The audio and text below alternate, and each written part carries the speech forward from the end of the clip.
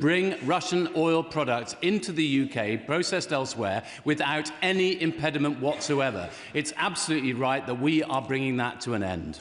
Mr. Speaker, Carlisle is a great city. It is not, however, Leeds or Newcastle or indeed Manchester.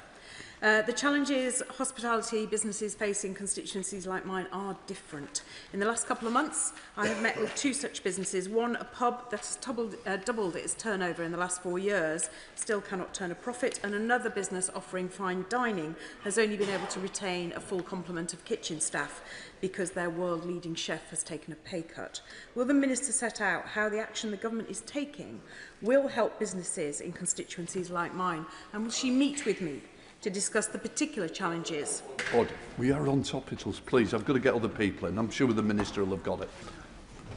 Thank you, Mr. Speaker, and I thank my honourable friend for her question. We recognise the vital contribution of hospitality businesses to the UK, including pubs in Carlisle, in supporting local employment, sustaining high streets and communities, and playing that really important role in cultural and social fabric. I'm always delighted to meet with my honourable friend.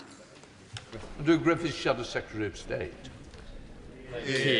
Thank you, Mr. Speaker. First, may I congratulate the government benches on securing the Gulf Cooperation Council. Success has many authors, and ministers on both sides of the House have been part of these negotiations. But a win is a win, and these are our historical friends and allies, and this is part of a growth agenda. With summer approaching, young people graduating, as a direct result of this government's choices, the ONS reported this week that 1 in 6 young people are looking for a job but can't find them. Sectors like retail and hospitality are shedding jobs by the thousand. Will the Secretary of State now finally accept that, well-intentioned or otherwise, the government's got it wrong? Well, it speaks for itself when the opposition is trying to take credit for government's achievements. It shows just how good this government actually is. But I am grateful for his warm words about the GCC deal. A lot of work went into it, and of course, when we came into office, we were practically starting from the start line because we were so close to it at that moment in time. I'm just going to be really upfront about youth unemployment. This is an issue that really faces most communities in our country, and it's something that we should have much more cross-party support on. I will say this in the interests of an olive branch. As somebody who had a challenging pathway through education into employment myself, I recognise that. But the opposition must admit also, in the 3 years before they left office, youth unemployment went up by 250,000. So yes, we will work together, but it does. Secretary of State, it applies to you as well as backbenchers, because I'm trying to help your backbenchers get the questions in. We'll hear a very quick question now from Shadow Secretary of State. Thank you, Mr. Speaker. I thank the Secretary of State for his answer. Look, I hope he would agree on a cross-party basis with the Tony Blair Institute, who said the UK must restore dynamism in its labour market rather than impose restrictions like the Employment Rights Act. So could the Secretary of State, who's a good man, at least promise to me that if he gets to serve as a Chancellor in a government led by his friend, the member for Ilford North, he will use that chance to change the government's approach? Dynamism is increasing in our economy, which is why we have so much growth in our economy that they failed to deliver over their 14 years. When it comes to young people in particular, we have the Youth Guarantee, a 6-month funded programme placement that gives the rich environment that will give those kids who have been put out of work a lot of the time by their government when they were in, back into work, and there sustainably. Thank you, Mr. Speaker. Bradford is a proud multicultural city, and we celebrate all the good that diversity brings. We speak over 100 languages. I'm sure you will agree, Mr. Speaker, that we have the best cuisine in the country. We hosted an amazing City of Culture last year. We have one of the youngest populations in the country and one of the highest business start-up rates. So can I ask the Minister what further steps this government is doing to boost our economic growth, provide support for our young people and in particular business start-ups? Very grateful. Of course, just last year I was in his neck of the woods for the investment summit, unleashing further billions into his part of the country. We are also, I know the automotive sector is incredibly important to him. We are pledged to get back to the levels of automotive output that the Tories halved. When we get back to that point, you will see a flourishing, booming industry with the jobs that follow. Only Liberal Democrat spokesperson. Speaker, according to reports in both the FT and the Times, the government has asked supermarket retailers to reduce the prices of essential food items like milk, bread and eggs. The CEO of Marks & Spencer has described the proposals as completely preposterous. So can the Secretary of State confirm, instead of trying to impose price controls on private businesses, his department is instead looking to reduce the costs of government-imposed burdens on retailers, such as business rates, national insurance contributions and energy costs? There will be no price cap. There will be no price controls. But I'm not going to apologise for throwing everything in the kitchen sink at the cost of living challenges that we inherited in an economy that was broken. Chris Webb. Thank you, Mr. Speaker. I was delighted to recently host my honourable friend, the Hospitality Minister, at the top of our iconic Blackpool Tower, alongside our tourism CEO, Kate Shane, to discuss the opportunities and challenges facing our visitor economy. Our tourism sector supports thousands of jobs, yet SMEs locally are being hit hard by rising costs and pressure of seasonal economy. But Blackpool does come to the government not with problems alone, but with a clear, credible plan. So does the Secretary of State agree that coastal towns require targeted economic support, and will he back our proposal to pilot a new tourism zone? I'm very grateful for his question. Yes, I can say that Little Leighton, in my Oral Friends constituency, one of the 379 communities across the UK, will be receiving Pride in Place funding. It is just one of the cross-departmental packages of support that his constituency will be benefiting from. We won't forget. We will keep on supporting him all the way. So Julian Smith. Mr. Speaker, JB Springs in Skipton has been in touch about this issue of quotas. They import steel. They're worried about the cost of steel in the future for their company. I personally don't have an issue with many aspects of his bill, but this quota issue is really causing problems. So is there some structure for colleagues to come and meet with the department so that businesses can communicate their worries? And can he keep an open mind about the quotas and review these in less than 12 months? I'm very happy to meet with the company and with himself if he wants to come and see me to talk through all of these issues. I mean, it is really important. If we are to have a steel sector, a steel production sector in this country, we do need to make sure that it has an opportunity to compete with unfair competition around the rest of the world. And that's why we're taking the action we are. My honourable friend made the point earlier that if we don't take this action on quotas and on tariffs, the problem is that we will be dumped on because every other major economy that is equivalent to ours is taking that action. But I'm very happy to look at the precise details with the company and him. Thank you very much, Mr. Speaker. I've recently met with two local businesses who've been hammered by changes by the Scottish Government to business rates. Osborne Motors, who've seen their business rates increase from £185 a month to £695 a month, and Big Sky Campers in Rosyth that have seen an incredible 470% rise from £180 to £1,025 a month, putting both of these businesses at risk. Will the Minister please agree with me that these are ridiculous rises for small businesses to cope with, and will he assure me he will do everything in his power to... Please, come on. For a minute, tell me who you don't want me to get in, because that's what's happening when we do this. Secretary of State. He raises an incredibly important point. The UK government has a support package for England, £4.3 billion to protect ratepayers. The Barnett consequentials, of course, provide support for Scotland, but where the UK government is supporting businesses, the SNP is choking off investment and risking jobs.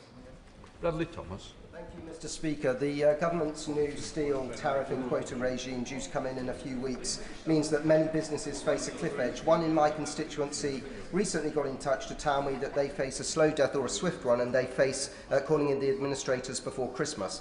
Will the Minister keep an open mind with regard to extending the transitional period, and will the Minister agree to meet with me and a very small number of my constituents who will be affected?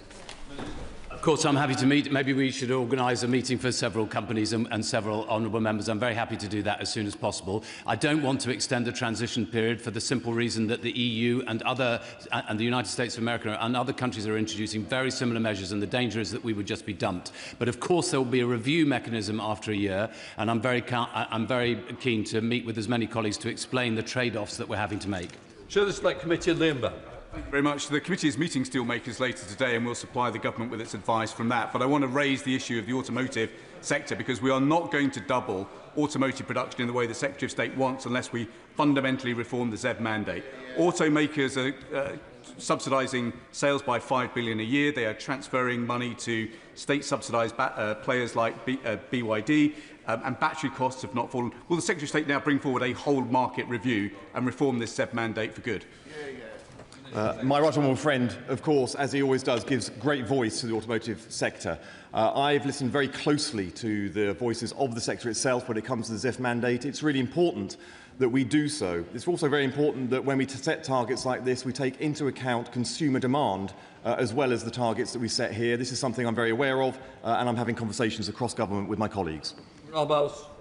Speaker, Bath has a thriving hospitality sector and many young people who need and rely on, but dare I say enjoy, flexible part-time jobs to support their studies. Of course, we Liberal Democrats support measures to tackle exploitative contracts. Who wouldn't? But will the government ensure these reforms retain genuine flexibilities that students, but also other members of our workforce need for their work-life balance?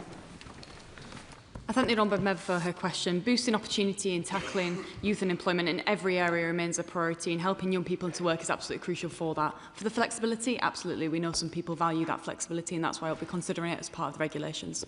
Jane Cook. Mr Speaker, Cornwall has so much to offer the UK, from critical minerals, floating offshore in the Celtic Sea, defence, geothermal, but infrastructure, particularly ports and rail, will be absolutely critical to enable that growth. Cornwall will be a perfect place to designate as an industrial strategy zone. Would the Minister agree to meet with myself and Cornish colleagues to discuss? Thank you very much, Mr Speaker. So my honourable friend is absolutely right about the potential in Cornwall. Cornwall is a unique and distinctive part of the country, powered our industrial past, it will power our industrial future, and I will be very happy to meet with her and colleagues to talk more about the opportunities in Cornwall. Lincoln Job. Thank you, Mr Speaker. The pubs in Spelthorne are under the cosh, and in the answer that the Minister gave to the member for Broadland and Fakenham, she said that a review of pubs and how they are valued for business rates purposes is ongoing. She'll know that that's not going to report until 2029, or not be relevant until then. Pubs are closing today. Young people are losing their jobs today. Please will the front bench do more to lobby the Treasury for our pubs? I thank him for his question. Pubs in the honourable member's constituency and nationwide are so important to day-to-day community life, and we are mindful of the challenges they've faced in recent years. The number have fallen by nearly 7,000 since 2010. We know how significant it is, and I'll be working really closely with colleagues to support them. Adam Jogi. Thank you very much, Mr Speaker. I'm delighted the government's listened to my calls and those from my neighbours in Stoke-on-Trent to finally act and support the ceramics industry. Calls so loud, Stoke Central's lost his voice. Whilst we await the detail, Mr Speaker, will the Secretary of State come to North Staffordshire to meet the ceramic businesses that he and this government are helping today? I'm very grateful for his comments. The package that we will be announcing today will be significant. I won't say any more because the Chancellor will be making that announcement a little later today. But what I can say is that the results of it and the boldness of it is a direct consequence of the voices we have heard from MPs, including himself and those of Stoke, whether losing their voice or not. The voice they have given have been profoundly important to the scope and scale and boldness of what will be announced today. Chamberlain. Thank you, Mr Speaker. Now, hospitality businesses in North East Fife do support the Lib Dem call for a VAT cut to hospitality, but the government don't seem to be moving on that. So can I ask the Minister whether we consult with businesses on a lower NICS band for part-time workers? They're so important to hospitality and getting younger people into work.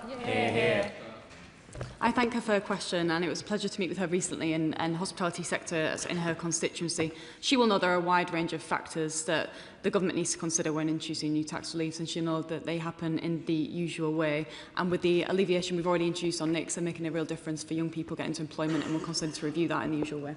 Mr Speaker, in October, Nestlé announced 16,000 job losses, including of 450 here in the UK. In the light of the significant impact this is going to have on my city of York, will the Minister ensure not only meaningful consultation happens with the trade unions, but would he meet with them to ensure that we save these jobs?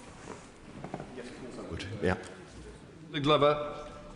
Thank you, Mr. Speaker. Small businesses on Didcot's Broadway are struggling with energy and staff costs, business rates and a rising tax burden, and the older town centre would benefit from investment and rejuvenation. So for areas such as Didcot that did not receive Pride in Place funding, what suggestions does the Minister have for funding or other forms of support for Didcot's Broadway?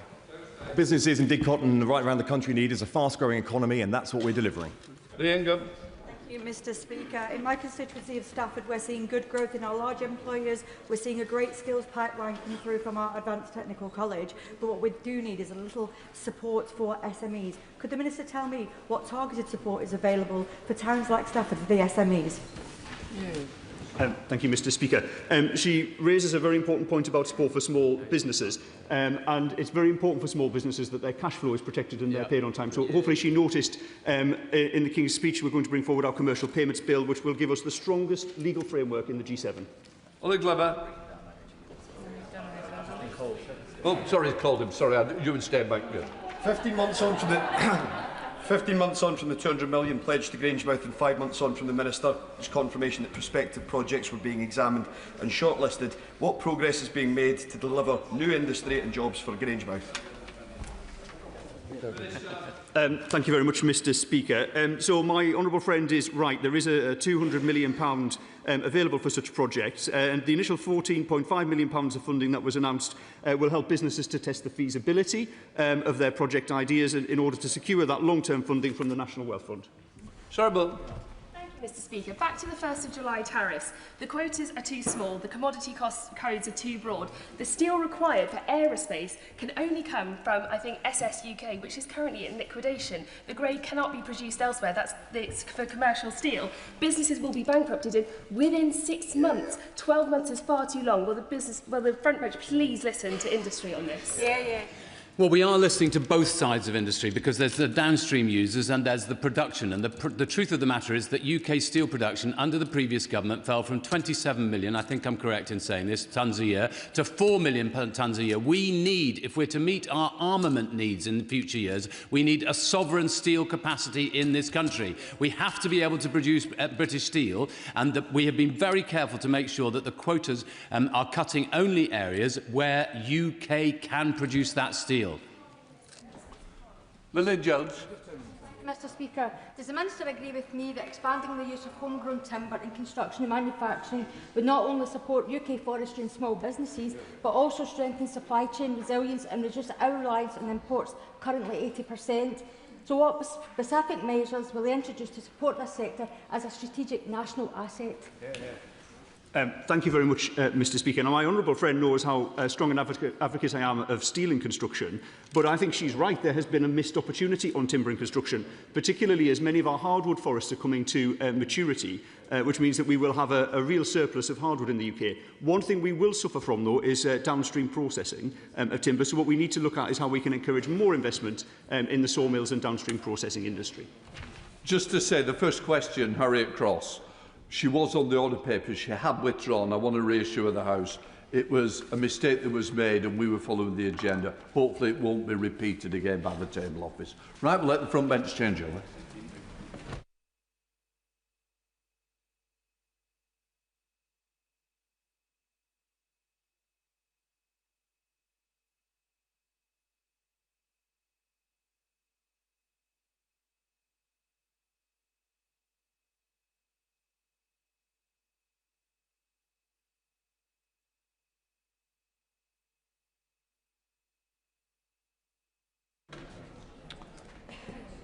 Before we come to the urgent cost on motorists, the urgent question, I'm going to repeat what I've said to the House at the start of the parliamentary session. The government's own ministerial code makes it clear that important policy announcements should be made in the first instance to this House when it's sitting. Some people seem to have very short memories. We've had the last 3 days of this announcement being drip-fed to the media. That is not in line with the government's own rules, and it is unacceptable. These backbenchers of either side are elected to this House to hear it first, not to be outside a Morrison's petrol station, not to be on a bus, not doing it to TikTok. These members should be respected. I uphold this House and I respect the members if the government doesn't. The government's got to get its act together and recognise the value of its own backbenchers. Right, we now come to the urgent question. Samel Stride, Shadow Chancellor. Thank you, Mr. Speaker. To ask the Chancellor of the Exchequer if she will make a statement on the government's plan for the costs to motorists. Lucy Rigby. Mr. Speaker, just to note that your comments just then are fully noted, and I'll ensure that they're fed back to the entirety of the ministerial team. Mr. Speaker, the government is taking steps to support households and businesses with their fuel costs in response to the conflict in the Middle East. Rapid de-escalation in the Middle East remains the best way to bring down fuel prices, where the most impactful step is, of course, to reopen the Straits of Hormuz. That's exactly why the UK government is playing a leading role in the international effort to get shipping flowing freely. And indeed, I contrast that with the position of the Leader of the Opposition, who would have rushed us to war. So alongside this key step, Mr. Speaker, so the Boys Club... Sorry. I can't hear what the Minister's saying, and in fairness, we've put the urgent question in which we can hear the Minister. Look, I'm proud of this Parliament, I'm proud of this country, so I do want to hear it, Minister. So alongside this key step, Mr. Speaker, the government's priorities will continue to be helping families with the cost of living, including through protecting the public finances. The government's taking action to bear down on prices at the pump, and in November we extended the 5p per litre cut in fuel duty for a further 5 months. Right now, petrol and diesel are 11p per litre cheaper than under plans inherited from the previous government. Some fuels have been more impacted than others by this conflict. We recognise that, and the government also recognises the pressures being faced by drivers and other fuel users. That is exactly why we are introducing a package worth over £400 million, which combines broad support for motorists with targeted support for sectors most exposed to and affected by higher fuel prices. And yesterday, the Prime Minister made clear that we will not increase fuel duty this year. The temporary 5p cut will be extended until the end of the year. And taken together, the government's decisions will save the average motorist over £120 this year compared to plans inherited from the previous government.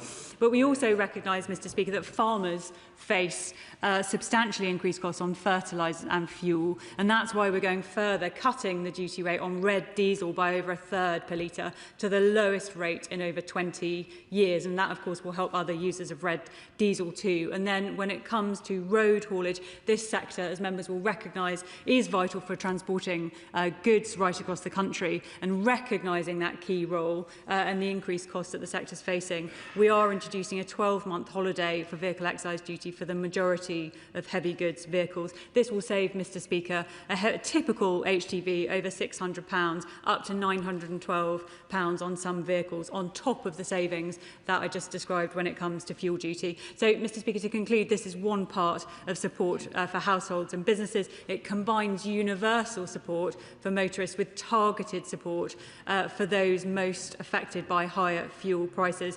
And my right honourable friend, the Chancellor, will update the House later on today on further support measures for households and businesses. Shadow Chancellor Samel Stride. Mr. Speaker, may I begin by agreeing with you and to say that how disrespectful it is that this U-turn on fuel duty has already been released to the media earlier this week. The news was plastered across national newspapers on Monday, and the Chancellor then conducted a visit to a petrol station yesterday with journalists. But it has taken until today for this House to be updated. This is a pattern, Mr. Speaker, including, of course, the relentless briefings before the budget last year about tax measures and fiscal forecasts. You would think a government with so little support amongst its own backbenchers would have more respect for this place. Mr. Speaker, this change to fuel duty is yet another humiliating U-turn from a Chancellor and Prime Minister whose authority is shot. The Chancellor fought us tooth and nail on this issue. The Conservative Party has been campaigning for a fuel duty freeze for months. The Chancellor repeatedly rejected those calls, creating unnecessary uncertainty for motorists and businesses. Why did it take her so long to realise that putting up fuel duty during an energy crisis is a bad idea? Does the Chancellor really expect us to believe that this is all only happening, as she has suggested, because of better growth? Let's be clear, Mr. Speaker.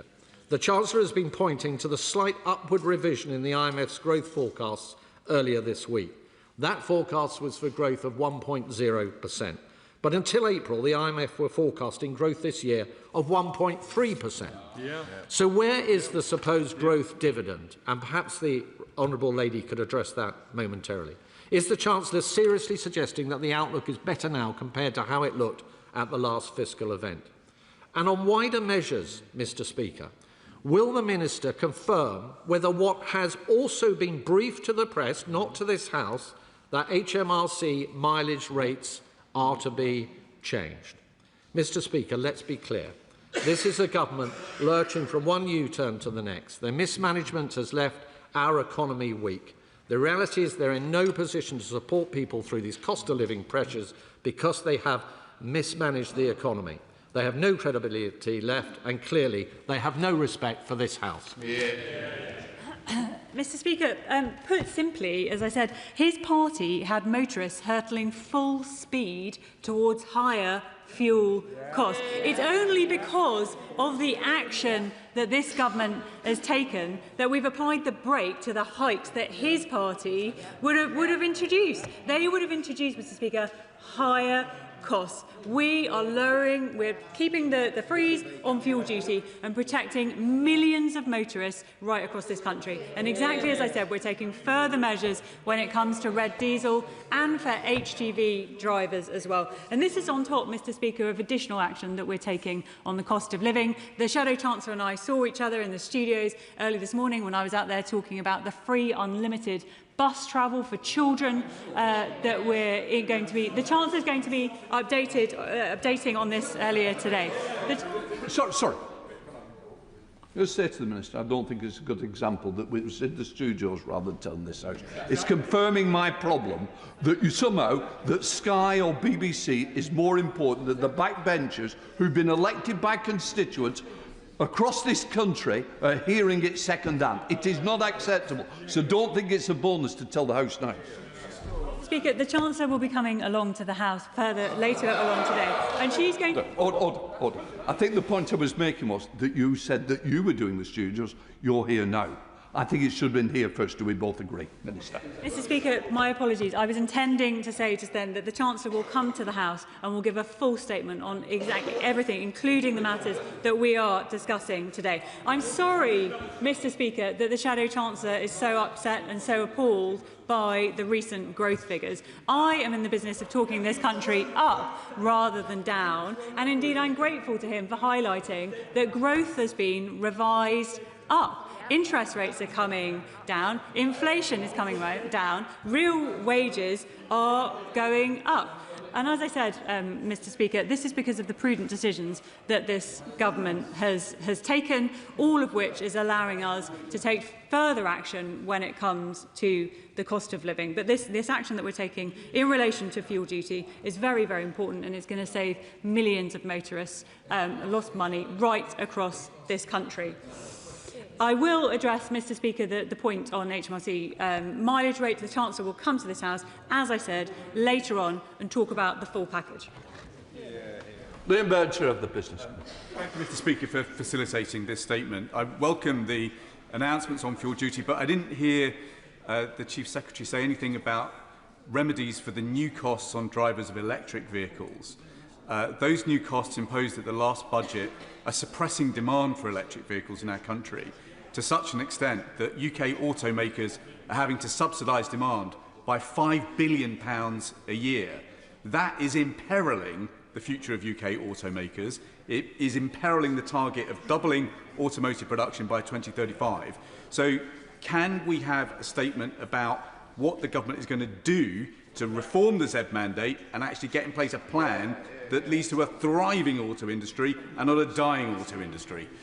Mr. Speaker, my honourable friend makes a very important point, and I know how passionate he is about exactly these issues. He refers to changes that were made at budget, and they were made with the best of intentions and from the point of view of encouraging the use of electric vehicles in this country. I believe the Chancellor may be saying something on that later on today.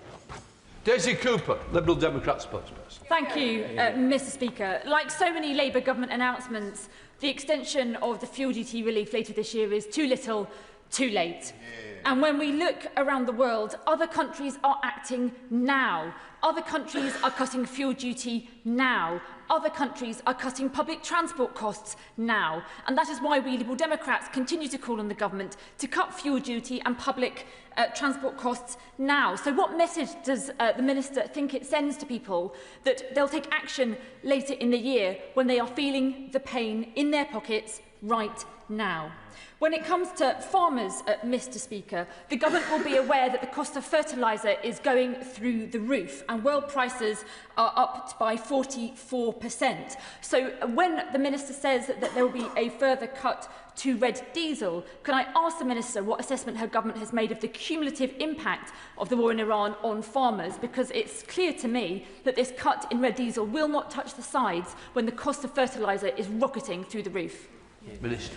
Mr. Speaker, the honourable member makes a really important point about the costs that farmers are facing, but that's exactly why we're taking the steps that we're taking in relation to red diesel, which is going to cut the duty by a third, more than a third, and it's the lowest rate in over 20 years. And as I said just earlier, Mr. Speaker, that doesn't just help farmers, of course, that's going to help other sectors too, in terms, including in relation to freight. But I'm afraid, Mr. Speaker, as is so often the case, we hear suggestions from the Liberal Democrats, cut this, cut that, you know, try and bring things down. The reality, the reality is that these things are never funded. And if you're going to manage, if you need to, you manage the Minister, sorry. The member has asked the question. I want respect given to the Minister when she's answering the question, please. Thank you, Mr. Speaker. The point is that you have to manage the public finances in a responsible way. You can't put measures in place which are not fully funded. And I wish that in some of these proposals that were being put forward, they were adequately backed up by fully funded proposals. Jim McMahon. Thank you, Mr. Speaker. These are welcome announcements, and I should say to welcome the Chief Secretary to her place. The government also has a very important convening power. And one thing that residents in Oldham raise all the time is just how much they pay for car insurance when compared to other areas. And for low-paid workers, particularly those that need it for business and pay that additional premium, it is a lot of money going out every single year above and beyond what neighbouring areas will pay. So can I ask the Chief Secretary to convene the insurance industry together and see what can be done to finally address this postcode lottery? Minister. Mr. Speaker, my honourable friend raises a really important issue, and I'd like to thank him for all the work which I know that he's done in this space, exactly from the point of view of trying to bring down the costs that people across the country are paying. In my old role as Economic Secretary to the Treasury, I was indeed closer to the work of the insurance sector and the work which the current Economic Secretary is now taking forward to try and ensure that prices are brought down. But I'm more than happy to convene with the new Economic Secretary and take forward the work that he suggests. Speaker. Obviously, the Minister is not aware that the previous Conservative government froze fuel duty for 14 years. Otherwise, she wouldn't be coming along. And some of us lobbied for the government of the day to actually abolish the escalator, but we didn't do it. However, could I ask her one key question, and that is, with the rise in the wholesale price of fuel at the pumps, how much extra money has the Treasury obtained as a result? Mr. Speaker, I'm afraid that the honourable member has entirely missed the fact that the plans that his government left in place would have meant that fuel duty would have gone up. And it is only because of the action that this government is taking that means that millions of motorists across the country will save money. Justin Mathers. Thank you, Mr. Speaker. Can I welcome the efforts to support drivers at the petrol pumps? but it's obvious that this has not led to an increase in demand in the sales of electric vehicles. As the Chair of the Select Committee has already said, the automotive sector is facing a real crisis because of the Z mandate. I was at the Vauxhall plant in my constituency last week. There isn't the consumer demand there. There isn't going to be the consumer demand there to meet the escalating demands of the Z mandate. Can the Treasury please use their convening power across government to bring forward the review of the Z mandate? Minister. Mr Speaker, I appreciate, as I said earlier in response to my honourable friend, that this is a really important issue, and I know indeed what an important issue it is to my honourable friend and in his constituency as well. And as I said, I'm more than happy to take this up, and I'll discuss this with the Exchequer Secretary. Thank you, Mr Speaker. Increased fuel costs are a real pain point in a constituency like mine. Rural households that depend on their cars spend nearly £800 a year more on fuel than people who live in urban areas. So will the government listen again to the Liberal Democrats' demands for an immediate 10p cut in fuel duty that would bring down pump prices by 12 pence per litre? Minister. Mr Speaker, I think these suggestions are being made with the best of intentions, but with the deepest respect to the honourable member, this is all motherhood and apple pie. You have to be able to say where this money is going to come from if you want to do these nice things. Sullivan. Thank you, Mr Speaker. Can I thank the Minister and my right honourable friend, the Chancellor, for recognising the important role that hauliers and freight play in our national economy and our local economies. The steps announced yesterday are a huge support to 3,500 people in my constituency who work in transport and logistics, and these are the people that keep our shelves stocked and our economies moving. But can I ask that the Minister liaises with her colleagues in other government departments to look at what other support could be made available for the logistics sector, including improved welfare facilities? Mr Speaker, my honourable friend raises a really important issue in relation to hauliers and indeed the road haulage sector. That's why what we're talking about today is so critical when it comes to the cost that hauliers are paying and vehicle excise duty, which of course is on top of the changes that we're making to fuel duty to save hauliers money. That is part of our recognition of the really critical role that hauliers play in costs, including of consumer goods. So this all fits together, and I recognise that how important it is to her constituency. Harriet Baldwin.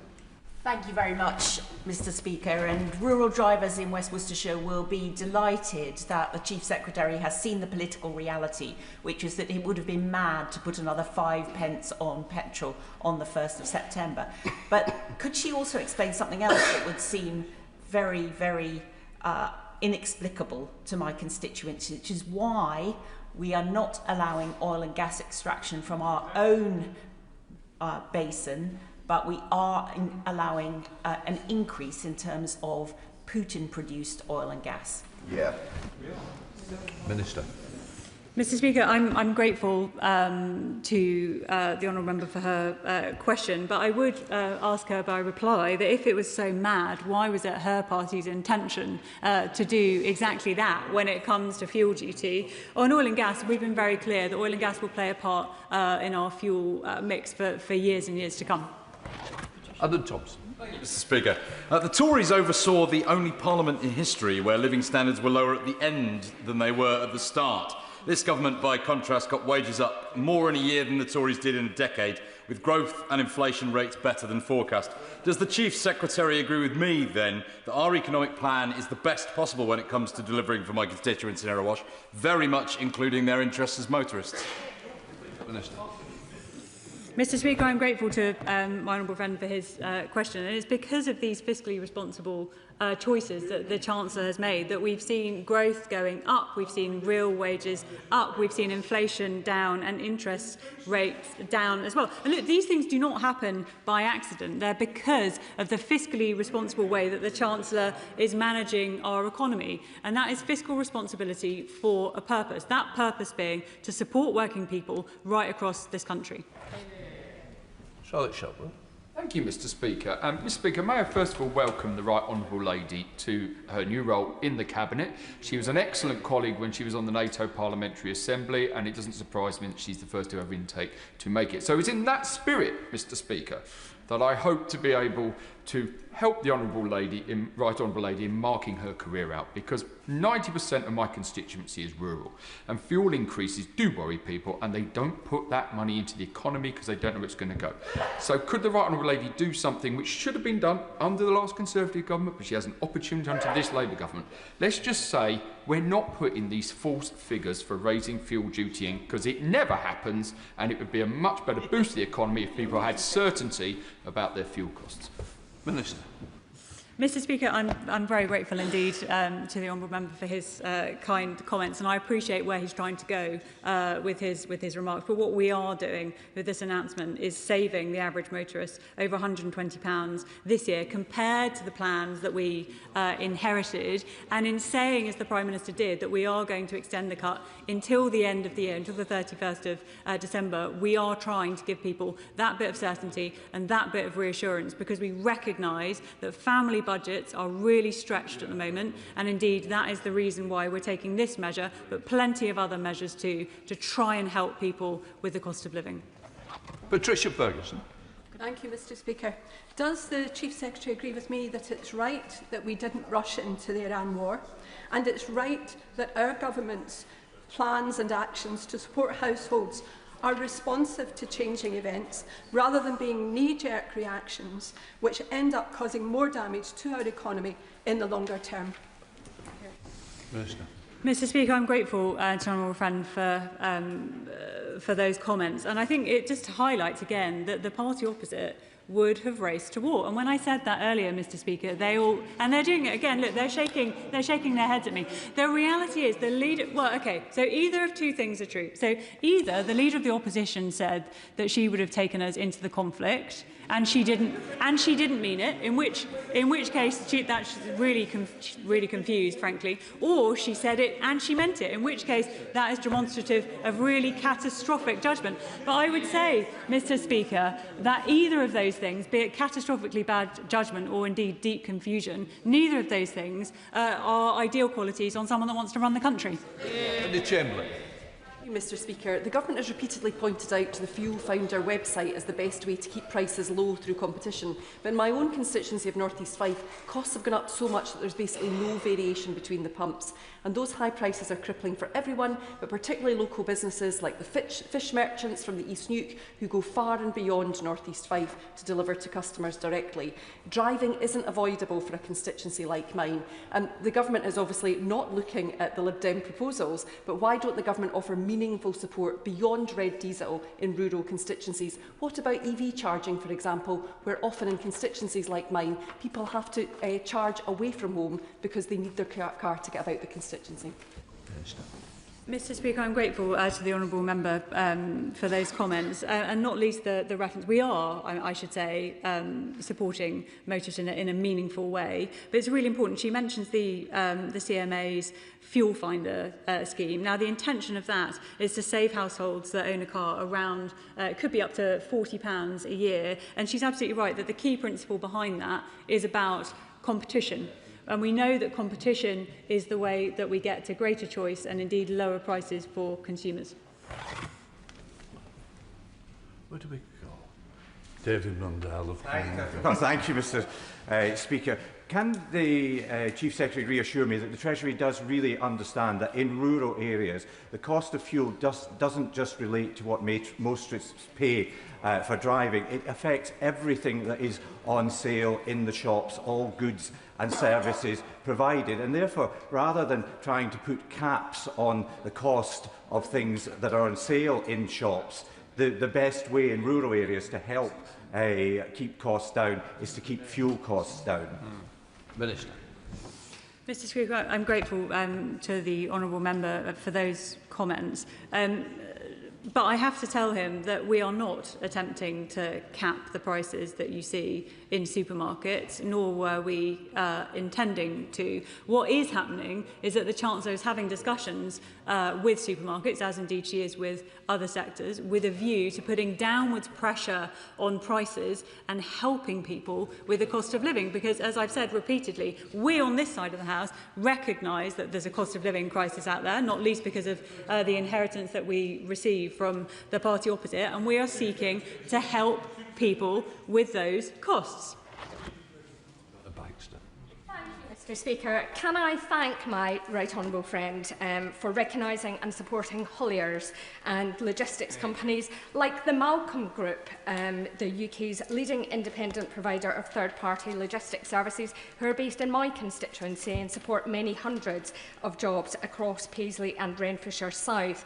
They play such an important role in keeping our shelves stocked and our economies running. But can I echo calls made by my honourable friend, the member for Bathgate and Linlithgow, for us to go further in supporting greater welfare facilities for their drivers? And can I also ask that she make some comment on the safety of logistics staff who too often are manning vehicles that are being targeted by criminals? Are going to help the Malcolm Group in my honourable friend's constituency, as indeed they will hauliers right across the country. But my honourable friend, as indeed have others too, Mr Speaker, raises a really important point around welfare, and indeed I think she was alluding to freight crime.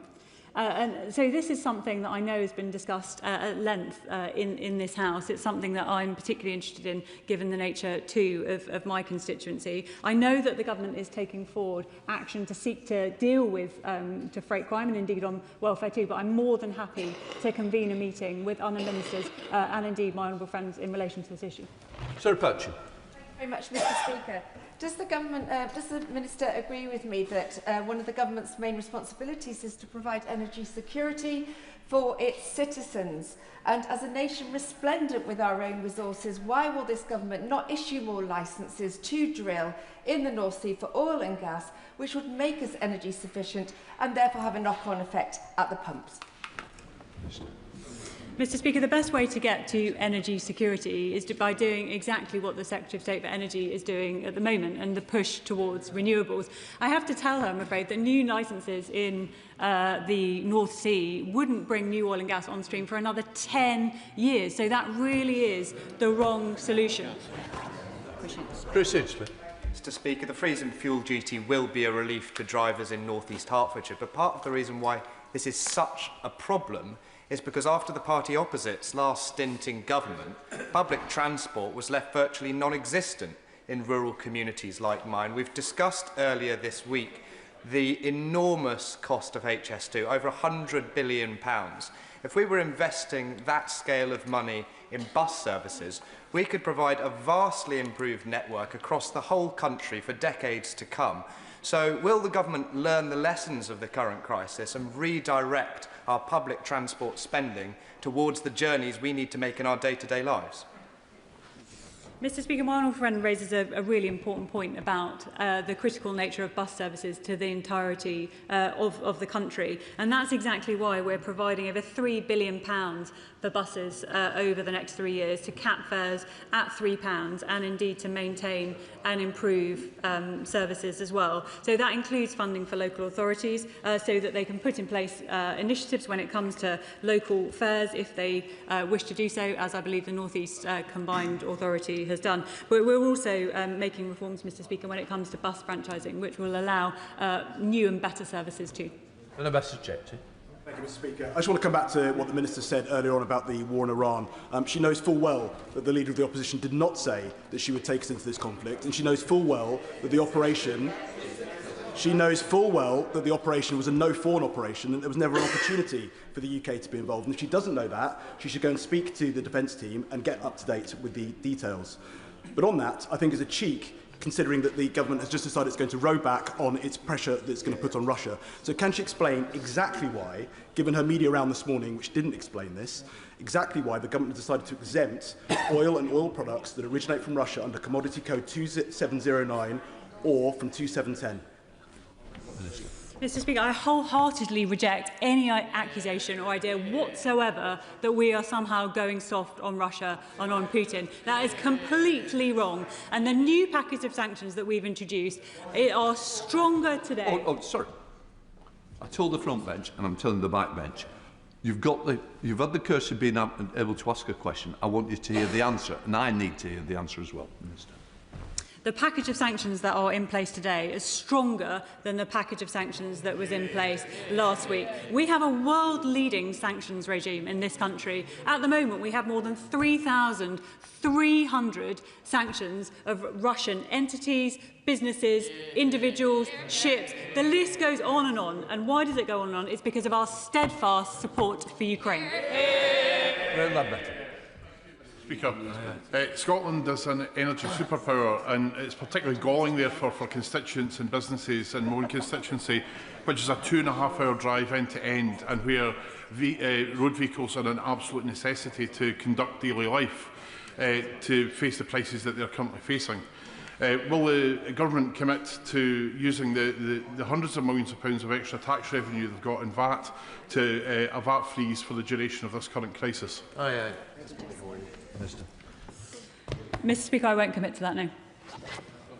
Thank you, Mr. Speaker. Whilst it's good news that the Chancellor has been forced into another humiliating U-turn over her increase in fuel duty, this just delays the increase until the end of the year.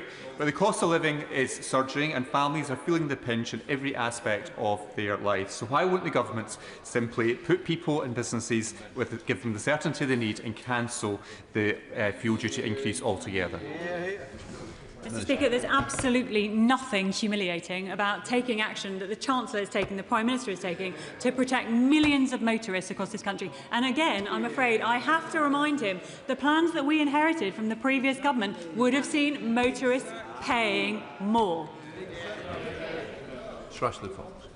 Thank you, Mr. Speaker. I welcome this latest U-turn by the Chancellor to freeze fuel duty, which will help my constituents. And I also welcome the cut in duty in red diesel to help our farmers. The government's carbon border adjustment mechanism comes into effect on the 1st of January. This will increase further the cost of fertiliser, which in turn will push up the price of food. So will the Chief Secretary undertake a review of that carbon border adjustment mechanism to protect all our constituents from further food price increases? Minister. Mr. Speaker, I'm grateful for that intervention, and particularly the highlighting of the moves that we're making when it comes to red diesel, because he mentions the fertiliser costs. Now, we know that those substantially increased fertiliser costs, but also fuel, are hurting farmers. We know that, and that's exactly why we're taking the measures that we are when it comes to red diesel. So cutting the duty rate by over a third per litre, from just over 10 pence to just to 6.5 pence, which, as I said previously, is the lowest rate for over 20 years. Mr. Speaker, and can I warmly welcome the Minister to her new role. My rural North Cornwall constituency doesn't have a regular or reliable bus service. It doesn't even have a single mainline train station. So my constituents are forced to rely on their cars to get to school, work, care for relatives, not to mention the transport of goods. I welcome this modest freeze, but please will the Minister meet with me to discuss North Cornwall being part of the government's rural fuel duty relief scheme. And while we're there, perhaps I can explain how our excellent Lib Dem proposals are all fully costed. Mr. Speaker, I'm very grateful to the honourable member. I may ask that our meeting, when indeed we do meet, as I'm happy to do so, is fully focused on the matters at hand. Mr. Speaker, having worked in the oil industry, I understand the flow of oil products around the world quite well, and it's unquestionable that the government has eased the prospect of Putin's oil flowing into the UK's oil market. That's beyond doubt. So 2 questions to the Minister. One, can she explain the Treasury's calculation of the extent to which they think this move may benefit UK motorists? Can she explain why the government has decided to do this? And can she tell us what she thinks the cost will be to the government's integrity and whether it's worth it? I assume he means, Mr. Speaker, when he says to do this in relation to the licences in the sanctions regime. Yeah, okay, just clarifying. Look, these licences are specific, they are targeted, and they're going to be reviewed on a very regular basis. The reason, and he'll know, given that he understands the flows of oil so well, he'll know that licences are a very, very common part of the sanctions regime. So the reasons that these licences, the reasons that they're being put in place is such that we can stage the impact on the economy. And indeed, if you look at what the European Union is doing in relation to these issues, they're going to achieve a full ban by the end of 2026. They too are staging the impact. So this is a sensible measure when it comes to our economy. But what is not in doubt, what is totally beyond doubt, is the fact of our steadfast support for Ukraine, as I said, and the pressure that we are continuing to put with our international allies on Vladimir Putin. That completes the urgent question. Let the front benches change over.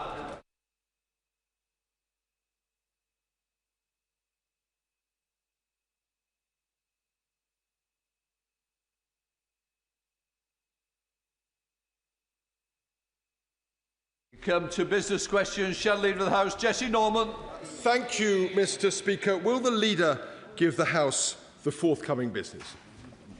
Leader. Thank you, Mr. Speaker. The business for the week commencing the 1st of June will include Monday the 1st of June, second reading of the Health Bill, Tuesday the 2nd of June, Committee of the Whole House on the Armed Forces Bill, Wednesday the 3rd of June, remaining stages of the Railways Bill, Thursday the 4th of June, a general debate on Pride Month, Friday the 5th of June, the House will not be sitting. The provisional business for the week commencing the 8th of June includes Monday the 8th of June, Committee of the Whole House of the Steel Industry Nationalisation Bill, Day 1, Tuesday the 9th of June, conclusion of the Committee of the Whole House and remaining stages of the Steel Industry Nationalisation Bill, Wednesday the 10th of June, remaining stages of the Cyber Security and Resilient Network and Information Systems Bill, Thursday the 11th of June, general debate on the legacy of Joe Cox, and Friday the 12th of June, the House will not be sitting. Jesse Norman. Thank you, Mr. Speaker. Mr. Speaker, it's famously true that our present Prime Minister gets 100 times more animated and passionate about the performance of his football club every weekend than he does about trivial details of social, economic or foreign policy, and still more so when it comes to defeating the enemy from Manchester. So one would have to have a heart of stone, Mr. Speaker, not to congratulate the Prime Minister on the success of Arsenal Football Club in winning the Premier League. I noticed the astonishing lack of reaction from the other side. As we United fans say, only 11 more Premiership wins to go, and Mikel Arteta will still be one short of Alex Ferguson.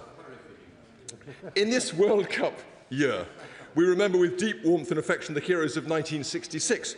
I refer, of course, to the band of brothers who were so inspired by England's World Cup victory that they set up Westfields Football Club in Hereford. And I pay special tribute to the legend that is Andy Morris, not ignoring his brilliant wife, Sandra, who has been synonymous with Westfields ever since. Now, Mr. Speaker, whatever happens in Makerfield, it seems inevitable that there will soon be a leadership contest in the Labour Party. The markets are spooked, the pundits are pontificating, the pollsters are rampant. But amid all the media speculation, there is one candidate, one extraordinary dark horse, who has not yet even been mentioned. That is why I am delighted in relation to the leadership of the Labour Party to announce my strong support in his bid for the top job for the Leader of the House. Colleagues will have noticed a certain coyness from the Leader about his own position last week in Business Questions. Make no mistake, Mr. Speaker, that's the clear sign of a man preparing to throw his hat into the ring. For months now, I have lived myself with I must admit, a secret fear that the government will have a reshuffle and the Leader of the House will be relegated from the light of the chamber back into the Stygian depths of the Labour Whip's office. Luckily, the Prime Minister has remained far too weak even to contemplate a reshuffle. But I ask colleagues across this House, and especially on the Labour benches, to contemplate that hideous prospect, that drastic loss of warmth and wit and wisdom from these proceedings. As Ben Jonson said of Francis Bacon, when he spoke, the fear of everyone was that he would make an end. Now, some foolish and ill-advised people will say that this leadership bid is an improbable one. Possibly even in this age of Botox, TikTok and Justin Trudeau, that a Prime Minister should be constructed on more youthful, foolish, inexperienced and, dare I say it, sleeker lines, to which I cry shame, Mr. Speaker, and fie upon these unimaginative gloomsters and naysayers. What fools they are. It's precisely that apparently diffident Clark Kent exterior that makes my candidate, our candidate, such a politically electrifying prospect in a world in which a Labour Chancellor of the Exchequer can seriously advance the total economic shambles of supermarket food price caps. Any move is on the table. The Leader of the House can therefore immediately become Leader of the Labour Party. It's simple common sense. We barely even need to change the name. Mr. Speaker, you will be relieved to know that under my steady hand, the Leader's Labour leadership campaign is ready to roll. The website is in hand, the baseball caps and T-shirts have been ordered. As Hilaire Belloc says of Lord Lundy, the stocks were sold, the press was squared, the middle class was quite prepared. Donors are falling over themselves in order to associate themselves with this extraordinary political intervention. The one crucial remaining question is what campaign slogan we should use. We thought about common sense with Campbell. Campbell for the country, all in for Allen. But there are two slogans with which I think we really cannot fail. And when he responds, I know the Leader will want to take the opportunity of formally launching the campaign himself from the dispatch box, but perhaps he can also indicate which of these two slogans he prefers. Is it to be, yes, we Campbell, channeling the spirit of Barack Obama, or possibly, more inclusively, still, make Britain Campbell again? A nation awaits, Mr. Speaker. So may we have a debate in government time on this vital question. Leader of the House, but just to remind the House, the most important game is being played on Sunday between Bolton Wanderers and Stockport. Good luck with Bolton. Come on, Leader. Thank you. Thank you, Mr. Speaker. And I see the Leader's had his Weetabix again this morning. First of all, Mr. Speaker, can I extend my sympathies to the family and of Lance Bombardier, Ciara Sullivan, who lost her life in a tragic incident last week. It reminds us of the price sometimes paid by the brave men and women who serve our country so very well indeed. It's also, Mr. Speaker, tomorrow the 9th anniversary of the horrific Manchester Arena attack, which claimed the lives of 22 people and left many more injured. And I'm sure all those affected remain in the thoughts of the whole House. And last year, Mr. Speaker, Martin's Law received royal assent, which delivered on our commitment to strengthen the security of public events and venues and help prevent another tragedy from happening. I want to thank all the campaigners who were pivotal in delivering this legislation. Mr. Speaker, at the end of last week, the Treasury announced an independent review on access to banking to assess how changes to in-person banking services are affecting customers. The review will be chaired by Richard Lloyd, who many members will know. This is an issue, Mr. Speaker, which is regularly raised by members with me, and the Government is committed to ensuring that everyone has access to the services that they need. Fly tipping is also an issue, Mr. Speaker, that members have raised with me frequently, and the Government is listening, Mr. Speaker. Laws laid this week will require waste handlers to provide that they are qualified to transport waste. And we're tightening the net on waste criminals with tougher sentences for those illegally dumping waste and advanced background checks to put rogue operators out of business. Members will also be pleased that we're cracking down on high street crime, rogue barber shops, vape stores, mini-marts and sweet shops linked to organised crime. They'll face raids, closures and cash seizures under a new £30 million crackdown targeting money laundering, tax evasion and illegal working. which again, these are issues that have been raised in sessions such as these, Mr. Speaker, and therefore underlines the importance of the role that members play in influencing future policy and decision-making.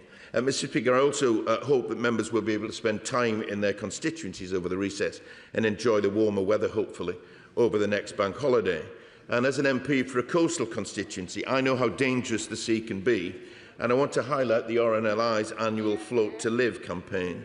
And this year's campaign is being fronted by Ewan Gray from Gateshead, who, with his brother Andrew, got caught in a notorious riptide off my constituency on Long Sands Beach in May last year.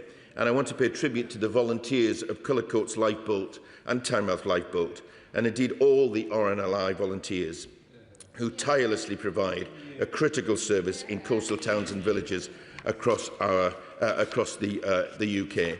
Let me turn, Mr. Speaker, to the remarks of the Right Honourable Gentleman, the Shadow Leader of the House. And I'm sure, as he acknowledged, that his gratitude for Arsenal beating Man City is genuine, coming from a dedicated Man United supporter. I'm sure it was genuine. He also reminds us of the heroes of 1966 and the last time that England won the World Cup. And I should remind the House that England has only ever won the World Cup under a Labour government. And therefore I look forward, Mr. Speaker, to the World Cup which starts shortly. On the other matter, which he seems preoccupied with, Mr. Speaker, about my candidature to be the Prime Minister, let me just say that there is no vacancy for a Prime Minister. But I do thank him for his endorsement, which I'm sure is well intentioned. But I should just warn the House, Mr. Speaker, that there's a double edge here, because every candidate which he has endorsed for the Tory leadership has either failed at the first hurdle or is failing in her leadership now. Good morning. Thank you very much, Mr. Speaker. A number of constituents continue to really struggle as a result of Capita's delays in processing their civil service pensions, many of them having been retired without income for months. And I do know the Paymaster General has been holding them to account in various ways, but with Capita continuing to miss its own deadlines, could we have an update from the Paymaster General about what progress is being made? Mr. Speaker, as we've said before, these delays are unacceptable. It's not the service that people deserve, and resolving this is a matter of urgency. We mandated a deadline of the 30th of June 2026 for Capita to restore all civil service pension scheme service levels to standard contractual agreements, and the Government will continue to monitor this closely and press for swift action. The Chamberlain Liberal Democrat spokesperson. Thank you very much, Mr. Speaker. I have to say my honourable friend, the member for Carshalton and Wallington, who usually is here for business questions, is probably very glad not to be given Arsenal's success. But it's been very good to see that in English football we are seeing teams succeed who have not succeeded for some time. But it was a different case in Scotland at the weekend, where I congratulate Celtic on winning the league again. But as the wife and mother of Heart of Midlothian supporters, it has been a very difficult week, and I do congratulate them on the amazing season that they had. And I thank the Leader of the House for providing us with the certainty of the business for the next sitting week. It seems to be the only certainty we have. Who knows where we will be after that? The Prime Minister may well still be in post, but it's no doubt that his fading authority is doing the country no favours. We have seen how the bond markets have reacted to this uncertainty and chaos, and I fear this government is becoming a little like HS2, moving more slowly and making things more expensive for people in this country. But while the government lays out its vision, we on these benches believe a crucial piece of the economic puzzle is still missing. We will continue to make the case for closer ties with our closest allies and trading partners in the European Union, and that's a policy that the Labour Party simply cannot quite make up its mind about. And I note that the former Secretary of State for Health has made his pro-EU stall abundantly clear, whereas their candidate in Makerfield seems a little more unsure, despite his previous representations. Now, the Prime Minister's trade deal with North Korea is impressive, and I do trust that he misspoke yesterday, but we Liberal Democrats think that a UK-EU customs union is the single best way to start fixing the profound damage done to the British economy since Brexit. And so I was disappointed that Labour MPs joined forces with Reform and the Conservatives to vote down our plans yesterday for a customs union. Those red lines are deeply damaging to our economy. So will the Leader of the House impress on the Prime Minister that whatever potential leadership rivals think, the Government's EU reset bill must include steps to negotiate such a customs union? Because we on this side of the House will keep coming back to that issue whenever we have the opportunity to do so. Thank you, Mr. Speaker. As the Prime Minister acknowledged in real time yesterday, he did misspeak about the trade deal, but he was absolutely clear about our relationship with Europe. There won't be a return to the customs union, the single market or freedom of movement, and the government came into office on that basis. We are clear, however, that it is in the national interest to be closer to Europe. It's good for us and it's good for Europe, it's good for our security, it's good for our economy. And as the Honourable Lady has said, there will be an EU reset bill coming through, and I'm sure she'll be able to put the points that she raises not just to debate but to the test of a vote. Thank you very much, Mr. Speaker. Will the Leader of the House join me in congratulating Great Grimsby and Cleethorpes children's charity Sunflowers Action Group on winning, by popular poll on my Facebook page, a £2,000 donation from BACTA, the Amusements and Arcades representative body. Sunflowers provides activities, respite and trips for children with life-limiting illnesses, doing amazing work supporting families in my local area, and this donation will help them to continue to do just that. Thank you, Mr. Speaker. I join my honourable friend in congratulating Sunflowers Children's Action Group on their brilliant work supporting children and their families and winning the vital funding. We're also taking action in this area, Mr. Speaker, with our Best Start in Life strategy, pledging to invest £1.5 billion over the next 3 years to support early years. Bob Blackman, Chair of the Backbench Committee, re-elected unopposed. Thank you, Mr. Speaker. And as we approach the end of the domestic football season, it's only right that we congratulate Aston Villa on winning the Europa League last night. And indeed, it's only a year ago that I was celebrating Tottenham winning the Europa League. So if I may say so, the most vital game on Sunday is Tottenham versus Everton, which may be...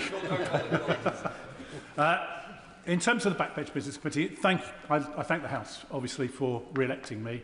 And I'm glad that on the order paper, I think we have 5 members of the committee to be reappointed to the committee. So on that basis, we're going to try and meet on Tuesday, Tuesday the 2nd of June, to consider the applications.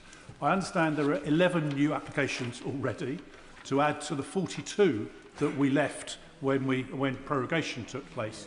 I note that the Chairman of Ways and Means has indeed granted 2 of those debates in Westminster Hall to reduce our burden.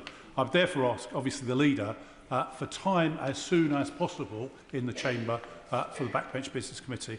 And for those colleagues that are on the waiting list, the committee will make a decision on whether we clean out the waiting list or whether we continue with that existing waiting list. And I would ask colleagues not to reapply until such time as the committee has made that decision.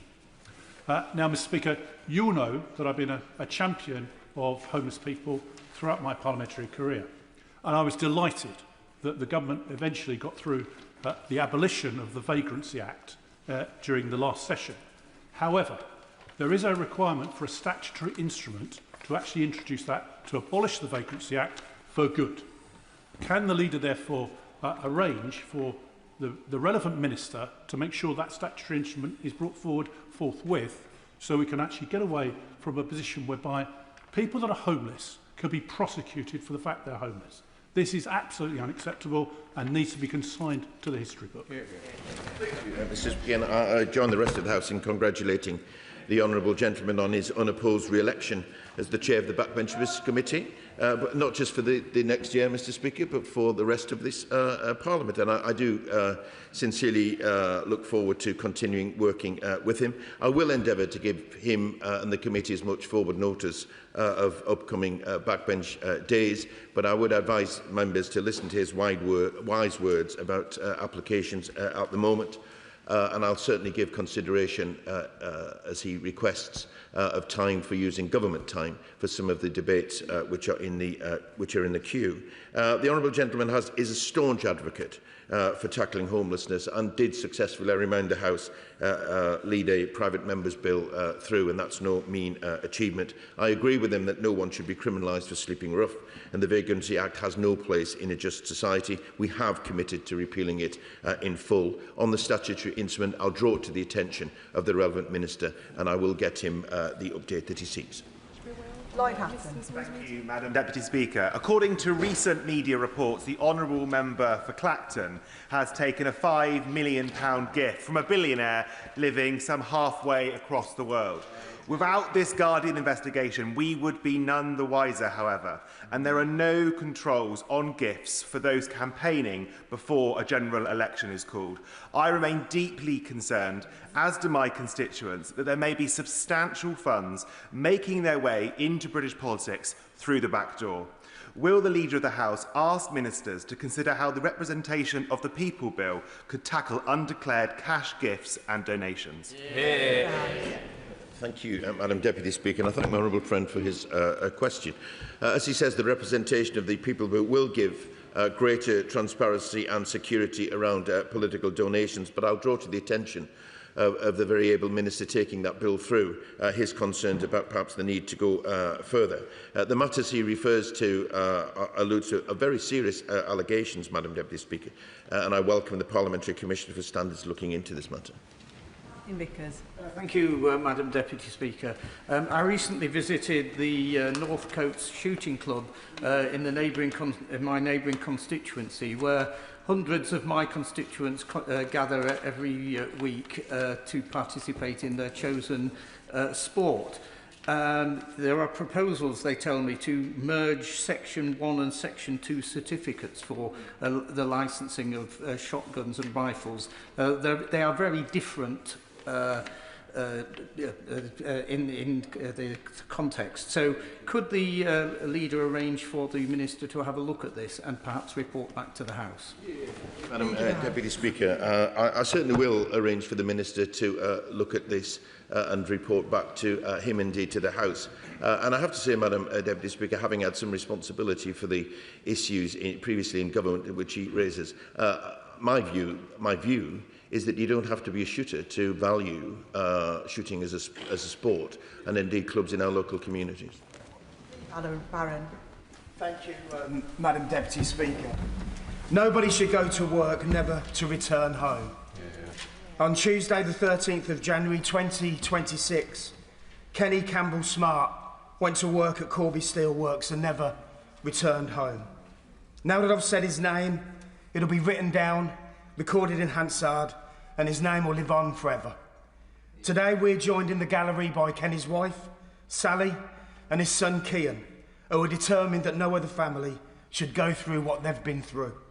In light of this, would the Leader of the House agree with them that we should do all we can to keep people safe at work, and that health and safety isn't red tape, it isn't bureaucracy, it isn't a barrier to growth, it's what keeps people safe at work, and in the name of Kenny, his community, his workplace and his family, we should strengthen these laws so it never happens again. Yeah. Thank you, Madam Deputy Speaker. First of all, I'm sure the whole House will join me in extending our heartfelt condolences to Sally, Kian and all of Kenny's friends and family.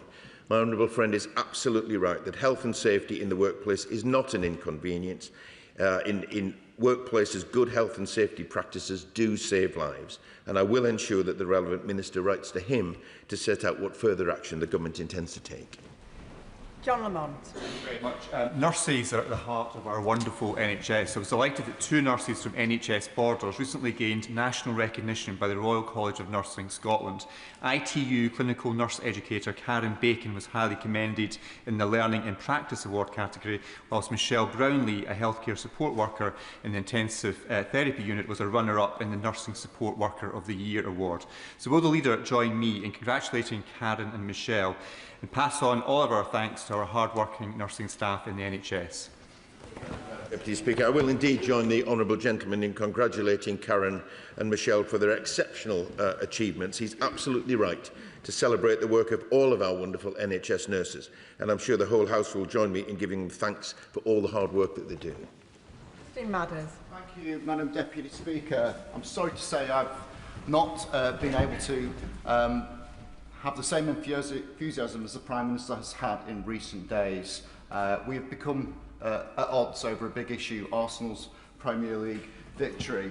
But I think I would join with the majority of people in this country in wanting the Champions League final, which Arsenal are participating in, to be a success for English football. So it's very upsetting to see that actually that game will not be available free to air on the TV, and actually it's a moment for the nation to come together, get behind a great English football team and have victory in Europe. So can the Leader of the House do what he can to ensure that actually we get that game free to air for the nation to enjoy? Thank you, Madam Deputy Speaker. My honourable friend is absolutely right that it is right that such matches are available to people to watch for free.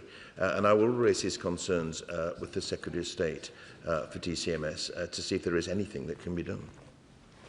Sir John Hayes. Thank you, Madam Deputy Speaker. With the stealthy silence of knives and the deadly danger of guns in the wrong hands, crossbows cost lives. They cost the life of Louise Hunt and her sister Hannah, as the leader will know, who were murdered by such a weapon. And so I'm delighted that the government announced in March that it is going to ban the sale of crossbows and licence new ones. That responds to calls that I made and others across the House made following that awful event. But we've heard little more. All we've heard, in fact, is that the government will consult on the detailed arrangements. No detail, however, of timetable, nothing about means or method. So will the Leader of the House update the House, or by means of a statement by the appropriate minister do so that we can be sure that there will be no hesitation, no obfuscation, no prevarication, for any of those things would cost more lives? Thank you, Madam Deputy Speaker. I just want to assure the right honourable gentleman that there will be no hesitation or prevarication, because the government is committed to this. But I would gently say to him, again, having had some experience myself, we can discuss these matters and get to a conclusion and all get to pretty much the same conclusion, but actually implementing it is often more difficult than many people think.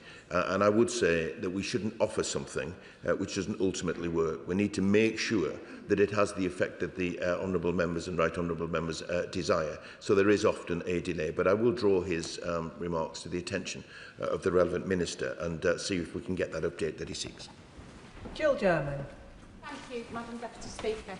I recently had the real pleasure of visiting Denby Youth Shed, led by the inspirational Scott Jenkinson. Youth sheds are youth-led, with young people in leadership roles shaping their own activities, ranging from upcycling old guitars to creating comfort packs for children going into care. The government has recently published the Youth Justice White Paper, where early intervention and improving consistency are clear priorities. Will the Leader of the House agree to a debate in government time on support for community-led youth organisations who are already engaging with our young people, so that ministers can outline how initiatives like youth sheds can access sustainable funding and be expanded across the country? Very good. Thank you, Madam Deputy Speaker. My honourable friend is absolutely right to champion the great work of youth sheds and community organisations like them. Their work is vital to support young people in our communities. And as she rightly points out, the Youth Justice White Paper sets out how we can make the justice system fairer and more consistent. I'll draw her attention her remarks to the attention of the relevant minister and see if we can find time for such a debate. And before I call for the next question, members should be aware that I'm aiming to finish these business questions around 12:15. So it's unlikely that we're going to get everybody in, even if the questions are very, very short. Rebecca Paul. Thank you, Madam Deputy Speaker. I would ask whether the Leader of the House would join me in congratulating Jenny Rayner, MBE, who has managed to raise an amazing £2 million for a new wellbeing centre locally to support young people with mental health issues and to get them to a point where they have the support they need before crisis is reached. We in Reigate, Redhill, Banstead and our villagers are so proud of what she has done and achieved in terms of raising this money and supporting our young people. So would you join me in congratulating her? I'd absolutely join her, Madam Deputy Speaker, in congratulating her. Last week was Mental Health Awareness Week, and it's vital that we continue to raise awareness of the signs and symptoms of depression and other mental health issues in young adults, and the exemplary work of people in our local communities underlines how important this is to keeping young people well. Sarah Coombs. Thank you, Madam Deputy Speaker. Angela and Terry are a couple in my constituency, and they were the proud owners of Otis, a little three-legged Shih Tzu dog. Angela, who's in her 80s, was walking Otis a few weeks ago when two Rottweilers got loose, savaged Otis terribly. Angela took him to the vets, paid thousands of pounds, but sadly Otis died. It's very brave of Angela and Terry to speak out. The community are up in arms. Please can we have a debate to talk about the owners of dangerous dogs, as it is the owners who are often the problem here, and who pays when one dog attacks another. Thank you, Madam Deputy Speaker. And I thank the honourable friend for a very important question. This is an upsetting case, and I know other responsible pet owners will also be concerned about attacks in their communities. There are powers, Madam Deputy Speaker, under the Dangerous Dogs Act of 1991 to protect the public. And we've also reconvened the Responsible Dog Ownership Task Force to explore further measures. When those measures are clearer, then I'm sure the House will want to debate them. Monica Harding.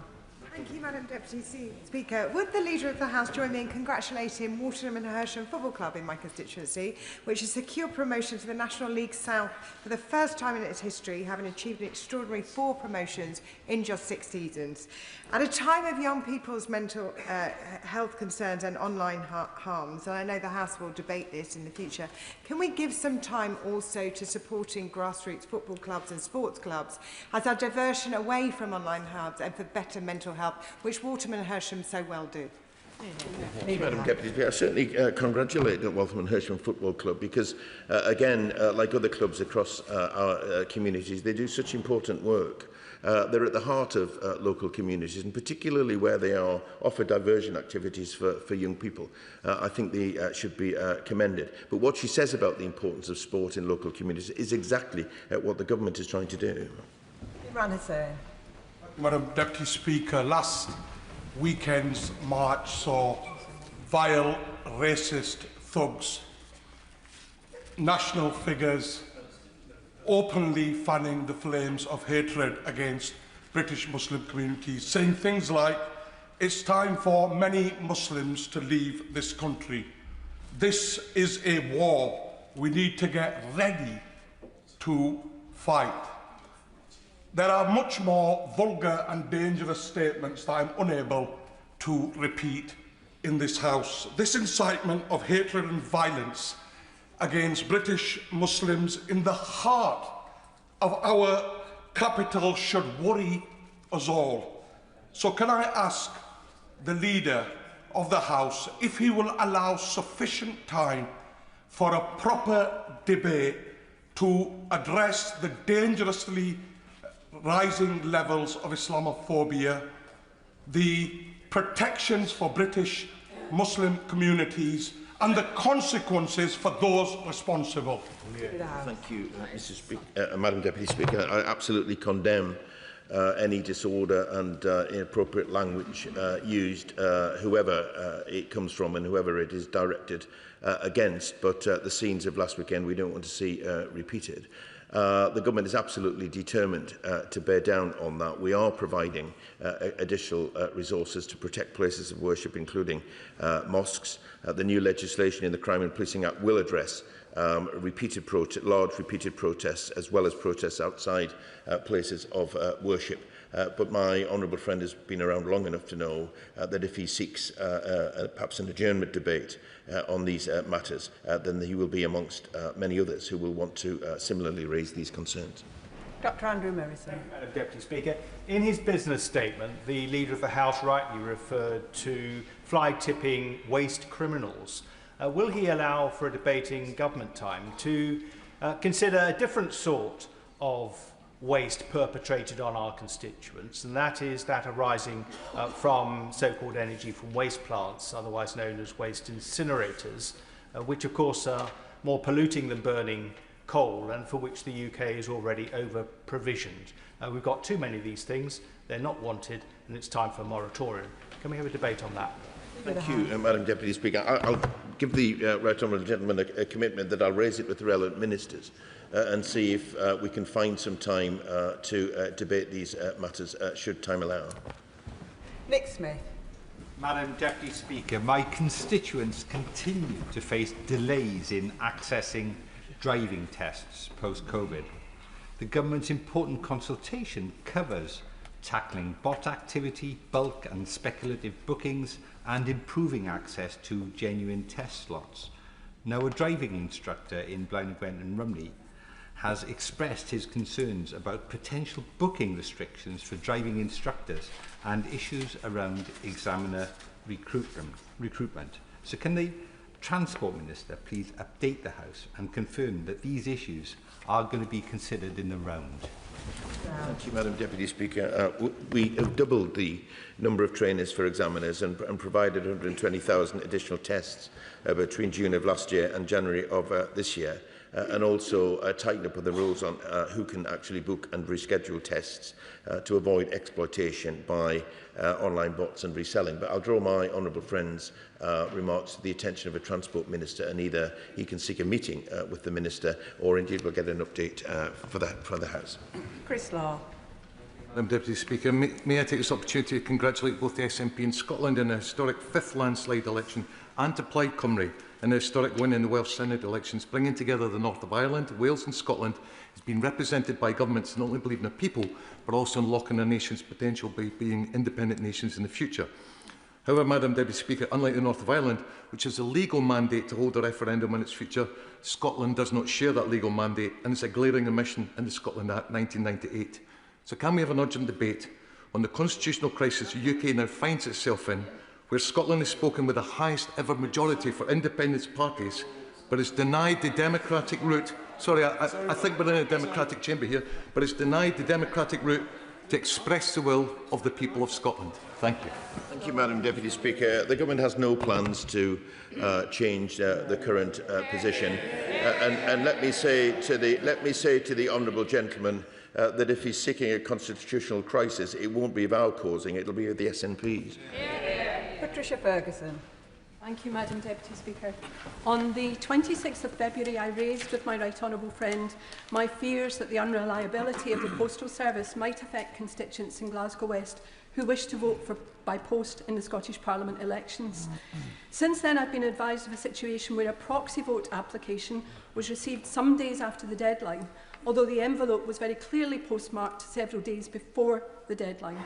Will my right honourable friend assist me in arranging a meeting with the appropriate minister to discuss a simple amendment to the Representation of the People Bill that would grant returning officers limited discretion in such cases?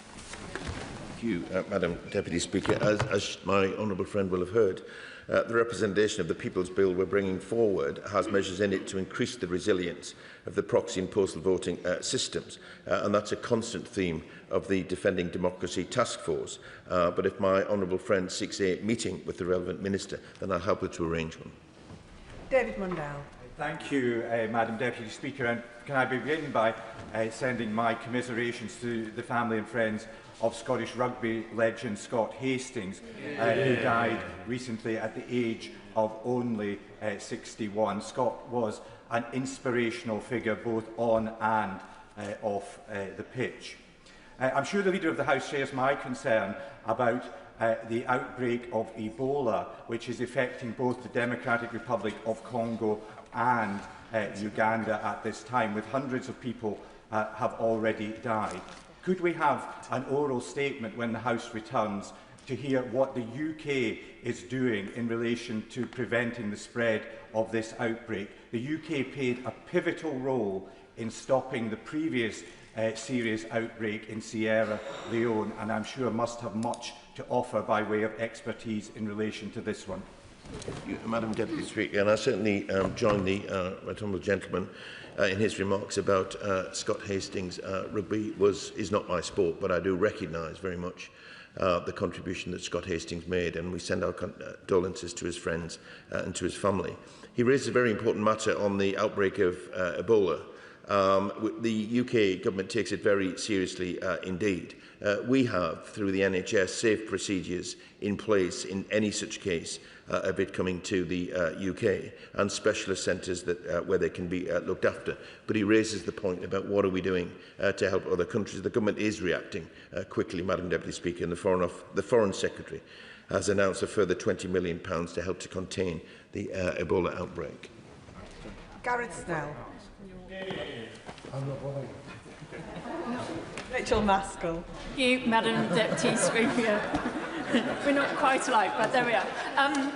Madam Deputy Speaker, the levels of congestion on Wigginton Road are unacceptable. The air quality is affected for residents, people are late for their hospital appointments, and also our whole city is snarled up because the hospital doesn't have a sufficient transport plan. Will he impress on the Secretaries of State for Health and Transport the need for hospital transport plans? And can we have a debate in government time on hospital-induced congestion? Leader of the House. My honourable friend is absolutely right to be concerned about traffic and congestion in her constituency. Responsibility for managing traffic on local roads, including those near hospitals, does rest with local authorities, but she's right that it's not just about local authorities, it's about making sure that everyone has a role to play, actually plays that role. So I'll raise it with the relevant Secretary of State as she asks. Clive Jones. Thank you very much, Madam Deputy Speaker. The National Cancer Plan has many ambitious and urgently needed targets, but these will only be delivered when the government properly invests in the NHS workforce. And healthcare professionals and charities want clarity on when the government will commit to this. So can the leader urge his colleagues in the Department of Health and Social Care to update the House on when the workforce plan will be launched? Madam Deputy Speaker, he raises an important point. The government is absolutely committed to making sure that we have the workforce in place to deliver the changes in the NHS that are absolutely necessary in cancer, but in other areas as well. We're delivering record investment. Waiting lists are down by over 400,000. I think that's the lowest drop for some considerable time, but I will raise his specific concerns about when with the Minister and get him a response. Emma Lewell. Madam Deputy Speaker, for years now I've been trying to help a constituent who is subject to repeated identity fraud via their NHS records. Meetings with ministers have been cancelled or refused. Questions and letters to the Home Office, Justice and Health Departments always result in the same response. It's not their responsibility, there's nothing they can do. This is impacting on my constituents' daily life in so many ways. Can my right honourable friend please use his good offices to help? Madam Deputy Speaker, I'm sorry to hear of the experiences my honourable friend's constituents. If she lets me have the details, Madam Deputy Speaker, I will raise it with the relevant departments and see if we can get the answers that she seeks. Sarah Ball. Thank you, Madam Deputy Speaker. I want to raise a case of gift card fraud. My constituent, Nigel Bannister, was recently given for the birthday present a gift card, but by the time he came to redeem it, the money had gone. Now, this is a rising trend where people are going in and taking a photograph and stealing the PIN details and reclaiming it before someone else can. And these are obviously publicly available in the supermarkets. So can I ask for a debate in the government's time about this rising trend, because it caused £18.5 million of loss in the years 23 to 24? Good question. Deputy Speaker, this is a concerning matter that the honourable lady is absolutely right to raise. I will take it up with the relevant departments to see what level of awareness they have and what they intend to do about this. But should she seek an adjournment debate, then perhaps she can hear directly from a minister. Michael Wheeler. Deputy Speaker. A recently elected Reform councillor in my Worsley and Eccles constituency believes the best way to regenerate Eccles, which he described as a problem area, is to turn it into the UK's Dubai. However, it might surprise him that the council has already brought the town centre into public hands, and during the consultation not one single actual resident raised the prospect of Debeckles. Our communities need regeneration led by genuine involvement of local people, like that being delivered in Brookhouse and Peel Green through Pride in Place. Will the Leader of the House consider a debate on government time to ensure that local people lead in how their towns are regenerated? Thank you, Madam Deputy Speaker. My honourable friend is a great champion for regeneration in his area, and his commitment to that stand in stark contrast to the approach of the Reform Council that he refers to. As he will know, and the whole House will know, the Government is already taking action to regenerate our high streets with a £5.8 billion Pride in Place funding to deliver for places like Eccles. But I will think about whether or not we can find some time to debate the success of that programme. Sir Ashley Fox. Deputy Speaker, in February I asked the Minister of State for Health about access to dentists in rural areas. The Minister said from the dispatch box that he would write to me with the numbers of how many more dental treatments had been provided in my constituency and Integrated Care Board. I was concerned when the Minister replied that Somerset ICB delivered 5,559 fewer NHS dental treatments in the 7 months to October 25 compared to the same period before the election. That is 4% fewer dental treatments in Somerset under Labour. So can we have a statement from the Minister to explain why dental services in Somerset are getting worse under this government? Thank you, Madam Deputy Speaker. I'm not sure the honourable gentleman should necessarily draw that conclusion, because he will be aware that the government is committed to improving access. But he will know that takes some time to turn around the system which we inherited. But he's right that if he gets information from ministers, he should get an update as well on the progress that we're making. And I'll make sure that he gets that from the relevant minister. Leanham. Thank you, Madam Deputy Speaker. I would like to pay tribute to Chancellor Angela Loughran, who sadly passed away. She first represented the Manor Ward in '97, and for nearly 30 years she tirelessly worked for her residents. She was a true public servant, a previous teacher, and will be greatly missed by her friends, family and the wider Stafford community. Now, in a recent survey of more than 500 residents, 61% cited the return of an indoor market in Stafford as their top priority. And I'm campaigning with residents for that. A lively all-day destination that draws in people from across the town and beyond and will create local jobs. Would the Leader grant a debate on the contribution of indoor markets to local economies in towns like Stafford? Madam Deputy Speaker, I certainly join her in paying tribute to Councillor Angela Loughran. Local figures like her truly embody the spirit of the community that they serve. I also recognise the importance of the issue that she raises for the people of Stafford, and I'd encourage my honourable friend to apply for Westminster Hall debate on the impact indoor markets can have on local economies, because I'm sure there will be others who will share her enthusiasm and support for them. Robert Jenrick. A student on a night out is stabbed multiple times with a 21-centimetre long knife. He's lying in a pool of his own blood, literally drowning in his blood. The police come to the scene. Instead of doing everything that they can to save his life, they handcuff and arrest the lad because there's an accusation of racial abuse. This is a scandal. Will the Home Secretary come to the House and say what she's doing to investigate the way the police conducted this matter? And can we have a debate on two-tier policing, which is doing so much to undermine respect for the police and for the rule of law in this country? Madam Deputy Speaker, the Right Honourable Gentleman raises an important and distressing matter. I assume that it is still an ongoing police investigation, and there are also ways in which the actions of the police, if they are as he describes it, can be investigated too. And I'm not going to comment on that, and I'm not going to interfere in that. But the Home Secretary takes absolutely seriously not just the issue of night crime, but also the protection of citizens, whoever they happen to be. Dean Sullivan. Madam Deputy Speaker, last weekend, West Lothian Dance World, founded and led by Hazel Saunders-Dunn, celebrated its 40th birthday with shows at the prestigious Usher Hall in Edinburgh.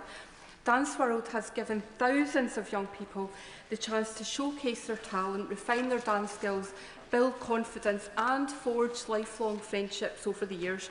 Will the Leader of the House join me in congratulating West Lothian Dance World and wish all students and teachers every success for the next 40 years? Yeah.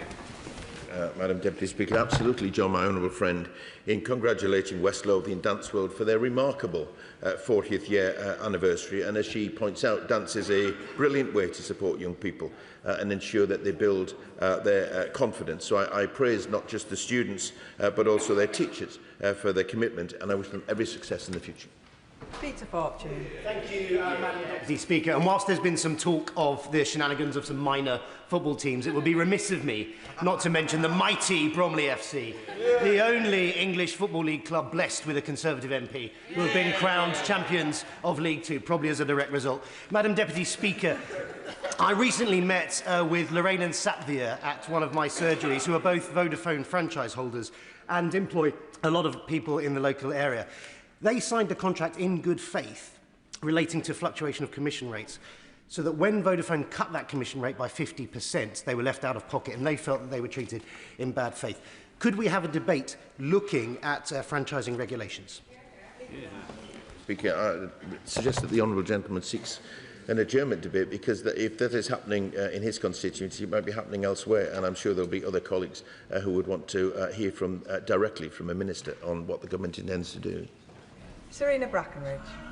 Deputy Speaker, will the Leader of the House join me in recognising the remarkable work of the Susan Vickers Foundation, changing lives for care-experienced families by a care-experienced team, and now including free rail travel and cinema access thanks to partnership with L&R, West Midlands Railway and Cineworld? And will he also commend Rethink Mental Illness and all community groups involved at the hub at Wolverhampton Station as they mark their first year helping thousands across our city?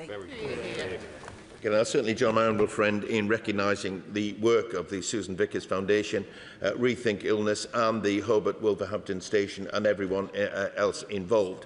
Last week was Mental Health Awareness Week, and this year's theme was action.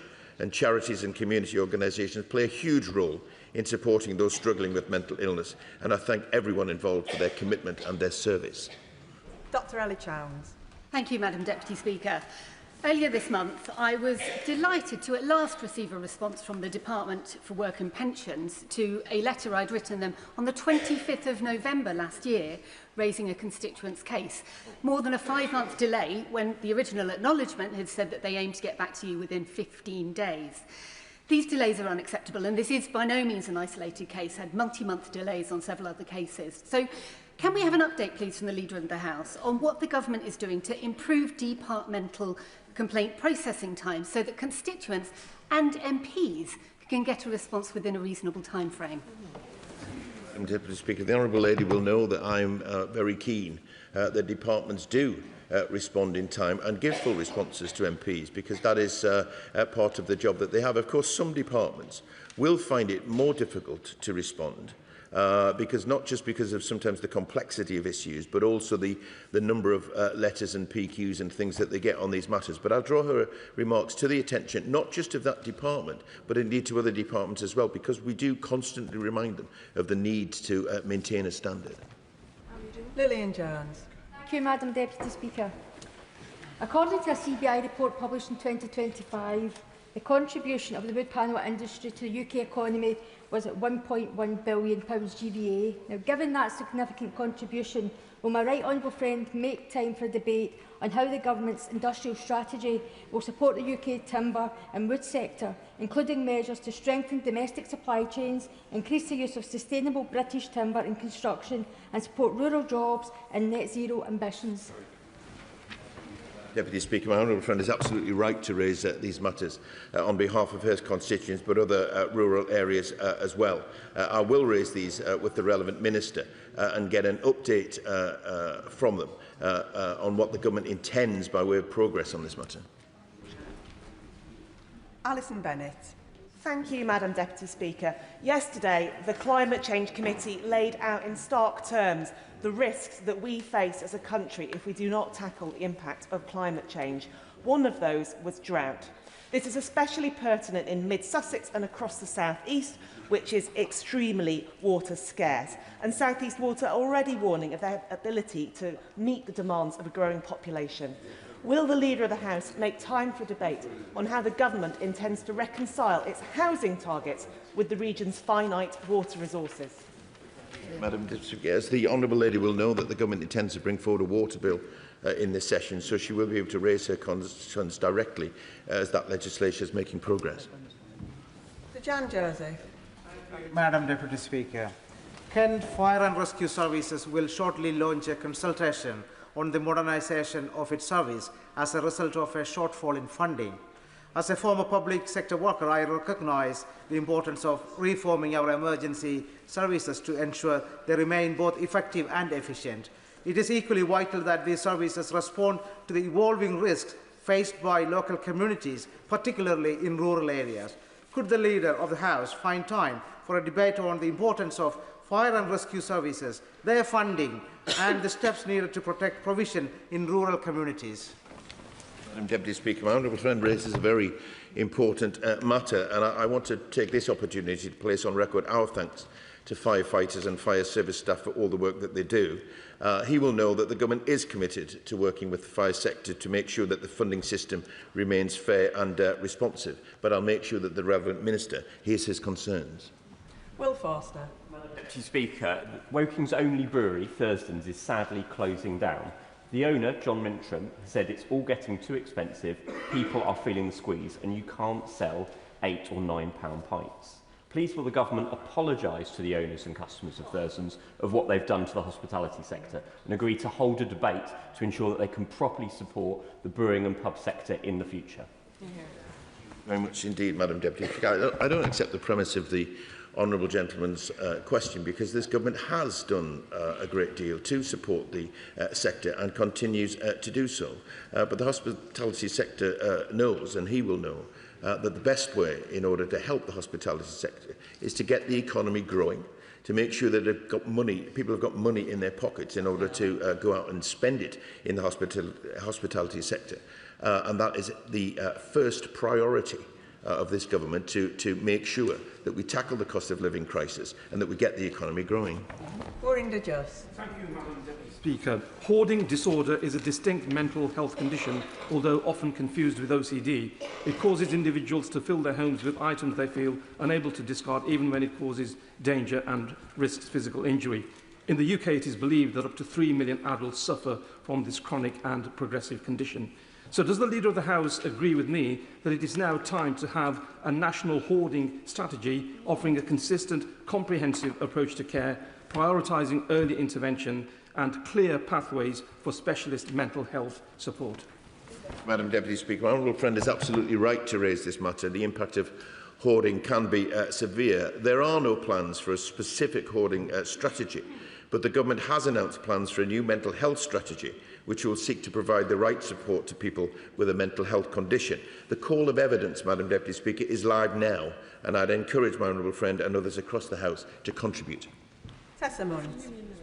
Deputy Speaker, my young constituent Alex is paralysed after a dreadful road accident a couple of months ago. He wants to return to Loughborough University for his third-year studies as soon as possible. He's been told by the wheelchair services team that he has to have a 27-kilogram wheelchair to start with, then have a different one, and that's what everyone gets, even though he'll never have the strength to operate it himself, as it's too heavy. The staff know this, Alex knows this, his parents know it, but there seems to be no way to stop the madness and waste to get him a wheelchair that meets his needs. So can I ask the Leader of the House, please, to speak to the Secretary of State for Health and Social Care to review the NHS wheelchair policy so patients have appropriate equipment from the outset, rather than wasting money and time and causing patients and their families such unnecessary distress? Madam Deputy Speaker, I'm sorry to hear of the experiences of Alex, because the Government wants to see a situation where individuals get the support that they need, not just generalised support. So I hope that the people that make these decisions are listening to what the Honourable Lady has said, but also I will draw it to the attention of the Minister to get an update on what the Government is prepared to do on this. David Williams. Thank you, Madam Deputy Speaker. Recently, I attended an incredibly informative SEND roundtable organised by PEGIS, that is the Parent Engagement Group in Stoke-on-Trent. As we know, in this place, we make our best policy when we listen to people who have real lived experience. Therefore, would the Leader of the House please join me in recognising the incredible work of Michelle and the PEGIS team, who have worked tirelessly for many, many years to ensure the voices of families are heard. Thank you, Madam Deputy Speaker. And I certainly join my honourable friend in recognising the incredible work of Michelle and the Parent Engagement Group in Stoke for their work making sure that the voices of families are heard. This government is absolutely committed to making sure the SEND system works for every child, and our Education for All bill announced in the King's Speech will make sure that every child is able to thrive. Thank you, Madam Deputy Speaker. Honourable members will remember the harrowing images of 3-year-old Aylan Kurdi, who was found lying dead on a beach in Turkey after drowning when the boat that he and his family were on sunk. A Reform candidate at the 7th of May elections described that situation as blaming it on his parents' greed.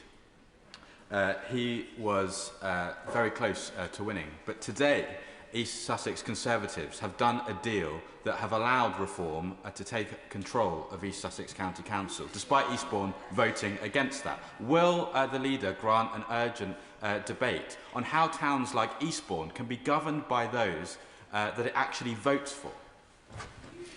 Thank you, Madam Deputy Speaker, and I'm appalled to hear of the comments of the Reform candidate. And as for the coming together with the local Conservative group in order to run the council, I just advise both of them, be careful who you get into bed with. Melanie Ward.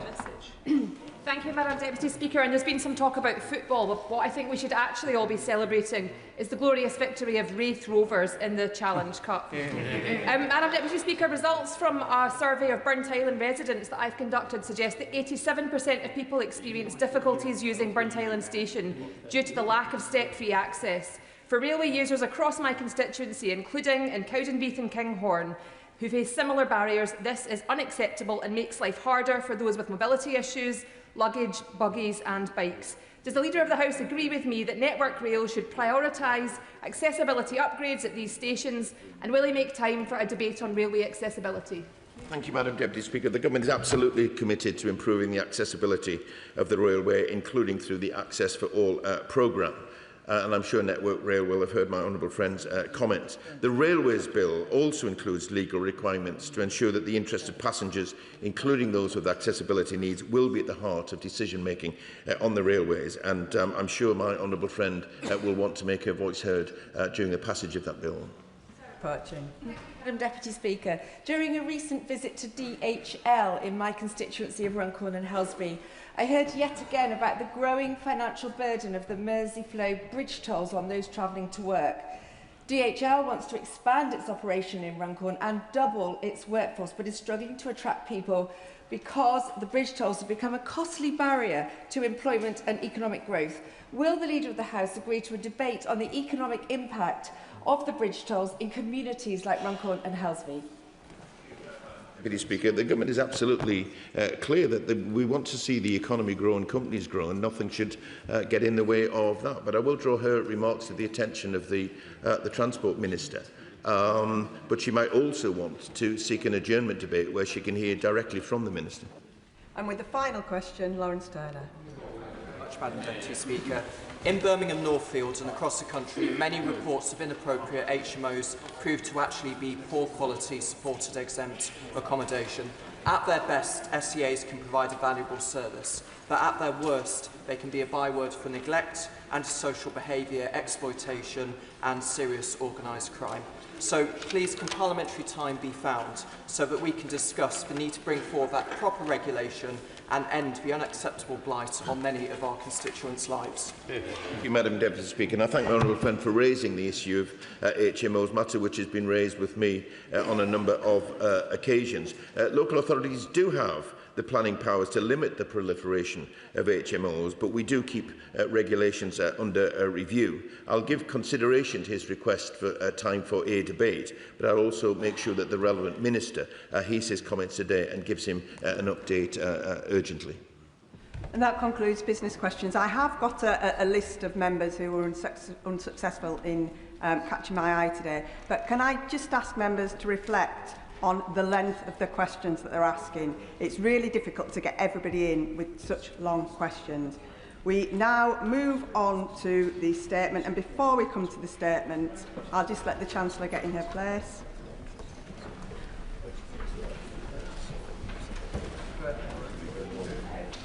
And before we come to the statement, I have to say to the Chancellor that Mr Speaker has checked the ministerial code, and it makes clear that important policy announcements should be made in the first instance in this House when it is sitting. This House and its members should be the first to know what the government is doing, not TikTok. Posting videos on social media announcing new policies before informing this House is not in line with the government's own rules. This is a new parliamentary session and ministers must do better. I now call on the Chancellor. Chancellor. Thank you very much, Madam Deputy Speaker. And with permission, I will make a statement on the government's economic response to the war in Iran and the action that we are taking to support families and businesses with rising costs. Madam Deputy Speaker, the government has the right economic plan. I said I would grow the economy, and last week the Office for National Statistics confirmed that Britain's economy was the fastest growing in the G7 for the first quarter of this year. We beat the Office for Budget Responsibility's forecast in the spring, with economic growth at 0.6% in the 3 months to March. And because of the resilience of our economy, this week the International Monetary Fund upgraded Britain's forecast for this year. I said I would cut borrowing. Borrowing last year was £20 billion lower than the previous year, and the latest forecasts show it falling in every year of this Parliament. The IMF has backed our economic plan, saying that the government's fiscal framework strikes, and I quote, a good balance between deficit reduction and growth-friendly spending. I said I would cut the cost of living. Since the election, interest rates have been cut 6 times. Real wages have continued to rise in every single month since I became Chancellor. And yesterday, the ONS confirmed that inflation fell in April faster than expected, making the UK the only G7 economy where inflation fell last month. Madam Deputy Speaker, we have the right economic plan, but the conflict in the Middle East poses a significant challenge to the world's economy, including our own. I have not shied away from my criticism of the war. I believe it to have been a mistake.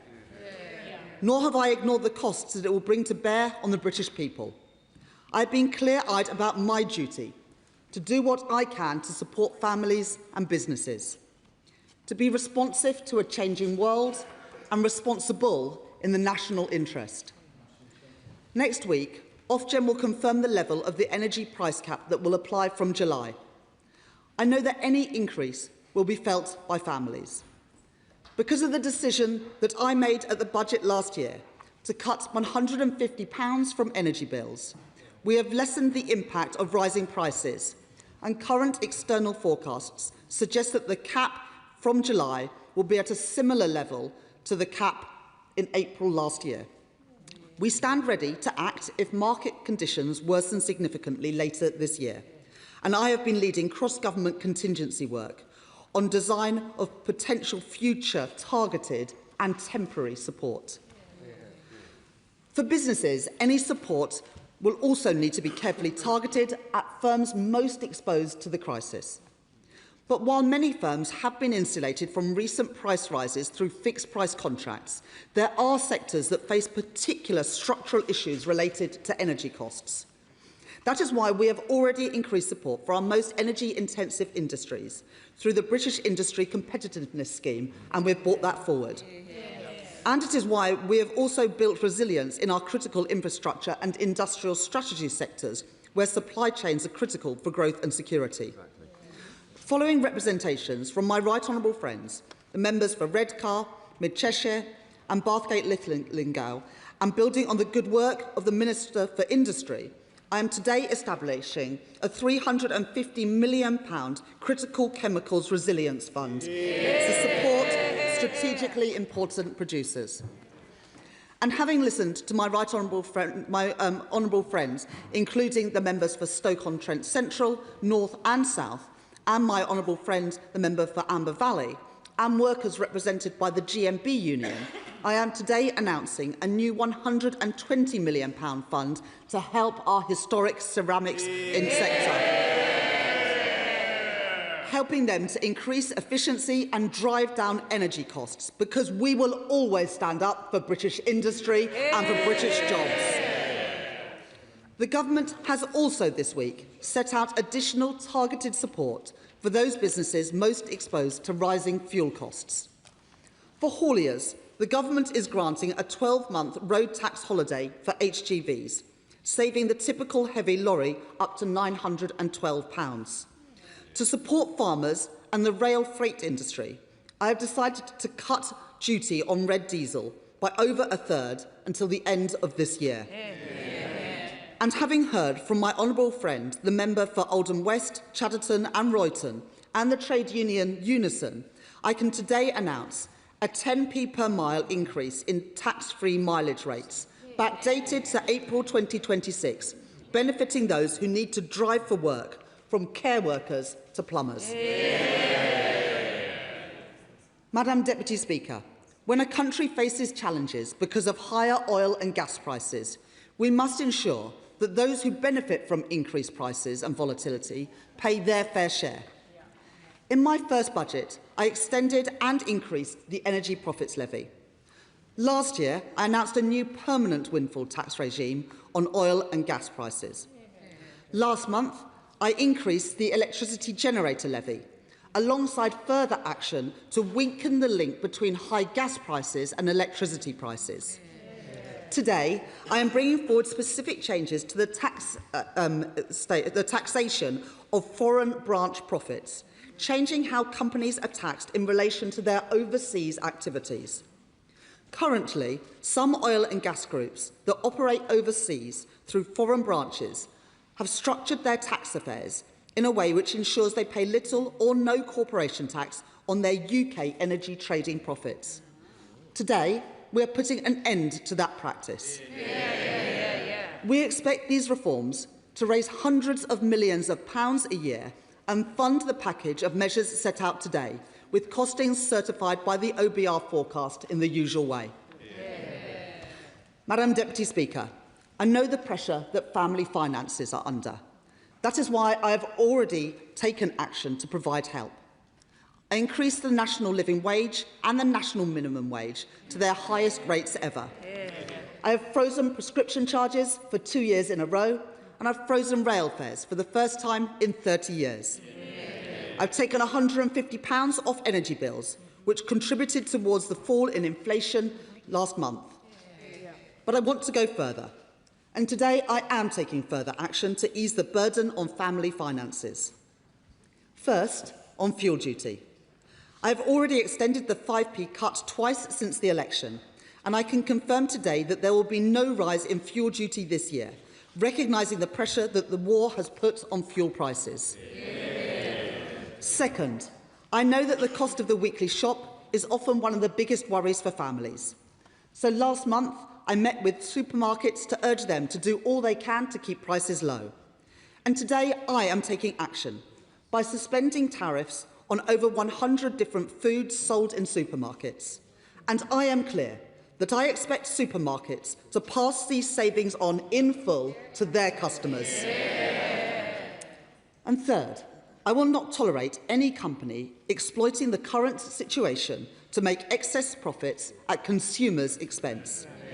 So I am bringing forward tough new powers so that the Competition and Markets Authority and other regulators can take action when firms break the rules. Fourth, for many families, driving is not always an option. Buses are the most popular form of public transport in Britain, with over 4 billion journeys made last year.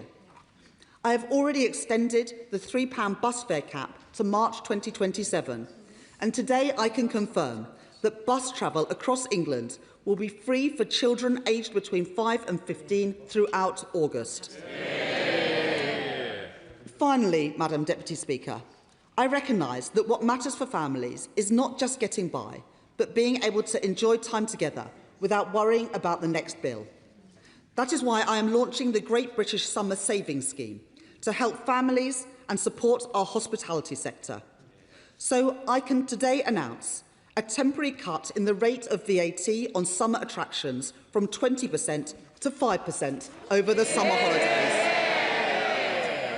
This will apply to ticket prices for both adults and children, covering attractions such as fairs, theme parks, zoos and museums. It will include children's tickets for cinemas, concerts, soft play and the theatre.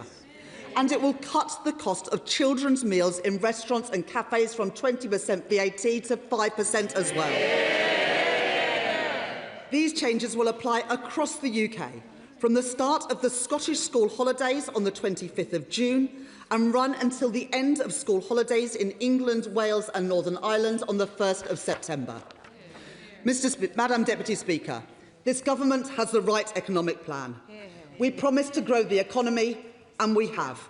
We promised to cut inflation, and we have. And we promised to cut the cost of living, and we are. Promises made by a Labour government, promises delivered by a Labour government, and I commend this statement to the House. Thank you, Madam Deputy Speaker. And could I thank the Chancellor for advance sight of her statement, though, of course, the press got even more advance sight of it. Madam Deputy Speaker, the decision taken to cancel the increase in fuel duty is welcome. It has been a long time coming. The Conservative Party has been campaigning against the fuel duty rise for months, but the Chancellor has defended that policy repeatedly. That left motorists and businesses worried about even higher fuel prices in September. It was always obvious that the fuel duty increase would need to be cancelled, obvious to everyone except the Chancellor. So can I ask, why did the Chancellor fight us on fuel duty for so long? Why has she been so hell-bent on raising fuel duty during an energy crisis? Well, inevitably, Madam Deputy Speaker, the U-turn has finally come. But, Madam Deputy Speaker, it is astonishing to hear the Chancellor claiming that the government can afford to help households because the forecasts have improved. Is the Chancellor seriously suggesting that the economic outlook is now better than at the time of the last fiscal forecasts, when we have had the Iran conflict, to which our economy is highly exposed thanks to this government's ruinous choices? The Chancellor has just pointed to the IMF forecast being upgraded this week. But let's be very clear about what is going on here. The IMF adjusted their growth forecast for this year up slightly to 1%. But until April, they were forecasting 1.3%. So where exactly is the supposed growth dividend? Will she directly address that point? This is exactly the same game that the government played last year when they U-turned on cuts to the winter fuel payment. They claimed then they were U-turning because the economy was improving, when of course it was due to political pressure. Nobody brought it then, and nobody is buying it now. Once again, we have a weak government caving into the inevitable after spending months defending a truly terrible decision. Madam Deputy Speaker, the Chancellor claims the measures announced today will be funded by a number of different tax measures. But most of the measures she mentions are already in place and baked into the OBR's forecasts. So given the Chancellor has not announced any measures to control government spending, can she confirm that, in fact, the measures she is announcing today will be funded at least in part by yet more government borrowing? And can she confirm whether fuel duty rates will still be rising to the same level as previously planned after December, or whether today's announcement will mean a permanent reduction in fuel duty. Madam Deputy Speaker, whilst we on this side of the House welcome some of the measures the Chancellor has taken today, like the increase in mileage allowances, this is all very minor compared to the inflation this government have fuelled since coming into office, and the tax rises that the Chancellor has imposed. Today's announcements will bring little comfort to the hundreds of thousands of people who have lost their jobs, to the countless businesses that have folded, and to those high streets which are now hollowed out. The reality is that we are in a terrible position to deal with the consequences of this latest energy crisis, thanks to the actions that this government has taken. The Chancellor claimed growth is up. It is actually down. She claimed borrowing is down. It's 75% up compared to the plans that she inherited. She claimed she's fighting inflation. We have the highest inflation in the G7. She claimed she's cutting energy bills. Energy bills have gone up under this Labour government. And of course, she didn't mention unemployment. On the energy, Madam Deputy Speaker, on energy, this government have made a conscious decision not to exploit our own natural resources in the North Sea, weakening our economy and our energy security, whilst importing oil from Putin's Russia at the cost of Ukrainian lives. Families and businesses are facing rising costs and rising taxes. People are losing their jobs. The country is hurting. If the Chancellor was serious about the challenges we face, she would commit to getting spending down, tackling the benefits bill, getting taxes down to strengthen our economy. But thanks to the Chancellor's mistakes and the weakness of this dying government, this statement today is all we get. Does the Chancellor really think this is enough? Thank you very much, Madam Deputy Speaker. Let me take the issues that the Shadow Chancellor has raised. First of all, on fuel duty. When I became Chancellor of the Exchequer, the freeze in fuel duty was due to expire under the plan set out in the final budget of the Conservatives within a matter of months. I've frozen fuel duty twice already, and I've frozen it again today. And indeed, I've frozen it with more than 3 months to go before the increase was due to happen, giving people plenty of time. I have always said, since the Middle East conflict began, that I would keep an eye on what was happening to oil and gas prices and set out plans ahead of the change due to come to effect in September, and that is exactly what I've done. But I've also gone further in 3 specific areas, with additional support for hauliers, additional support for red diesel, particularly helping the rail, freight industry and farmers, and also the higher mileage rates. And the Shadow Chancellor says he welcomes the changes on mileage rates. Well, it's the first time they've been increased since 2011. So if he welcomes them so much, why didn't they increase them when they had 14 years in government? On the Iran conflict, well, let's remember that this is a war that the UK did not start, that this government chose not to join, whereas the Conservatives and Reform were cheering on that conflict every step of the way. And the impacts on the UK economy and the global economy would be much more severe if we'd have heeded the warnings of, heeded the pleas of Reform and Conservatives to join that conflict. The Shadow Chancellor talks about inflation and growth. Well, inflation, yesterday, the numbers showed that inflation had fallen. We're the only country in the G7 where inflation fell last month. The IMF have revised up our growth forecast, and we had the fastest growth of the G7 in the first quarter of this year. And the Shadow Chancellor says, is this going to be paid for with new borrowing? No, it's not. If the Shadow Chancellor had been listening, he would have heard the changes we're making around the foreign branch exemption. That will raise hundreds of millions of pounds a year, which is why we are able to afford the package that we have announced today. The Shadow Chancellor mentions high streets. Well, because of the Pride in Place money that I announced at the budget, because of the banking hubs, and indeed because of the changes we made to business rates, which have actually seen business rates for retail and hospitality come down, and come down significantly compared to the plans we inherited from the Conservative government, we can reinvigorate our high streets. The Shadow Chancellor mentions borrowing. Well, borrowing has fallen below 5% for the first time since 2019 because of the actions that I have taken as Chancellor, and borrowing is expected to fall in every year of this Parliament. Very different from what happened under the Conservatives.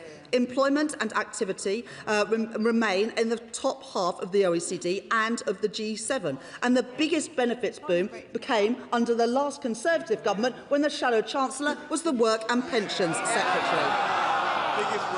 And on oil and gas will play an important role in our economy for many years to come. But we also need to invest in renewable energy, which is why we announced yesterday restrictions in the number of judicial reviews that are holding up investment in clean energy. It is a shame that the Conservatives voted against our Planning and Infrastructure Act. It's a shame that the Liberal Democrats abstained on it, but we are determined to get Britain building, including the energy infrastructure we need to get bills down. And just a couple of weeks ago, I announced changes around tiebacks to make it easier for oil and gas companies to exploit their reserves of oil and gas in the North Sea. And Jackdaw and Rosebank would have gone ahead if it hadn't been for the last government messing up the way it legislated. And we are going to be announcing shortly the decisions. The Secretary of State for Energy and Net Zero will make those decisions. But I am very clear. Oil and gas will play an important role in the UK for many years to come, adding to our energy security alongside investment in nuclear, in small modular reactors, in floating offshore wind, in onshore wind and solar, opposed by the party opposite. Chair of the Select Committee, Dame Meg Hillier. Thank you, Madam Deputy Speaker. Madam Deputy Speaker, it never fails to amaze me that the Shadow Chancellor tries to lecture this government on inflation when many of us were here in September 22 when his party crashed the economy. I welcome my right honourable friend's interventions, and I'm particularly interested in the cut in VAT in the leisure sector. And I hope that she will be commissioning a full study from the Exchequer Secretary about the impact on this, because it could be a great way to fuel and promote and keep going our stretched leisure and hospitality sector. So will she commit to that? I absolutely agree with my right honourable friend that we'll take no lessons from the party opposite on inflation when it reached more than 11% when they were last in office.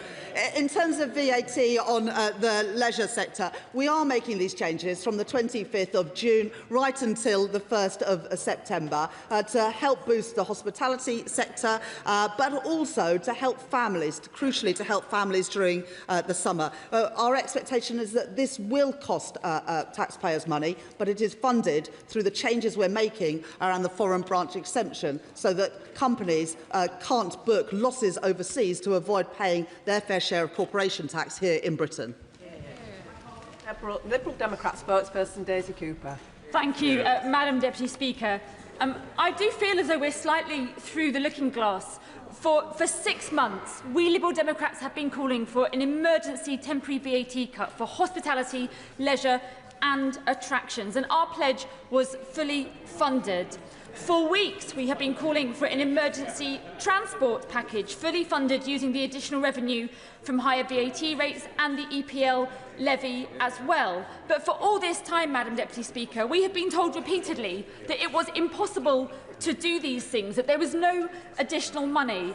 And somehow, the prospect of a by-election in Makerfield and the Prime Minister's political life on the line means that the money has now been found. But let me ask the Chancellor 2 questions. First of all, on food. I genuinely welcome the government's focus on the cost of food, because this is an issue of huge concern to many of our constituents in all political parties here. But can I please ask the Chancellor whether there is any risk at all that short-term gain may result in any long-term pain? By looking at these tariffs, has the Chancellor had any conversations with the food manufacturing industry about whether they can remain competitive, whether there's any risk that removing these tariffs might inadvertently undermine our food manufacturing sector, and if there is any risk, whether she would look at our plans for a good food bill and promoting nature-friendly farming? And I ask that question in the spirit of constructive opposition. And secondly, Madam Deputy Speaker, the Chancellor and her ministers will know that we are due to have a very hot summer. And that means that outdoor attractions will have huge demand because children will want to be outside in this hot weather. Indoor attractions, such as soft play centres, will not benefit so much because there won't be much demand in the summer months, but there will be demand in the winter months. And so could I ask the Chancellor to look very carefully at the differences within the attraction sector, because children are priced out of play when they need to go indoors in the winter months, not so much in the summer months. Thank you. I thank the Honourable Lady for those questions. I'm not sure whether she welcomes the changes around the foreign branch exemption or not, which is what is going to pay for these policies today, ensuring that companies pay their fair share of tax here in the UK. But it is important that we always say where the money is going to come from, because unless you can do that, all it results in is higher inflation and interest rates in the future. And that's why I've always been clear that everything I will announce is always going to be fully costed and fully funded. On food, you can't say you both welcome and think that we need to help with the cost of living, but then you're a bit uncertain about tariff reductions. But we have focused these tariff reductions on food products, agri-foods, that we don't produce in significant quantities in the UK, and we've worked very closely with the Department for Business and Trade in identifying those sectors. On the issue of summer activities, indoor and outdoor, well, I've had enough family holidays in the UK to know that there are plenty of days when it's raining, and I'm sure that the leader of the Liberal Democrats will be visiting a soft play centre soon. Gareth Snell. Thank you very much, Madam Deputy Speaker. And can I declare my chairmanship of the APPG for ceramics? Can I thank the Chancellor for today's announcement, and can I also thank the work done by the Right Honourable Member for Hove and Portslade and the Minister from Stockton North for their support. This is a really big step towards support for a sector that offers so much to this country. And can I thank Sharon Yates and Finbar Barry from the GMB, as well as Rolf Rollo and Hannah Roll from Ceramics UK for their leadership in this. But could I extract from the Chancellor a commitment that this is the next stage of a new partnership between the UK Government and UK Ceramics, because today's announcement will absolutely help us survive. But with more working together, we can thrive as a sector and do our bit to boost exports, boost growth and create well-paid unionised jobs in this country. I genuinely want to pay tribute to my honourable friend for the work that he's done on behalf of businesses and working people in his own constituency. And along with the other Stoke MPs, the MP for Newcastle-under-Lyme and the MP for Amber Valley, you've made the case powerfully and convincingly. And I can absolutely commit today to work with Ceramics UK, the GMB and the MPs and the wider sector to make sure that the ceramics industry does indeed thrive in the UK. Stuart Anderson. Thank you, Madam Deputy Speaker. On the tariffs, I want to explore what the Chancellor said on significant quantities, because what is a significant quantity for a supermarket can be a completely different scale for a small South Shropshire farmer. Can the Chancellor guarantee that no South Shropshire farmers are going to be undercut by these tariffs and none of the supermarkets will pass on these cost cuts to British farmers? It is really important that we help our constituents with the cost of living, and the tariff reductions that I've announced today will save the British shopper £700 million. That is a significant reduction in the cost of the weekly shop for families across our country. But we've carefully chosen these tariff lines, and the full details will be published. We'll be consulting over the next week or two to make sure that we get these exactly right, but we've worked hard to make sure that this does not affect British farmers, and it's also indeed why we're helping British farmers with the changes we've made around red diesel today. John Grady. Thank you, Madam Deputy Speaker, and I welcome my right honourable friend's statement. It's great news for the cafes and restaurants in my constituents, of which there are many, and to the showmen. There are very many showmen and women who run Scotland's and Britain's great fairs as well. I know the party opposite object to all of this. It is the party opposite that left us with debt to GDP of almost 100%. And there's nothing progressive in running debt levels like that, and the Chancellor is right to focus on paying that debt off. Many of my constituents in Glasgow East rely on cars and vans to get to work and do their work. They face extortionate charging for parking in town with the SNP Council, which is utterly anti-car, and regular bills for repairing their cars and vans from all the potholes. Would my right honourable friend set out how she is helping hard-pressed car and van drivers in Glasgow? I thank my honourable friend for that question, and he's absolutely right. There is nothing progressive about piling up the debt that future generations will have to pay, and that is why our fiscal rules are getting the debt and the deficit down, whilst also enabling us to invest in our country's infrastructure and public services. In terms of helping people with the cost of driving, we have frozen fuel duty until the end of this year, but recognising that some people rely on their cars and their vans more than others, we have also taken off the HGV tax for this year, saving HGV drivers up to just over £900 a year.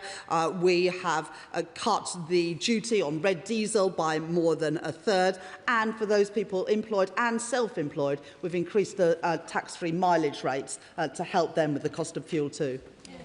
Dr Andrew Mirison. Madam Deputy Speaker, the announcement on red diesel will be welcomed by my farming constituents, and they will await details on the tariffs that she has cited with a great deal of interest and with a certain amount of trepidation. But will she acknowledge that a third of the world's fertilisers pass through the Strait of Hormuz, and the increase in the price of that fertiliser is bound to have an impact on British agriculture and therefore on prices in the shops? So what will she do to relieve some of that, in some cases existential pressure on farms in the United Kingdom?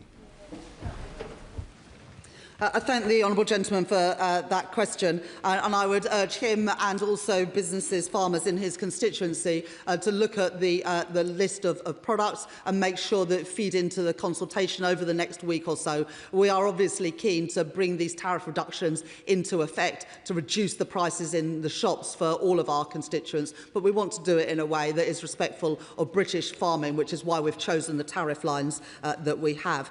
And we are, as the honourable gentleman recognises, doing more to support farmers with the reduction in red diesel. The best way, though, that we can help all of our constituents and the farming sector and others is to bring this conflict to an end and reopen the Strait of Hormuz, which is why the Prime Minister and the Foreign Secretary are working intensively with international partners to do just that, and at the same time working to diversify our supply of oil and gas so that that fertiliser that the honourable gentleman rightly refers to is still available for our farmers. Farnsworth. Thank you, Madam Deputy Speaker, and I thank the Chancellor honestly for her statement. As she has mentioned, and many members of this House will be aware, I've been campaigning hard for the ceramics sector with a view to saving Denby pottery. And I want to thank the Ministers in the Treasury and Department for Business and Trade for their ongoing engagement through the many meetings that we've had on this point. So I'm delighted to hear about the £120 million support package today. This is a clear indication that the government is supporting and backing UK ceramics, and it will make Denby Pottery a more attractive prospect for any potential investors. But with this in mind, the current circumstances that Denby Pottery faces, can the Chancellor please commit to ensuring that the funding is available as soon as possible in the hope that Denby can be saved? I thank my honourable friend for that question, but most of all for all the work that she does on behalf of all of her constituents, but particularly those at the moment impacted by what is happening at Denby. It was my privilege to come to Amber Valley with my honourable friend just last year to meet businesses from across her constituency. We are backing UK ceramics. We want to find a future for Denby, and we will continue to work with my honourable friend to achieve just that. Alistair Carmichael. Madam Deputy Speaker, I remind the House of my entry in the Register of Members' Interests. Last year, Madam Deputy Speaker, suckler beef farmers in my constituency were getting paid £7.30 per kilo for their finished product on the hook. Yesterday that was down to £5.75 and it is still falling. The price paid to dairy farmers for their milk is through the floor. Arable farmers are struggling after 2 catastrophically bad harvests. The red diesel cut is welcome, but that will not help farmers who are struggling with rocketing prices for fertiliser, or indeed those who are requiring to heat glass houses. Opening the door to ever wider to food imports risks undermining domestic food production. So if food security genuinely is national security, surely our food producers and manufacturers should have access to the same support as other critical sectors. So will the Chancellor look again now at adding food and drink to the government's industrial strategy so that they can have access to the same support as other sectors?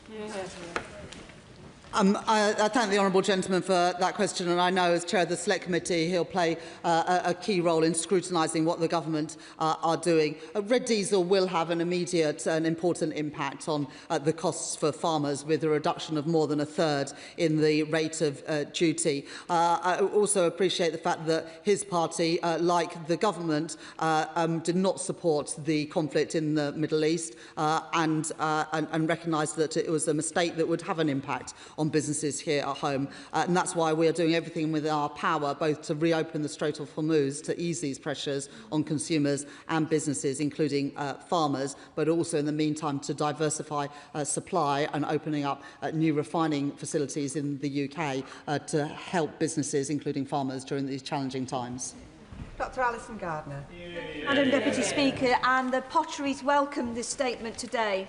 Madam Deputy Speaker, I have been working with local companies, with the TUC, GMB and research organisations to develop proposals to support the ceramics industry to innovate, improve energy efficiency and decarbonise. And I have previously called on the government to release an industrial energy innovation fund for energy-intensive industries, with government grants to explore process efficiency and new technologies, as well as vouchers to access shared pilot facilities. Could the Chancellor therefore clarify that part of the £120 million funding announced today could be used by ceramics companies to access and invest in innovations such as AI-enabled process optimisation and energy technologies to help reduce energy bills? I thank my honourable friend and all the MPs involved in helping put together this scheme of support for ceramics, and like my honourable friend, welcome the work of the TUC and GMB in this. Look, innovation and ensuring that the industry is sustainable and competitive for the future is absolutely essential. This isn't just a sticking plaster policy. This is about setting up the industry for the future, including investment in innovation and R&D, and also the diversification of energy supplies. Kirsty Blackman. Thank you very much, Madam Deputy Speaker. In oil and gas jobs, the UK is losing 1,000 jobs a month. The Chancellor is aware of this, and we have made it very clear to her that we are keen to move to the OGPM as soon as possible. We would urge her to do that. In the foreign branch profits section of the announcement today, would the Chancellor let us know whether or not they have modelled the job losses that may occur as a result of this change in policy, and if she can tell the House how many job losses she thinks might occur because of this change in the oil and gas taxation regime. I thank the honourable lady for her question, and like I've said in previous answers, I recognise the role of oil and gas in the UK and its importance to the UK for many years to come, which is why we have changed the rules around tiebacks and why we've put in place a permanent mechanism for taxing windfall profits. But look, the honourable lady has to answer the question, is she in favour, and is her party in favour of the foreign branch profits exemption or not? Because if she's not, then she can't can't back the support we're giving today to help people with the cost of living and the support that we're giving for ceramics today. But in terms of what this does, it means that we are moving in line to how other countries treat foreign profits. Because at the moment, you've got the absurd situation where losses overseas can mean that businesses avoid paying their fair share of corporation tax in the UK. This moves us in line with what other countries world do. It is closing a tax loophole, and the honourable lady and the Conservatives should welcome that. David Williams. Thank you, Madam Deputy Speaker. And what a day to be a Stokey.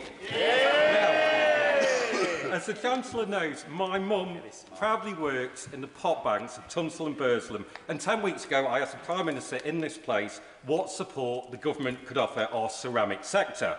Well, the good news is my mum's watching again right now at home. And she's clearly happy because I've had a free-word text and it says, "Nice one, Duck." So can I ask the Chancellor how we will make sure the £120 million support package benefits ceramics companies of every size, from our Moorcross to our moorlands, from our steel arts to our Churchills, so that we protect jobs, skills and the future of our economy? Well, I thank my honourable friend for that question. And can I say to Mrs Williams and all those who work in the ceramics sector, I'm proud to be the Chancellor that is backing British industry and British jobs.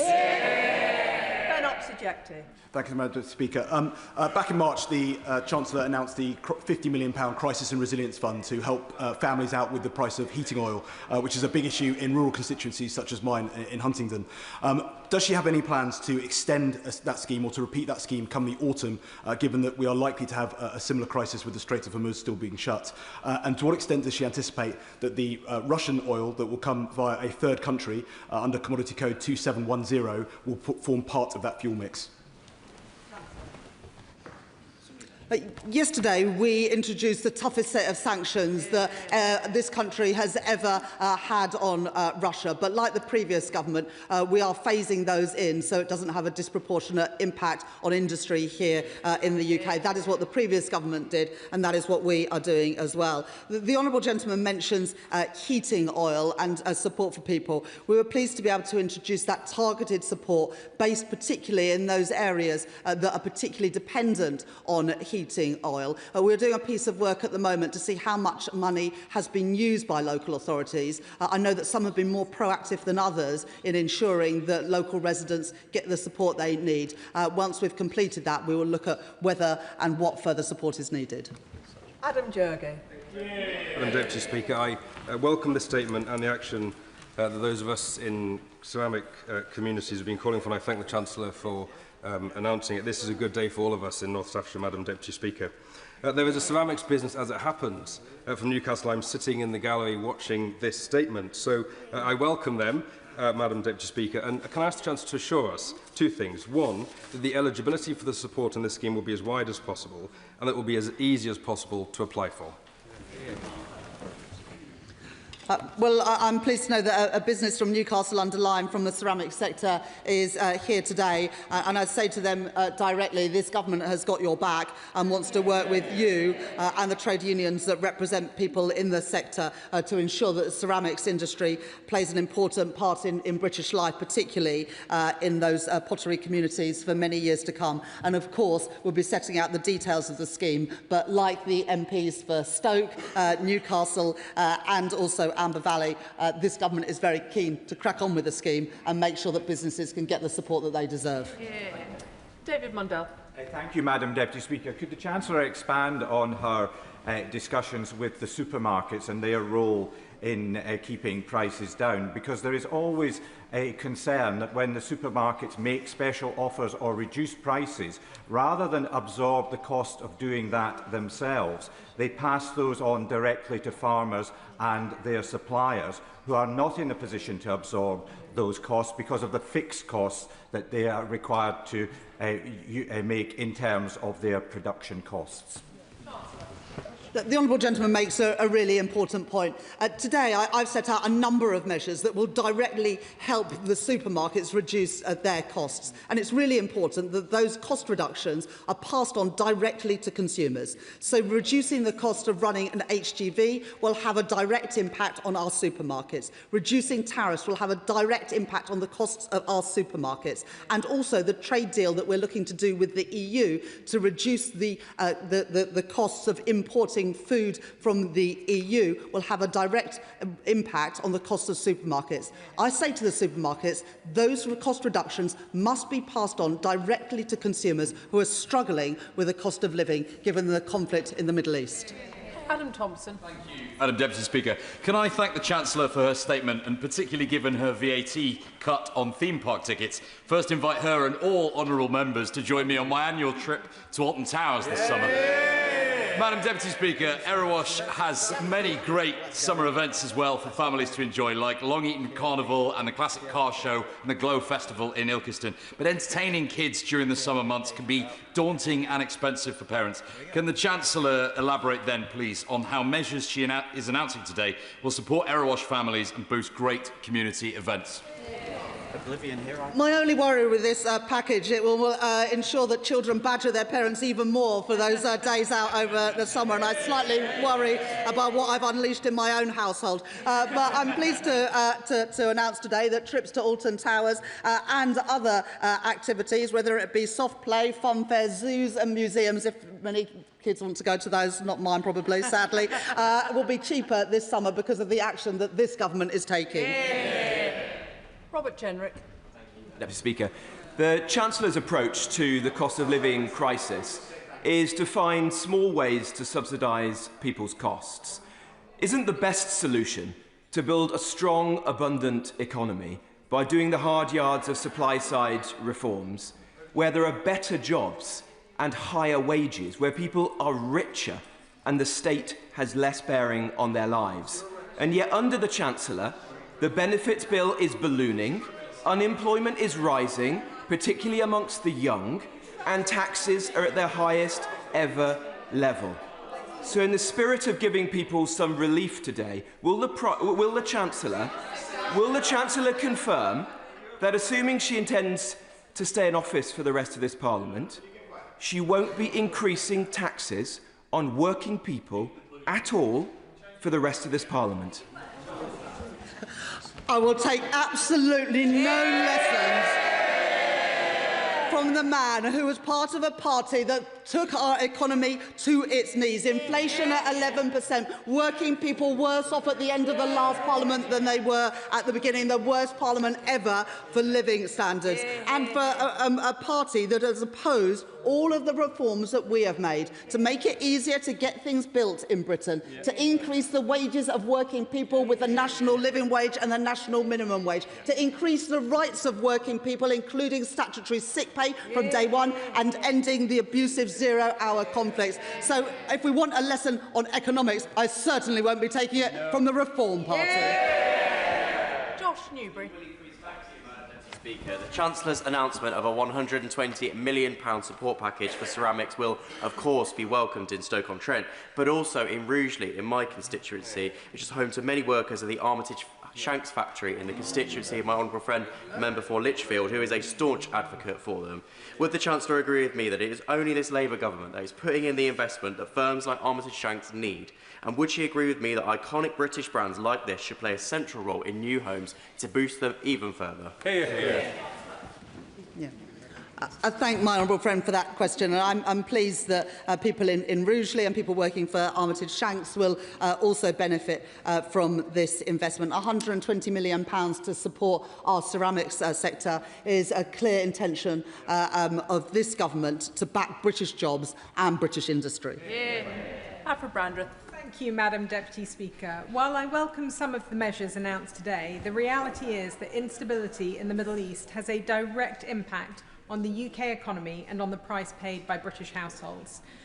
Can the Chancellor therefore outline what steps her department is taking to work across government to ensure a stable region, including boosting our defence spending? Will she finally commit to 3% spending this Parliament and working collaboratively towards reopening the Strait of Hormuz? I do think it's a little bit rich for anyone in the party opposite to talk about the instability from the Middle East conflict, a conflict they wanted Britain to join in from day one, a conflict that our Prime Minister made the decision to keep Britain out of because that war was a mistake and it's having an impact on British businesses and British families. I'm proud to be the Chancellor that has overseen the biggest uplift in defence spending since the end of the Cold War. We're spending £270 billion during the course of this Parliament, taking spending to £2.6 billion by April next year. The Conservatives said they'd get to 2.5% by the end of this Parliament. They had no paid-for plans to do so. We are achieving it 3 years early. No, Shaw. Thank you, Madam Deputy Speaker. First of all, can I congratulate the Chancellor on the announcement that she's made? We are very, very welcome. For people in Bradford West, the Great British Summer Savings Schemes, the GBSSS, will go down an absolute treat. Would she agree with me this will always also benefit the hospitality industry, which has been struggling for years in my constituency and across the country? Well, we all listened to my honourable friend's response to the King's speech last week when we heard about the great restaurants in Bradford. And I'm pleased to say that children's meals in those restaurants will see their VAT fall from 20% to 5%. So all honourable members who are looking forward to a curry in Bradford can enjoy Mumtaz, Agras and all the other great restaurants in her city. Excellent. Ellie Cham. Thank you, Madam Deputy Speaker. I'd like to start with the positives. So I know that care workers in my constituency of North Herefordshire will really welcome the increase in mileage rates. And I welcome the measures that the Chancellor has announced, which seem to be starting to tackle profit shifting, which is a key problem in terms of tax avoidance. However, does the Chancellor not recognise that struggling families need help year-round, not just short-term sticking plasters in the summer holidays? The Green Party is calling for free bus travels for everybody under 22 year-round. We're calling for free school meals for all children to help all families year-round. The cost of living crisis requires year-round action. This could be funded easily by taxing wealth fairly. Will she take that year-round, bold action to tackle the cost of living crisis properly? I thank the Honourable Lady for that question and her welcome for the changes around mileage rates and also profit shifting. Obviously not all parties in the House welcome that, and I appreciate the fact that hers does. But we are helping working people. The Renters' Rights Act is the biggest upgrade in rights to renters in a generation. The Employment Rights Act is the biggest upgrade in rights to working people for a generation. We've taken the national living wage, the national minimum wage to their highest ever levels, and for working families getting rid of the 30 hours childcare, the free breakfast clubs, the extension of free school meals, but also getting rid of the 2-child limit. All of that is putting money in the pockets of working people, and the measures that I've set out today on bus fares, on fuel duties, on VAT and hospitality and more in the statement today will give further help both in Herefordshire and around the country. Dave Robertson. Thank you, Madam Deputy Speaker. The announcement today of the £120 million fund to support the UK ceramics industry will be so welcome in my part of Staffordshire. Armitage Shanks is often not considered in the same breath as ceramics, partly because of the excellent advocacy of the Stokies, of the members for Newcastle under Lyme and Amber Valley. But actually ceramics goes much further than flatware, and the sanitary ware that comes out of Armitage Shanks is world class. But it is much, much, much more than that. It is the identity of that village, and it is an iconic British brand. the Chancellor's support for Amity Shanks and the rest of the ceramics industry will go down so well, not just with those workers and the GMB workers who are part of that factory, but also with my community. So can I thank the Chancellor for her intervention?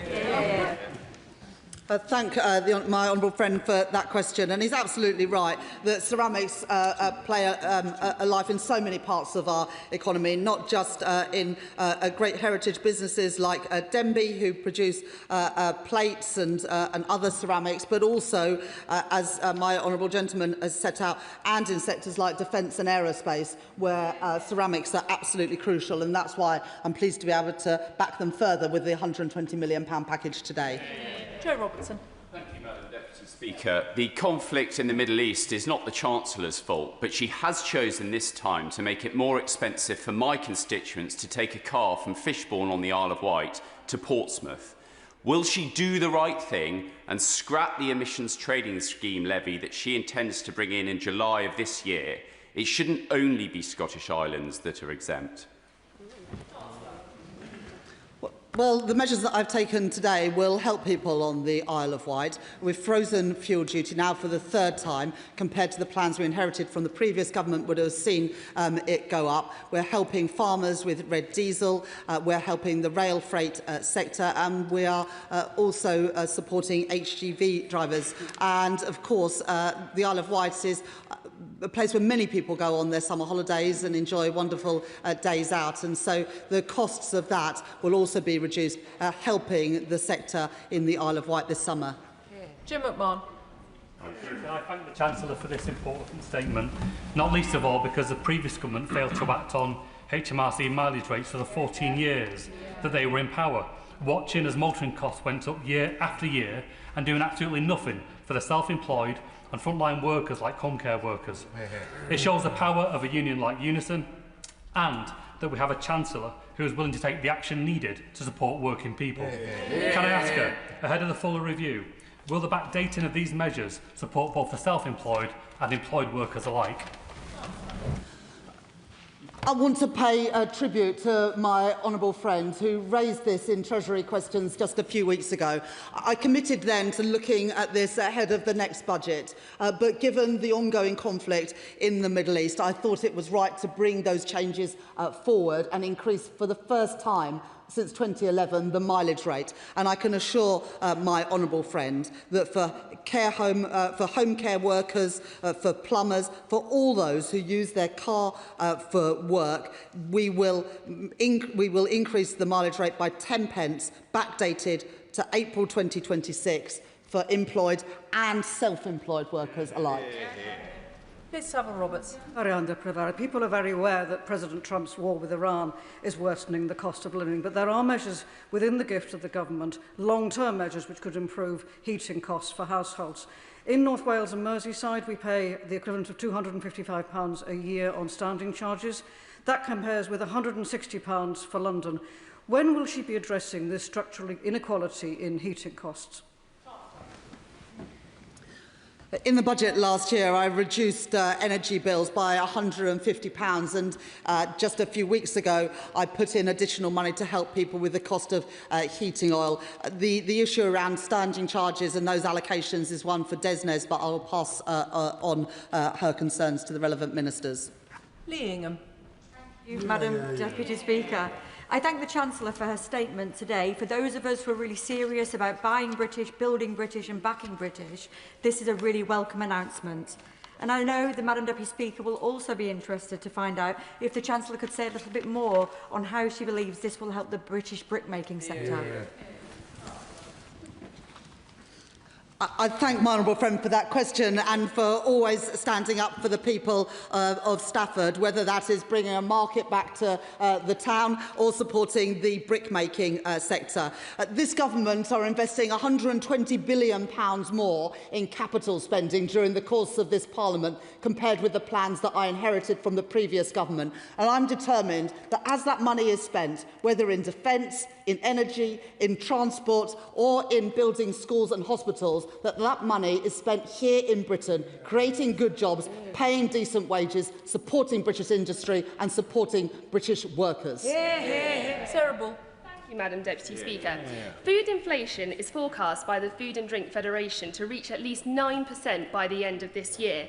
And energy costs are driving up this, along with a lot of the other anti-business policies this government is putting forward, including not incorporating food manufacturing into the industrial strategy. So when will this Chancellor realise that announcing things like capping supermarket prices of food is just like flower arranging whilst the roots of the flower is dying? The Honourable Lady says that we should extend the industrial strategy. The previous government didn't even have an industrial strategy. And I would say that £700 million of tariff reductions is not exactly fiddling at the margins. Those costs should be passed directly by supermarkets on to consumers to help all of our constituents with the cost of living.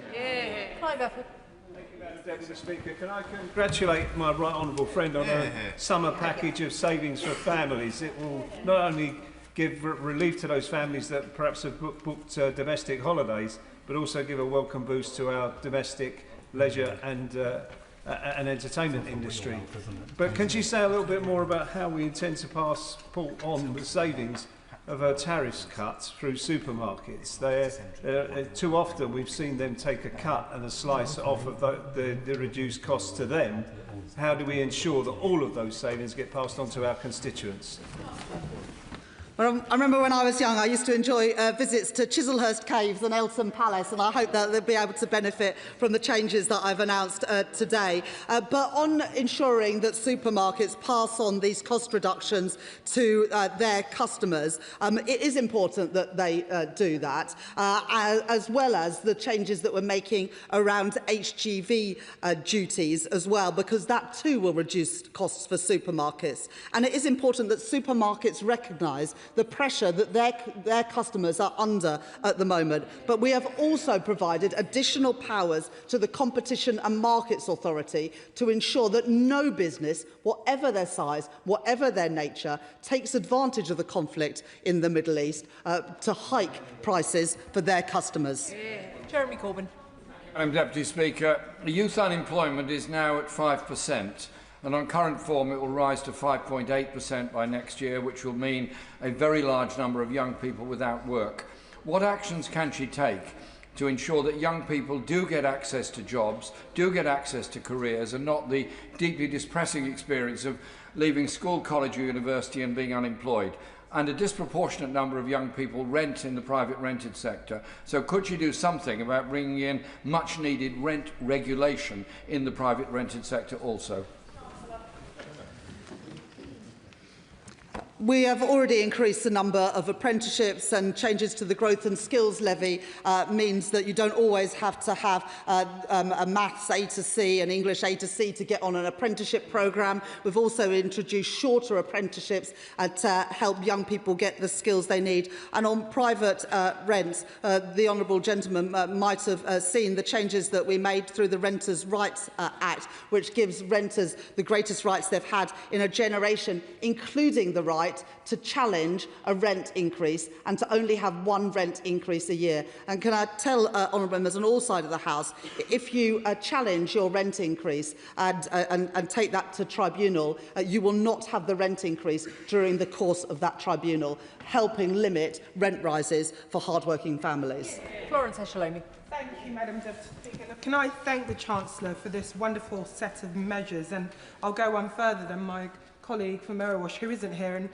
invite her across the bridge to some of the greatest attractions in the UK, ranging from the London Eye, the South Bank Centre, London Aquarium, and even Paddington's Experience, which will all benefit from this wonderful VAT cut, an issue that we've been raising for many months, so it's good to see action on that. I went to visit John Ruskin Primary School in my constituency this morning in Camberwell, and if we think that the impact of what is happening isn't affecting young children, it is. Those children were so articulate in raising questions around oil and gas prices and prices in the supermarket. So can I thank the Chancellor for actually addressing this? And just to follow on from the question, how will the CMA be monitoring the impact in the supermarkets? Will there be regular updates to the Treasury? Obviously, they're a non-governmental ministerial department, making sure we are really making sure those prices are being passed on to hard-working families. I can confirm to the Honourable Lady that the London Eye will be included. Apparently it is called an observation attraction, and we decided that observation attractions should be part of the package of measures. The Exchequer Secretary and I made sure that that was the case.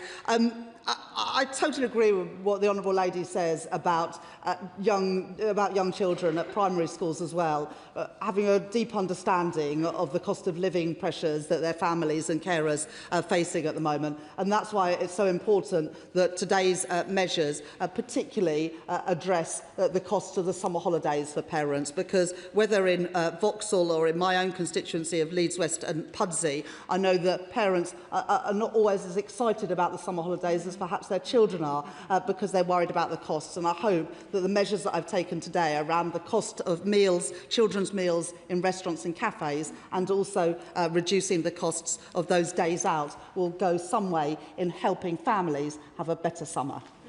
Neil Duncan-Jordan. Thank you, Madam Deputy Speaker. I welcome my right honourable friend's announcement today, but I would like to ask her to look further at introducing a package of emergency measures to keep down energy bills through a number of ways: an essential energy guarantee for all households, a nationwide social tariff, and extending the windfall tax on the energy sector's excessive profits.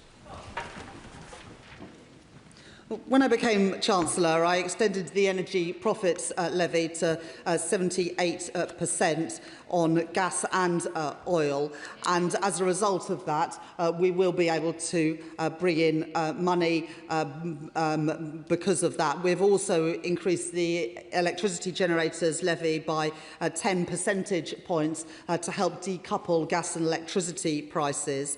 And because of the measures that I took in my budget last year, I was able to take £150 off of people's energy bills. I recognise the impact of the cost of living on families and pensioners, and also on businesses, which is why I've introduced a further range of measures today, particularly targeting and helping families, energy-intensive industries, and also those who drive a lot for work.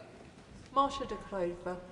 Thank you, Madam Deputy Speaker. And can I thank the Chancellor for her statement, and also welcome the measures that she is taking that will have a huge impact and support many of my constituents and also businesses in Battersea. And she's also very welcome to come and visit Battersea. We have wonderful hospitality there as well.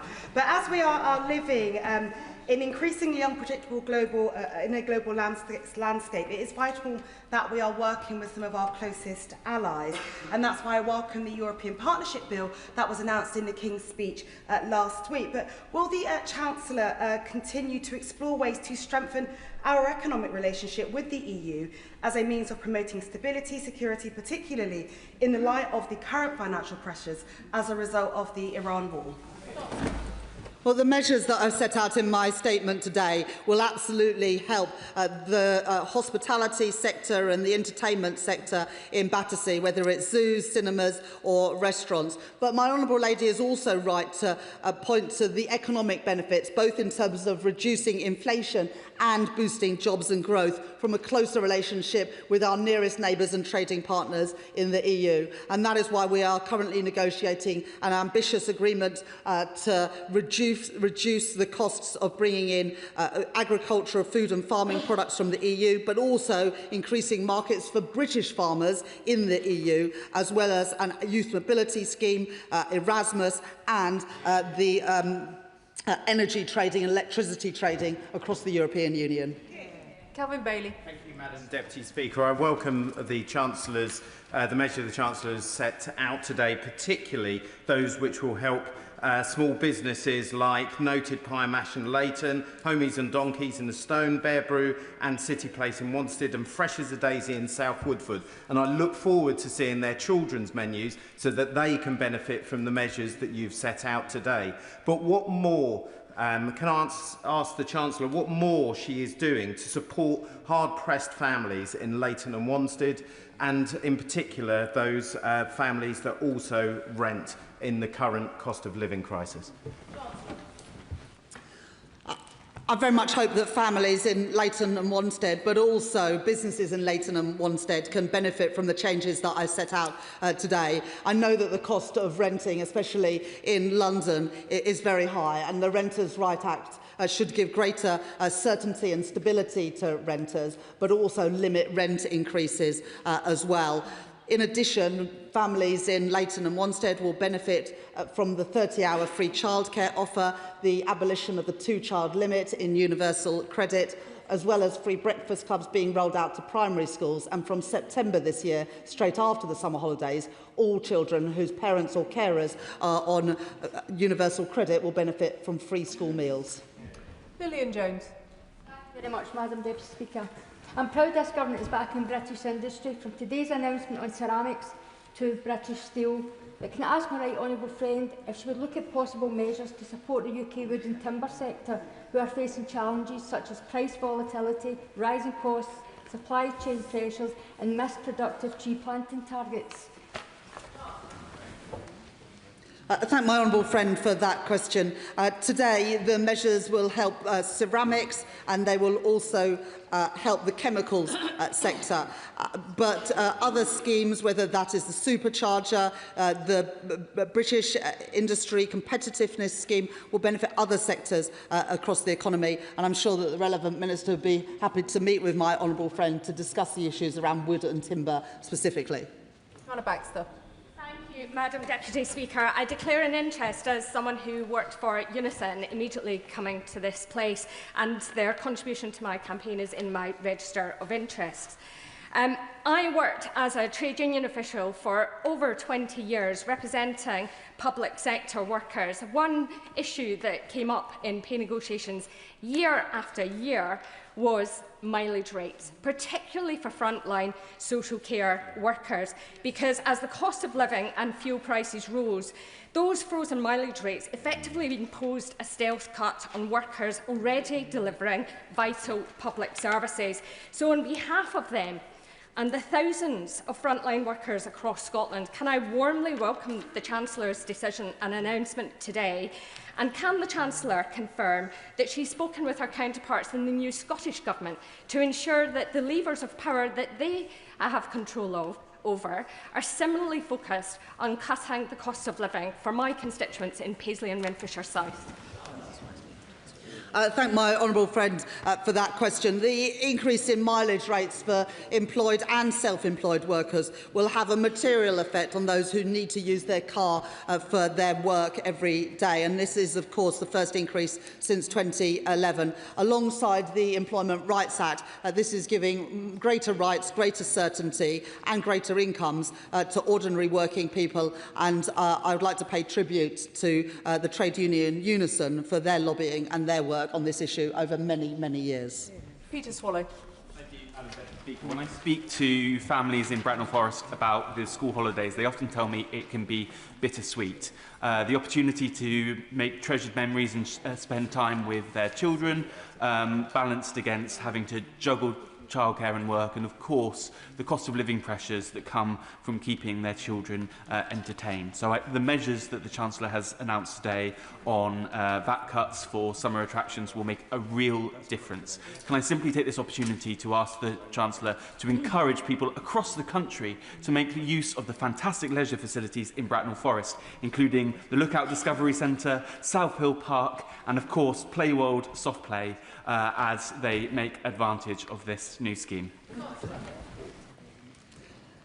I thank my honourable friend for that question, and I hope that families in Bracknell, whether they're enjoying a day out in Bracknell Forest or going on a summer holiday to one of the great seaside towns across our United Kingdom, will benefit from these changes. As well as entertainment, it will also make lunch or dinner out as a family a little bit cheaper as well. And when kids go back to school in September, if their parents or carers are on universal credit, whether they're in nursery, primary, secondary or FE, they will benefit from free school meals for parents that are on universal credit. Sean Woodcock.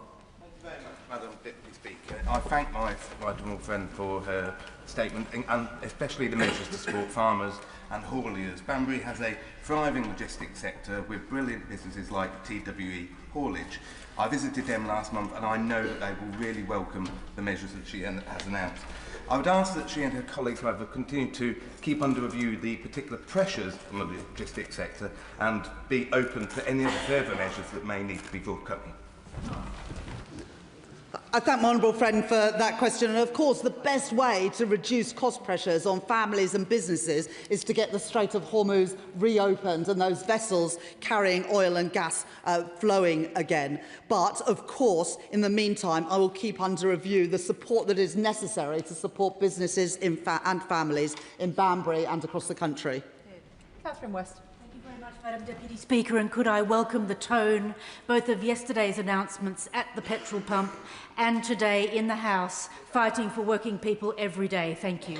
Could I also ask whether ice skating is included in the measures, because Alexandra Palace has the most fantastic ice skating rink, and I do hope that they're included in the measures so that children visiting London, as well as London children, can enjoy ice skating slightly cheaper this summer and a lovely meal to boot.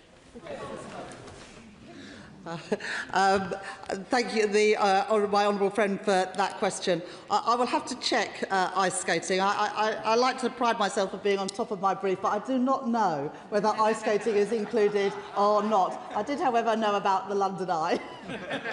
Jonathan Brash. Thank you, Madam Deputy Speaker. Following a successful sale to the LB Group, chemicals firm Tioxide is planning to reopen its Greetham plant in Hartlepool. So the £350 million Critical Chemicals Resilience Fund is a real boost at exactly the right time for this Hartlepool employer. Can the Chancellor say a little bit more about how this fund will work to promote jobs and growth in Hartlepool?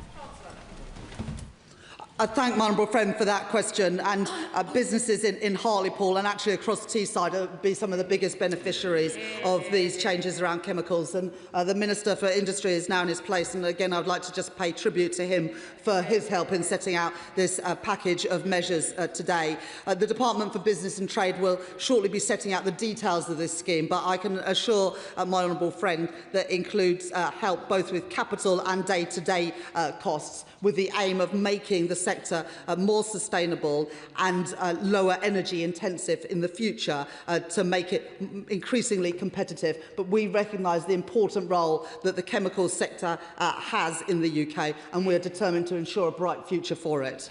Andy MacDonald. Thank you, Madam Deputy Speaker, and I too want to thank the Chancellor for his statement, but particularly the announcement of the £350 million Chemicals Resilience Fund. But as a consequence of the Iran war, energy prices of 16% and food prices of up to 7% are predicted by the Bank of England. So I very much welcome the Chancellor addressing the cost of living crisis, and in particular the steps to help families this summer, including bus fares for children, which will be welcomed in Middlesbrough and Thornaby East. But on that point, no doubt we'll monitor and evaluate the dividends of that travel offer, and therefore will the Chancellor consider whether the long-term free travel initiatives elsewhere in Europe have translated positively in terms of economic engagement and growth and could be replicated here.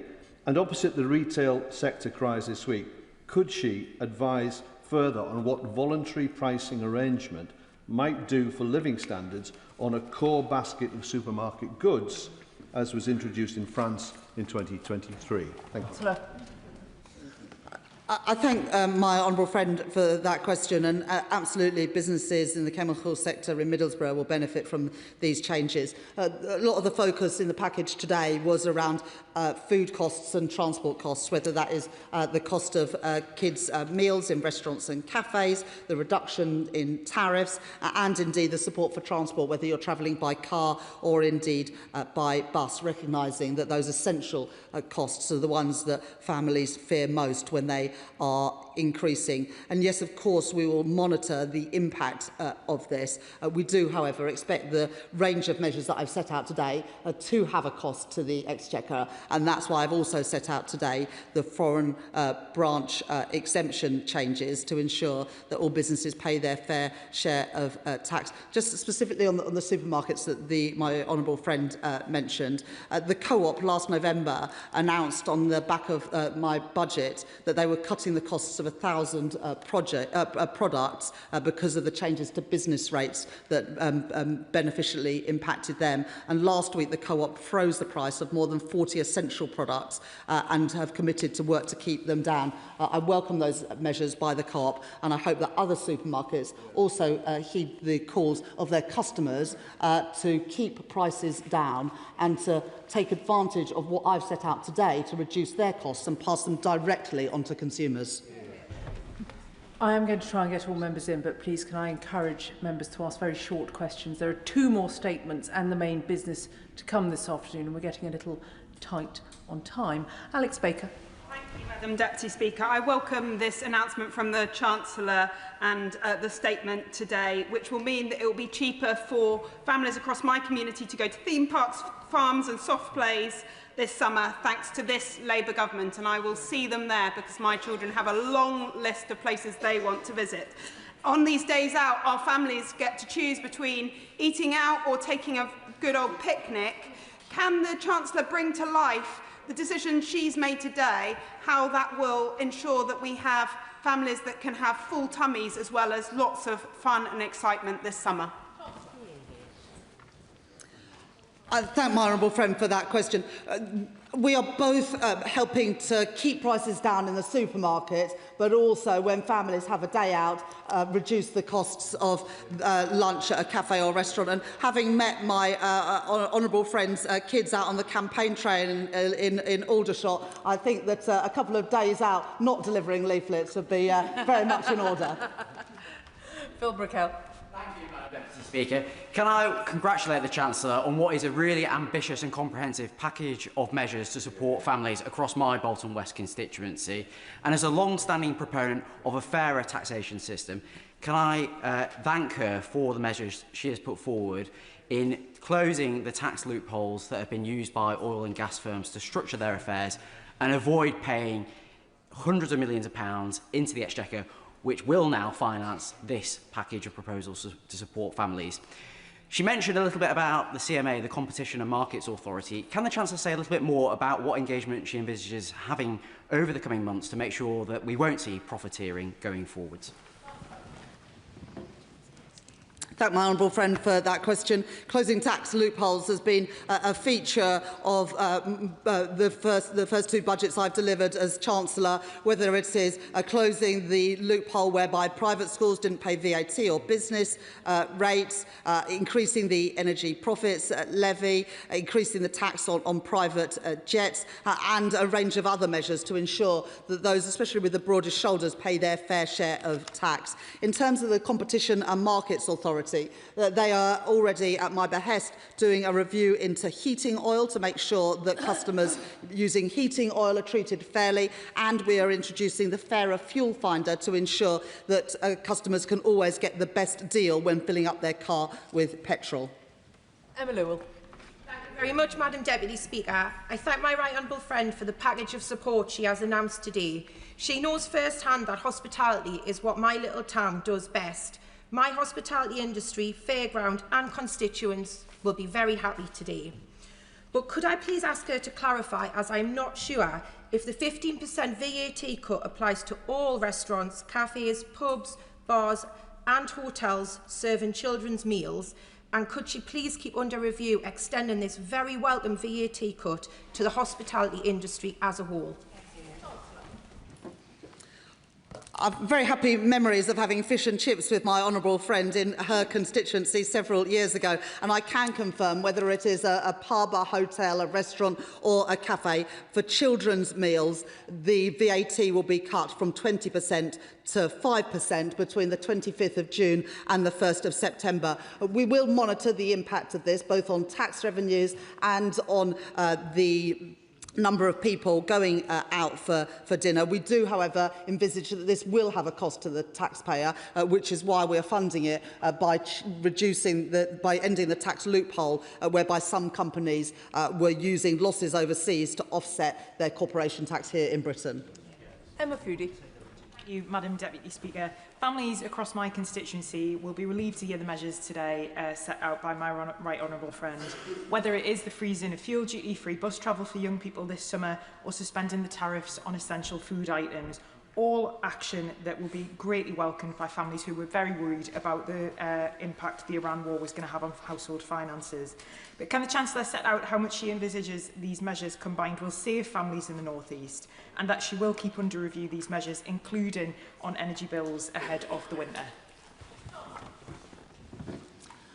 Thank my honourable friend for that question. I know that people in more rural areas, like some of her constituency are, will particularly benefit from things like the reduction in fuel duty and also the freeze in fuel duty and also the free bus fares for kids. We think the changes in fuel duty have already save people around £100 a year and expect the same sort of benefit thereafter. HGV drivers will benefit by up to £912 through those changes. Bus fares, the bus fare changes are unlimited free bus travel for 5 to 15-year-olds, and of course you add in the savings as well for days out and meals out. But most of these things, all of these things are unlimited. You can go on a bus as many times as you like. You can take your kids for a meal and benefit from that reduction in VAT as much as you like. We want people to have an enjoyable summer, worrying less about the costs and more about making happy memories. Chris Webb. Thank you, Madam Deputy Speaker. The plans outlined today by the Chancellor are going to be a massive boost for families in my constituency, but also the hospitality and tourism sector. I'm sure she'll agree with me that we have some of the best attractions in the world in Blackpool, including the best theme park in the United Kingdom, Blackpool Pleasure Beach, who today are launching their record-breaking 8.7 million new ride, Evictus. Since the Chancellor has made her statement, my phone has not stopped from businesses, theme parks and organisations across the town welcoming this news. So, from behalf of them and myself, can I invite the Chancellor to Blackpool this summer to see the positive difference these policies will be making in our town and see firsthand the potential that we have?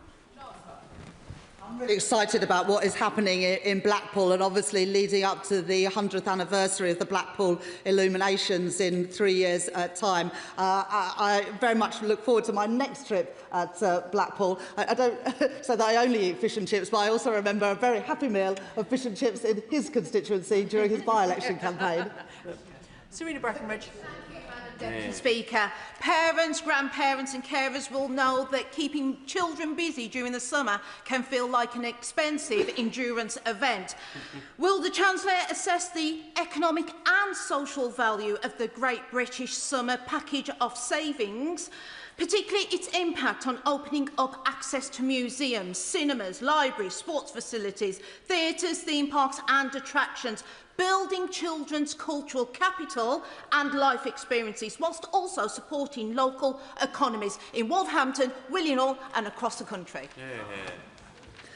As I say, it's spoken like a proper former teacher there, expanding the cultural capital of our children. That's what my children want to do every weekend. But whether it is expanding their cultural capital or having fun at a theme park in Blackpool or in Alton Towers, I want children and families to be able to enjoy this summer. And also as a former teacher, my honourable friend will know that the summer holidays, whilst welcome relief for teachers and for children, often for parents, can be a time of worry. And I hope that these changes today will make the summer holidays a bit easier for all families. Claire Hazelgrove. Thank you, Madam Deputy Speaker. People across the Filton and Bradley Stoke constituency work hard, and being able to enjoy time together as a family this summer is important for everyone. I know the Chancellor's announcement today on summer savings for families, including on popular attractions and free bus travel for children, will be warmly welcomed at home. Could the Chancellor please set out how the decisions she has taken to stabilise the economy have made this possible for the government to fund? I thank my honourable friend for that question. It is important that all policies that we set out are fully costed and fully funded, which is why we've made the change around the foreign branch exemption to fund today's package of measures, but also because of the reduction in reduction in inflation during to the measures I set out in my budget last year, and because the strong growth we've seen, the fastest in the G7 in the first quarter of this year, make this package affordable and sustainable, and that's why we're able to set out this support today. Thank you, Madam Deputy Speaker. I wholeheartedly welcome the Chancellor's intervention in this cost of living that is increasingly putting struggles on working families in Darlington. This is a proper Labour intervention from a proper Labour Chancellor, and representation matters in this House. As I look around, I can see Stoke represented through the ceramics industries supported. I can see Redcar, Middlesbrough, Stockton represented and those industries supported. So not only has this Labour Chancellor intervened to make sure that families in my constituency can have a much better summer, but their jobs will be secure for much longer. So thank you. I thank my honourable friend for that question. And this package was not just designed by me, it was designed by honourable and right honourable members in this House who have made representations to me about the cost of living, but also about the specific business needs and business challenges in their constituencies. So whilst I'm proud to be able to be the Chancellor that's delivered this package today, I also want to pay tribute to all members who have contributed to it. Jessica Toll. Thank you, Madam Deputy Speaker.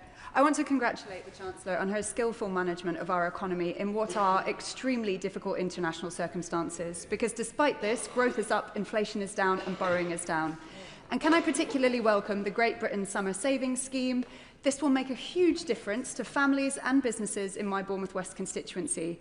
But families will continue to worry about their day-to-day bills, so can the Chancellor reassure my local constituents that the fuel duty freeze and the reduction in tariffs on foodstuff will be felt directly in their pockets?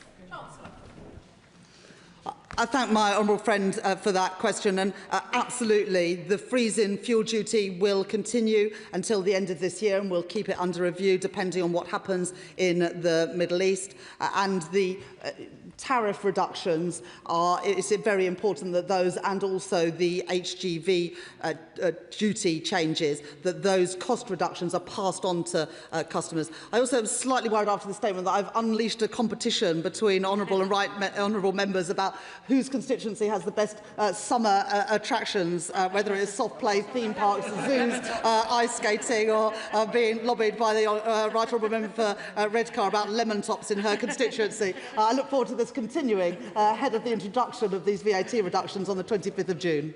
Cat Eccles. Speaker, and I welcome the announcement from my right honourable friend, in particular the suspension of import tariffs on more than 100 food and drink staples. I know my constituencies across Stourbridge, Brierley Hill and Netherton have been struggling with the cost of a weekly shop. But while we all enjoy a treat, myself included, it was disappointing to see the headlines leading with biscuits and chocolate when there is a public health crisis with obesity and diabetes. So could she assure the House that the government remains committed to the healthy food standard which encourages supermarkets to promote healthy choices?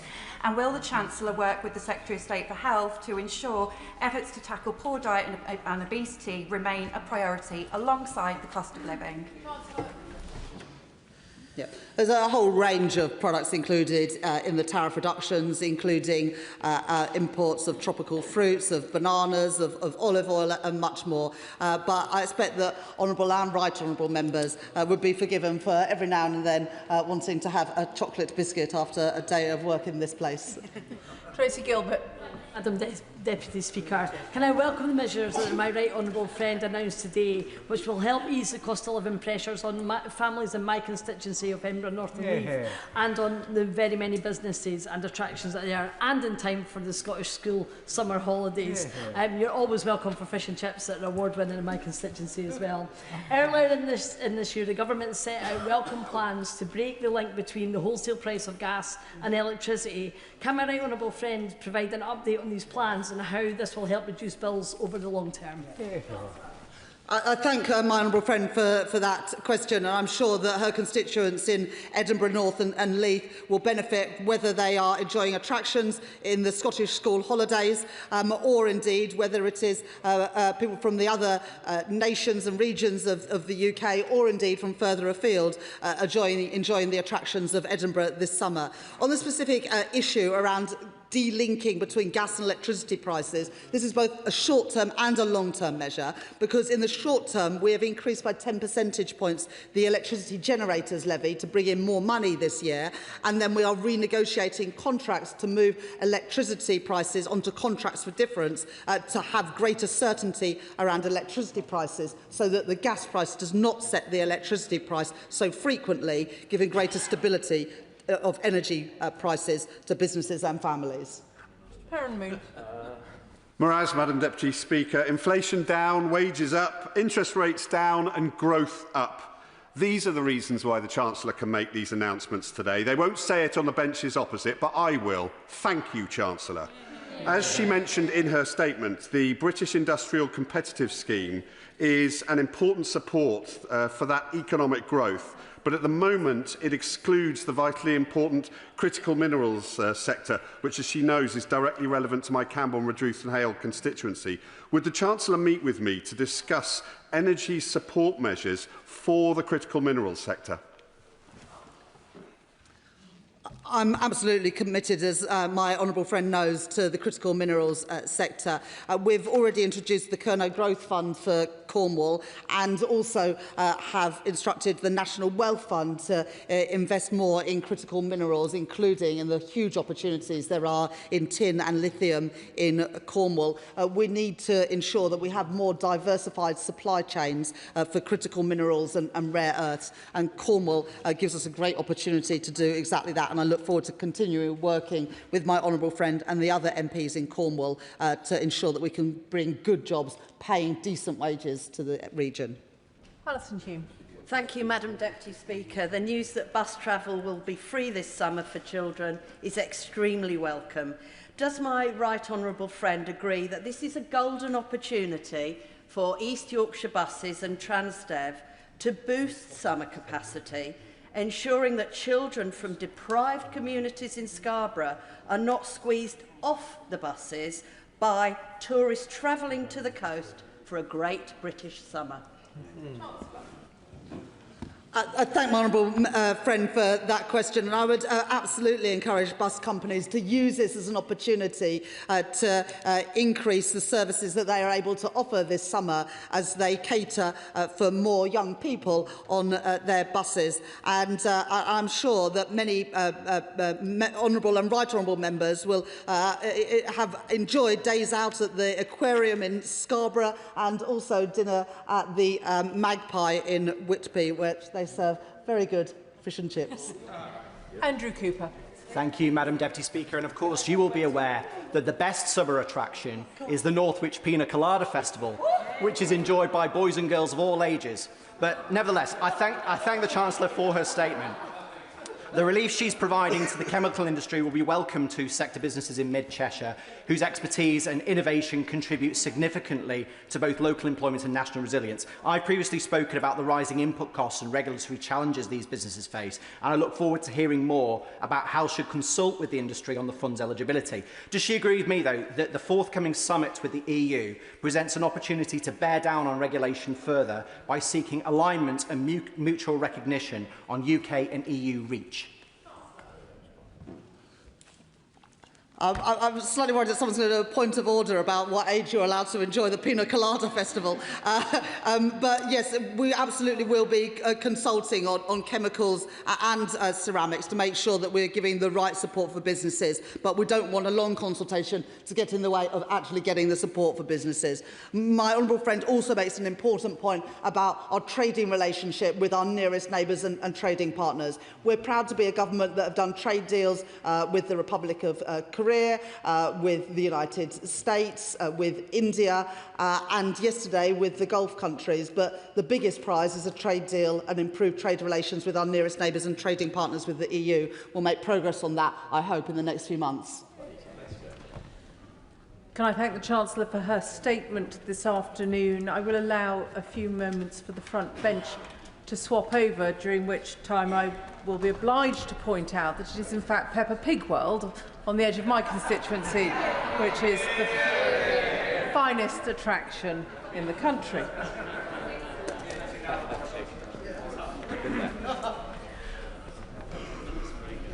Which brings us to a statement on Middle East update. Minister Faulkner.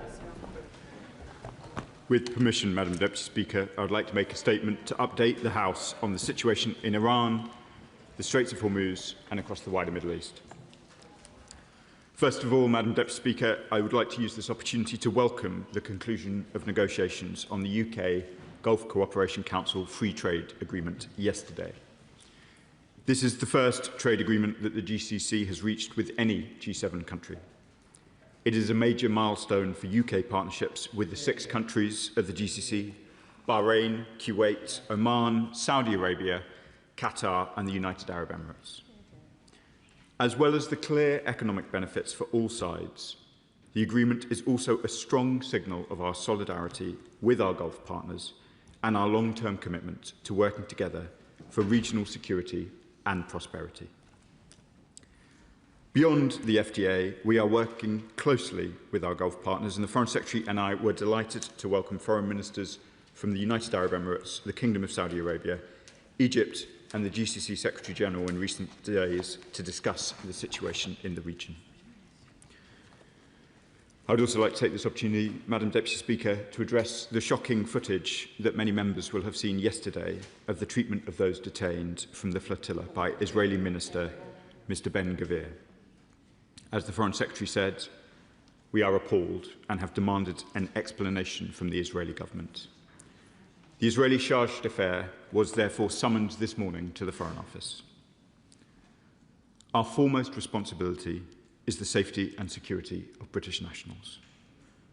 Our consular staff are in contact with the families who have asked for consular support and with a number of the members of this House. Our staff in the region are now working to help British nationals get home. But let me say this too, Madam Deputy Speaker. While yesterday it was Europeans and others who were subjected to humiliating treatment, which has rightly caused international condemnation, we should be clear that Mr. Ben-Gvir has been behaving outrageously towards Palestinians day in, day out, ever since he became a minister. That is a disgrace. And it was why the UK led an international group of our partners to impose sanctions both on Mr. Ben-Gvir and Mr. Smotrich in their personal capacities, which I announced from this dispatch box late last year. Turning to the situation in Palestine. In Gaza, children are living amid sewage, parasites and disease. The UN has now reported that infestations are now affecting almost 1.5 million people. This suffering is man-made and preventable. As the Foreign Secretary said yesterday, the continued humanitarian restrictions by Israeli authorities are indefensible and they must end. We support the 20-point plan, the hugely welcome release of hostages that it delivered. But the full promise of the 20-point plan has yet to be fully realised. For Gazans, conditions are still dire. The parties must do much more to end the suffering and allow families to rebuild.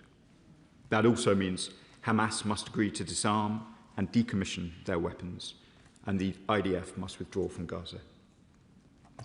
In Brussels, at the Ad Hoc Liaison Committee ministerial meeting, which was intended to get more aid into Gaza, I spoke with the Palestinian Authority Prime Minister, Mustafa, and Dr. Ali Sheikh, the head of the National Committee for the Administration of Gaza. I was clear on British support for both of them in their urgent work. We continue to work with partners to meet immediate humanitarian needs and advance long-term peace and security for Israelis and Palestinians through a two-state solution. That is why this government took the step that it did to recognise the State of Palestine. But in the West Bank, the House will know that settler violence and settlement expansion continues to drive Palestinians from their homes, including over the recess period. The Netanyahu government is imposing a stranglehold on the Palestinian Authority and the Palestinian economy. Madam Deputy Speaker, yesterday I made a virtual visit to a school in Hebron.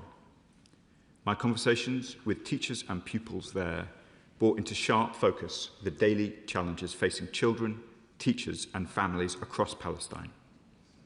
Movement restrictions, violence and disruption are barriers to education that no child should have to face. We have introduced sanctions and taken measures in response to the Israeli government's actions.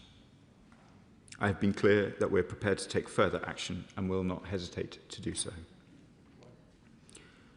Turning to Lebanon, we welcome the cessation of hostilities agreed by the governments of Lebanon and Israel. We call on all parties to comply with it fully. We have a unique opportunity through direct dialogue between Israel and Lebanon to bring lasting peace to both countries, including withdrawal of Israeli forces from southern Lebanon in line with UN Security Council Resolution 1701. I condemn the strikes by Lebanese Hezbollah on communities in northern Israel, which must stop. I saw myself in Lebanon the impact that UK aid is having to support those displaced and those experiencing the consequences of violence. I made a further announcement of £20.5 million during that visit. That now makes us one of Lebanon's largest humanitarian donors. Our Prime Minister has himself set out to President Aoun of Lebanon our support for his government, and I remain in regular touch with my counterparts. I would like to turn now, Madam Deputy Speaker, to Iran and the Straits of Hormuz. On the 17th of April, the Prime Minister, alongside President Macron, convened 51 countries for an international summit on reopening the Straits. We came together as an international community to support freedom of navigation and to protect global economic stability and energy security.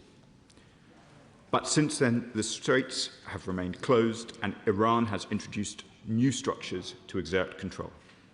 That denies vessels the right of transit passage, a breach of international law.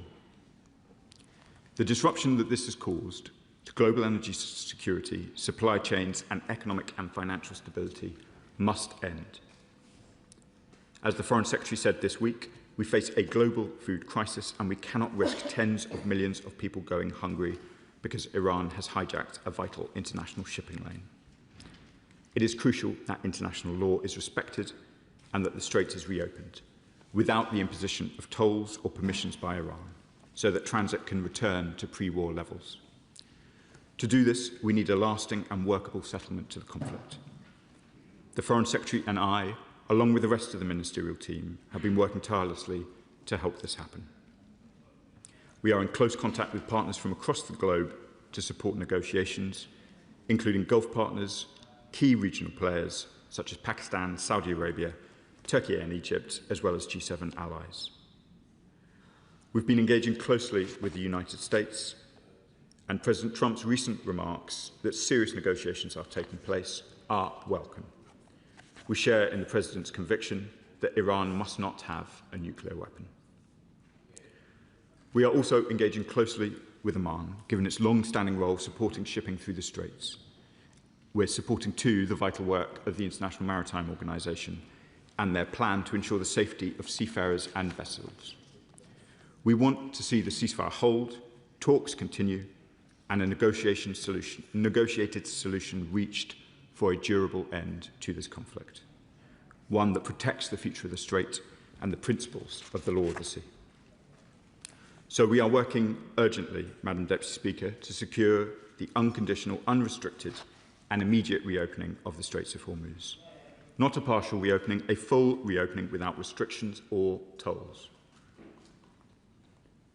On the military side, the multinational mission announced by the Prime Minister and President Macron is gathering momentum.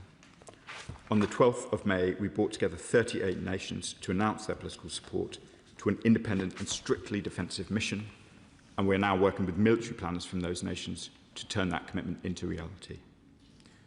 In consultation with relevant states and the maritime industry, this mission will support civilian shipping and provide reassurance to commercial shipping operators. We have been clear that operations will only commence in a permissive environment and in full accordance with international law and national constitutions. The UK is leading the way on this mission, and the Defence Secretary has already announced the UK's contribution. Together with our partners, this mission will complement ongoing diplomatic engagement and de-escalation efforts, which remain the priority focus, while demonstrating a tangible commitment to the security of international trade. Madam Deputy Speaker, this government will do all it can to support regional stability in the Middle East and an enduring end to the current crisis, including through further concerted international effort in the coming days and weeks. And I commend the statement to the House. I call the Shadow Foreign Secretary. Thank you, Madam Deputy Speaker. The conflicts and crisis in the Middle East continue to be felt in Britain and overseas, and the government must use all its diplomatic leverage and economic might to pursue a path of peace and stability in the region, which protects the interests of Britain and our allies and our partners.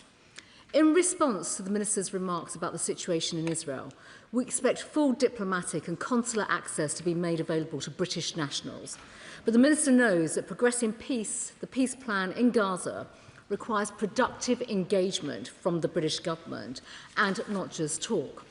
The government has no role in the Board of Peace, so can I ask the Minister, what is the government doing to bring to the table support for the reconstruction for civilians, the removal of Hamas, the terrorist infrastructure that we know about, and, of course, essentially, the removal of Hamas from power? Can the Minister tell the House when he or the Foreign Secretary last engaged with the leadership team of COGAT and the CMCC on aid entering Gaza for those innocent civilians? Can he confirm to the House the quantum of aid that is going to Gaza through these routes? He himself has said the situation is desperate and we all need to see more aid going through. He must recognise that having a functioning relationship with the government of Israel is key to advancing these important humanitarian and peace priorities. And can he also tell the House what action he is taking to support the disarmament of Hezbollah, the terrorist proxy of the Iranian regime? Now, he's touched on the situation between Israel and Lebanon, and of course that can only be sustained with the right outcomes when the threats posed by Hezbollah are dealt with. So what is his assessment of the situation between Israel and Lebanon? On Iran, we all want the ceasefire to lead to the right outcome when it comes to ending the conflict between Iran and the regional issue that we are all faced with. It is vital that this war ends in such a way that it works for British national interests, but also for Western interests, and for our security allies and our friends in the Middle East who are on the front line day in, day out, including the UAE, which has come under fire again in recent weeks and days. Can the Minister tell the House what involvement the government has had in any discussions and negotiations? Does he agree that the despotic, murderous Iranian regime must de-escalate and act in a constructive way going forward? On these benches, of course, we don't have intelligence on Iran's exact nuclear program, its capabilities, and what it is doing internally in its own country. But clearly, whatever remains of the existing program must be dismantled. The enriched uranium they currently have must be removed, and lessons must be learned from where Iran exploited the 2015 agreement. So can the Minister confirm that that is the position of the government? Clarity from the government on this totemic issue is really important. And what is the government's position on Iran's ballistic and military capability? Madam Deputy Speaker, the government has talked a great deal about its position on the Straits of Hormuz, but yet we've not seen any change in the situation or, to this day, practical measures from the United Kingdom. The Straits of Hormuz cannot be treated as a bargaining tool, and no country or company should be forced to line the coffers of this despicable regime in Tehran. No country should have the power to shut down what is a global artery of international commerce and trade. Is the British government actually putting any pressure at all on Iran to restore freedom of navigation? At the very least, surely there should be new sanctions to tighten the screws on this appalling regime, and a total ban on regime officials who might want to flee to the UK, as well as a concerted effort to go after regime elites who might attempt to park their wealth in London. And we know about their assets, and I've raised these points previously with the Minister. And given a sickening recruitment call from the Iranian embassy in recent weeks, why has the government only summoned the ambassador for a slap on the wrist? Surely the Home Office now must intervene when it comes to the prescription of the IRGC. Finally, on the long overdue UK GCC FTA, which we welcome, the Minister will know that those negotiations have been underway for many, many years, and it's an important Brexit opportunity. This could be at risk with his ministerial colleagues and leadership candidates now planning to take us back into the EU all over again. Finally, Madam Deputy Speaker, this side of the House stands firmly in support with the British interests across the Middle East, which must be safeguarded, and we must use our important influence in the region to effectively protect Britain, but also our allies, and particularly from those that want to continue to cause harm to the United Kingdom and to our friends and allies in the Middle East. Minister. Madam Deputy Speaker, I'm grateful to the Shadow Foreign Secretary for the constructive tones of her question. And let me turn to the important questions of consular access that she raised at the outset.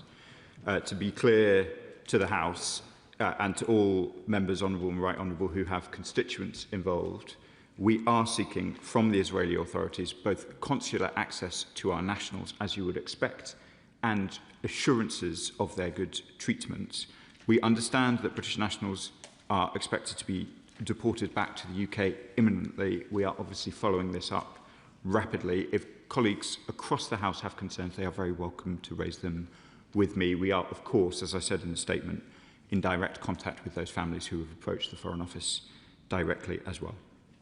I can also reassure the Shadow Foreign Secretary that we are heavily engaged in the efforts that she describes in relation to Gaza, both in relation to reconstruction, in ensuring that adequate aid gets into Gaza. As I was clear in the statement, the amount of aid getting in remains inadequate. The restrictions remain contrary to the 20-point plan, and we are pushing these points with Israeli authorities, as you would expect, and indeed with all of those with an interest in Gaza. That includes COGAT, CMCC, as she mentioned, but also some of the new institutions formed under the Board of Peace, including High Representative Mladenov, who I saw in Brussels and am in regular contact with. That includes the important discussions about the disarmament of Hamas. Similarly, we remain in regular discussions about the importance of demonstrating real progress in Lebanon on the disarmament of Lebanese Hezbollah, and I was discussing that with the Lebanese Foreign Minister just this week. I'm happy to say a little bit more, Madam Deputy Speaker, about the sanctions that we have put in place already. I came to this House to announce some sanctions in October 2025, which was precisely targeted on senior regime assets in the UK. That has included very significant restrictions on property ownership, which I think she's aware of, up to, I think, a total value of £140 million. And given the serious nature of the topic, I'll resist entering into the discussion and Brexit and whether or not the GCC FTA is long overdue. It was, of course, a negotiation started by the benches opposite. It was a great pleasure to conclude it from these benches. Chair of the Select Committee, Dame Emily Thornberry. Thank you very much, Madam Deputy Speaker. I welcome the statement by the Minister. I welcome his reiteration of the Government's commitment to international law, and I welcome his statement that the Government is prepared to take further action and will not hesitate to do so when it comes to Palestine. So it has been almost 2 years since the ICJ issued its advisory opinion on Israel and the occupied territories, and calling on the Government to take action. And since then, settler violence has exploded. And just this week, the UN released a report stating in no uncertain terms that the far-right Israeli government is weaponizing Israeli violence, settler violence, to carry out its stated intention of annexing the West Bank. In February, we were told that the government wanted to respond to the advisory opinion with the seriousness and the rigour it deserves. In March, the Minister again told us that the government would update the House on its reaction to the ICJ's advisory opinion. So my question is, when will we stop hesitating and take action to ensure that international law is respected? Minister. I'm grateful to the Chair of the Foreign Affairs Committee for the question, which, as she said, she has put to me before. First off, it is important, Madam Deputy Speaker, to emphasise that we continue to take steps to ensure that international law is adhered to, that those principles underline our response both to events in Israel, Palestine, but also across the wider Middle East. I know the House is impatient for a fuller answer in relation to the advisory opinion, even though most of the substantive elements of policy I think I have addressed from this dispatch box. There is, as I know the Right Honourable Lady is a learned lawyer herself, there are some horizontal implications from the advisory opinion which go beyond simply the context in the Middle East, and that's one of the reasons why we've been taking our time. I will endeavour to return to the House with the speed that she demands, which I understand. Democrat spokesperson Monica Harding. Thank you, Madam Deputy Speaker, and to the Minister for advance sight of his statement. I know that many colleagues like me are frustrated by the government's lack of action to secure progress to a two-stage solution. The UK is rightly committed to the disarmament of Hamas and Hezbollah. These terror groups cannot be allowed to continue destabilising the region, but it's not clear that concrete action is being taken to deliver this. So can the Minister tell me how the government is coordinating international efforts to disarm and disband both groups? Our influence over prescribed groups is less than over a state we call an ally. That is why Liberal Democrats have been so critical of the Minister's failure to hold the Israeli Security Cabinet to account for its extremist actions. I was disgusted by the footage of the far-right Minister Ben-Gvir degrading detainees from the global Samud flotilla. This after celebrating his birthday with a cake emblazoned with a noose, following the passage of a death penalty law targeting Palestinians. It was right that the FCDO called in the Israeli Chargé d'Affaires to register our condemnation, but it is far from sufficient. In the West Bank, settler violence and expansion accelerates. At the start of June, tenders will be delivered for the construction in the E1 area, a move which could kill the chance of a contiguous Palestinian state. In Gaza, Israeli forces push forward their yellow line inch by inch. Their entry of aid continues to be impeded by restrictive measures, while the humanitarian catastrophe only worsens and journalists are still blocked from entering. In southern Lebanon, the IDF demolishes Lebanese houses, entire villages, an abhorrent and illegal operation. And across these issues, the government's muted response and dysfunction can be summarised in a single example: the decision to cut the FCDO's unit for monitoring of international law breaches across Israel and Palestine. So can the Minister set out what steps the government will take if the E1 project continues? Will the Minister ban all UK trade with illegal settlements, reverse cuts to the FCDO's monitoring unit, and press the Israeli government to allow journalists access to Gaza so they can collect what evidence may remain of war crimes committed there? Madam Deputy Speaker, I just want to be clear about British leadership on these questions. As I said in the statements, before all of the events that she describes Mr Ben-Gvir taking, I had already sanctioned the man from this dispatch box. We have done so in advance of most of our key friends and allies. I saw as I was walking to the chamber that some of our European friends are now considering doing what we did in, I think, August of last year. We have taken action both in company and alone, given the significance of the events in the region, and we will continue to do so. I want to turn, though, to the important points that she raised about some of the Foreign Office structures. I am, Madam Deputy Speaker, particularly sensitive to these questions as a proud former member of the diplomatic service myself.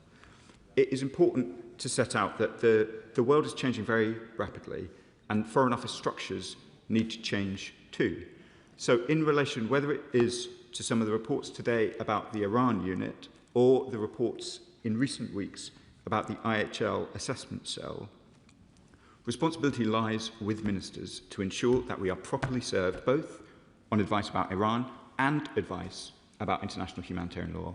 I still get that advice. It is true that there do need to be some changes in the structure of the Foreign Office. Since I was in the Foreign Office in 2015, the headcount in the UK, this is counting both departments, has increased by 40% over a decade. That seems to me something we need to address. I spent a great deal of my career overseas. That is where I would like to see the majority of the diplomatic service if we possibly can. And so we do need to make changes. But I want to be clear, there is no unit, not the Iran unit and not the IHL cell, which is being targeted. It's my responsibility to ensure I'm properly advised on both of those questions, and I am. The things referred to this morning, Madam Deputy Speaker, refer to an offer to all staff that they can take part in voluntary redundancy if they would like to. It was not, it was not specific to the Iran unit, who do incredibly important work. I was with them this morning, and I'd like to assure the House that I, the Foreign Secretary, and the rest of government continue to be excellently served by the officials of the Foreign Office. Andy MacDonald. Thank you, Madam Deputy Speaker.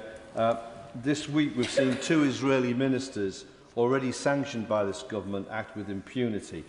Ben-Gvir assaulting and mocking humanitarian aid activists, and Smotrich saying the Palestinian Authority will get a war, and ordering the ethnic cleansing and apartheid act of the village of Khan al-Amar as part of the illegal development of the E1 corridor, a village visited by myself and many colleagues, including the Right Honourable friends, the members for Doncaster North and Ilford North. So as co-chair of the Britain-Palestine APPG, I asked the Minister, does he agree that our diplomacy and our limited sanctions approach are not working to arrest the ongoing genocide?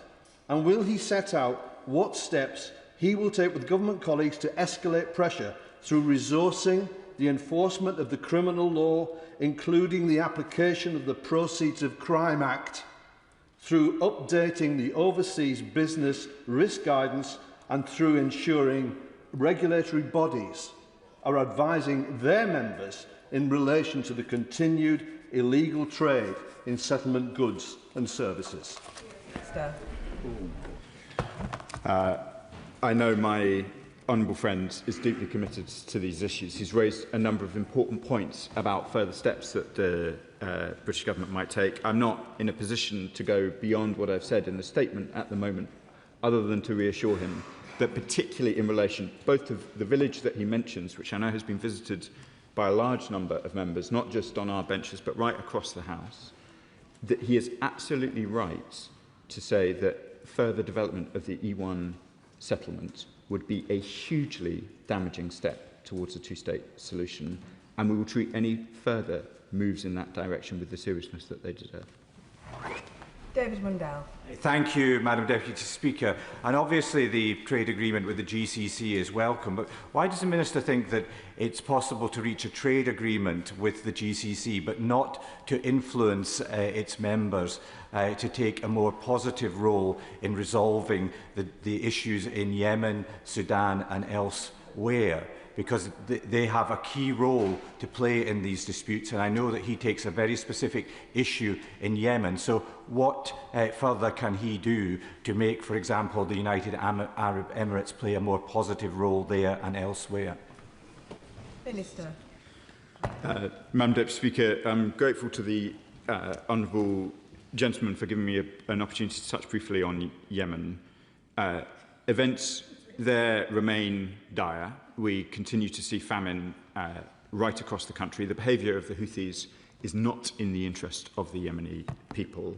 We, of course, have regular and fruitful discussions with all of our partners in the GCC about Yemen, about Sudan, about a whole range of international crises facing us, and will continue to do so.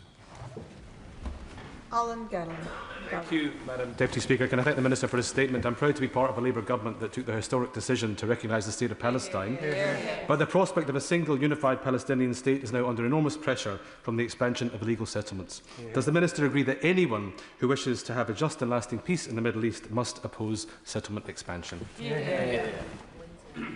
Madam Deputy Speaker, it is a great pleasure to answer a question from my honourable friend, not least given he was himself a distinguished member of the diplomatic service, and he is absolutely right. Wendy Chamberlain. My constituent Antonis Varadis is a much valued and loved professor at the University of St Andrews, and he is one of a number of British citizens who have been detained by the Israeli authorities in international waters and taken to Israel for processing.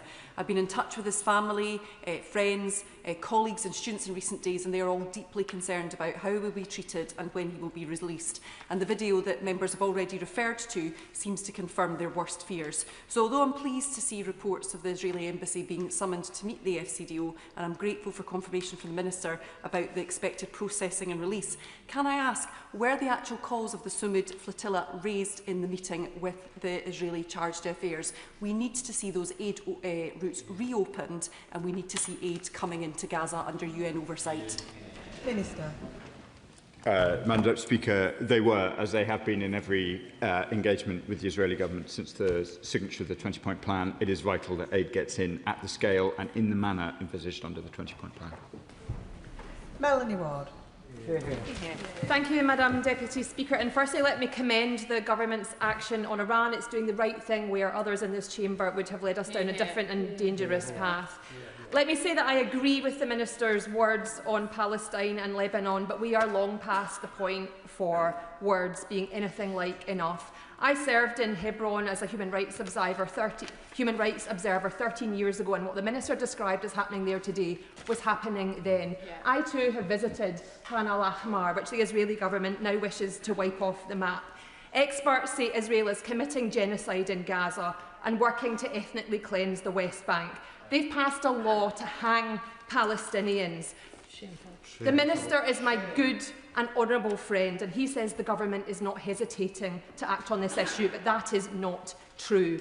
Unfortunately, for far too long, we have had a hesitancy to take further meaningful action. Where are the comprehensive sanctions on the people committing these human rights violations and holding up aid from entering Gaza? Why do we not have a ban on settlement trade yet? And why have we not yet banned British charities who are funnelling money to settlements? I want to pay tribute to my honourable friend who's long been committed to these issues, both in this House and before, and is, I think, probably the only member of this House who has been to Gaza since the conflict began. We have taken wave after wave of sanctions action, and I want to reassure her that we treat these issues with the seriousness that they deserve, and I'm sure I will be returning to the House in due course to update her on that. Kit Malthouse. Well, Madam Deputy Speaker, as I'm sure the Minister is realising, we're all a bit fed up with yet another gaslighting statement on Israel and Palestine. There is no ceasefire in Lebanon. We all see the killings, the double, triple tap killings on a daily basis. As he said himself, the situation in the West Bank is worse than it's ever been, with rampaging gangs kettling Palestinians into the cities, so who knows what will happen to them. And yet we continue to trade with these people and support them. And in Gaza, of course, whether by accident or design, there is no progress whatsoever, and the situation continues to worsen. As the Right Honourable Lady, the Chair of the Select Committee, said, can he not see that when he stands up and says you will not hesitate, we're all thinking that every statement is yet another hesitation in the face of what is an unfolding picture of savagery across the whole region. But I have one specific question for him on the detainees from the flotilla in particular. If that is what Ben Gvir and his henchmen are willing to do to British and European citizens on camera, what does he think they're doing to Palestinians off camera? Madam Deputy Speaker, I made that very point in my statement. Of course, we can expect that what Mr Ben Gvir does on camera to Europeans and others is just a fraction of what is being done behind closed doors. That was why I made that exact comparison in my statement, and it is why we sanctioned him well before many of our friends and partners have done so. Catherine West. Thank you very much, Madam Deputy Speaker. My honourable friend will be aware, because I've written to him, that I have a constituency interest in this urgent statement, and I wanted to ask him, first of all, to welcome what's already been done in bringing the Israelis in this morning to discuss with them the concerns both of the government and of this House. But will he also give me reassurance that every single consular, diplomatic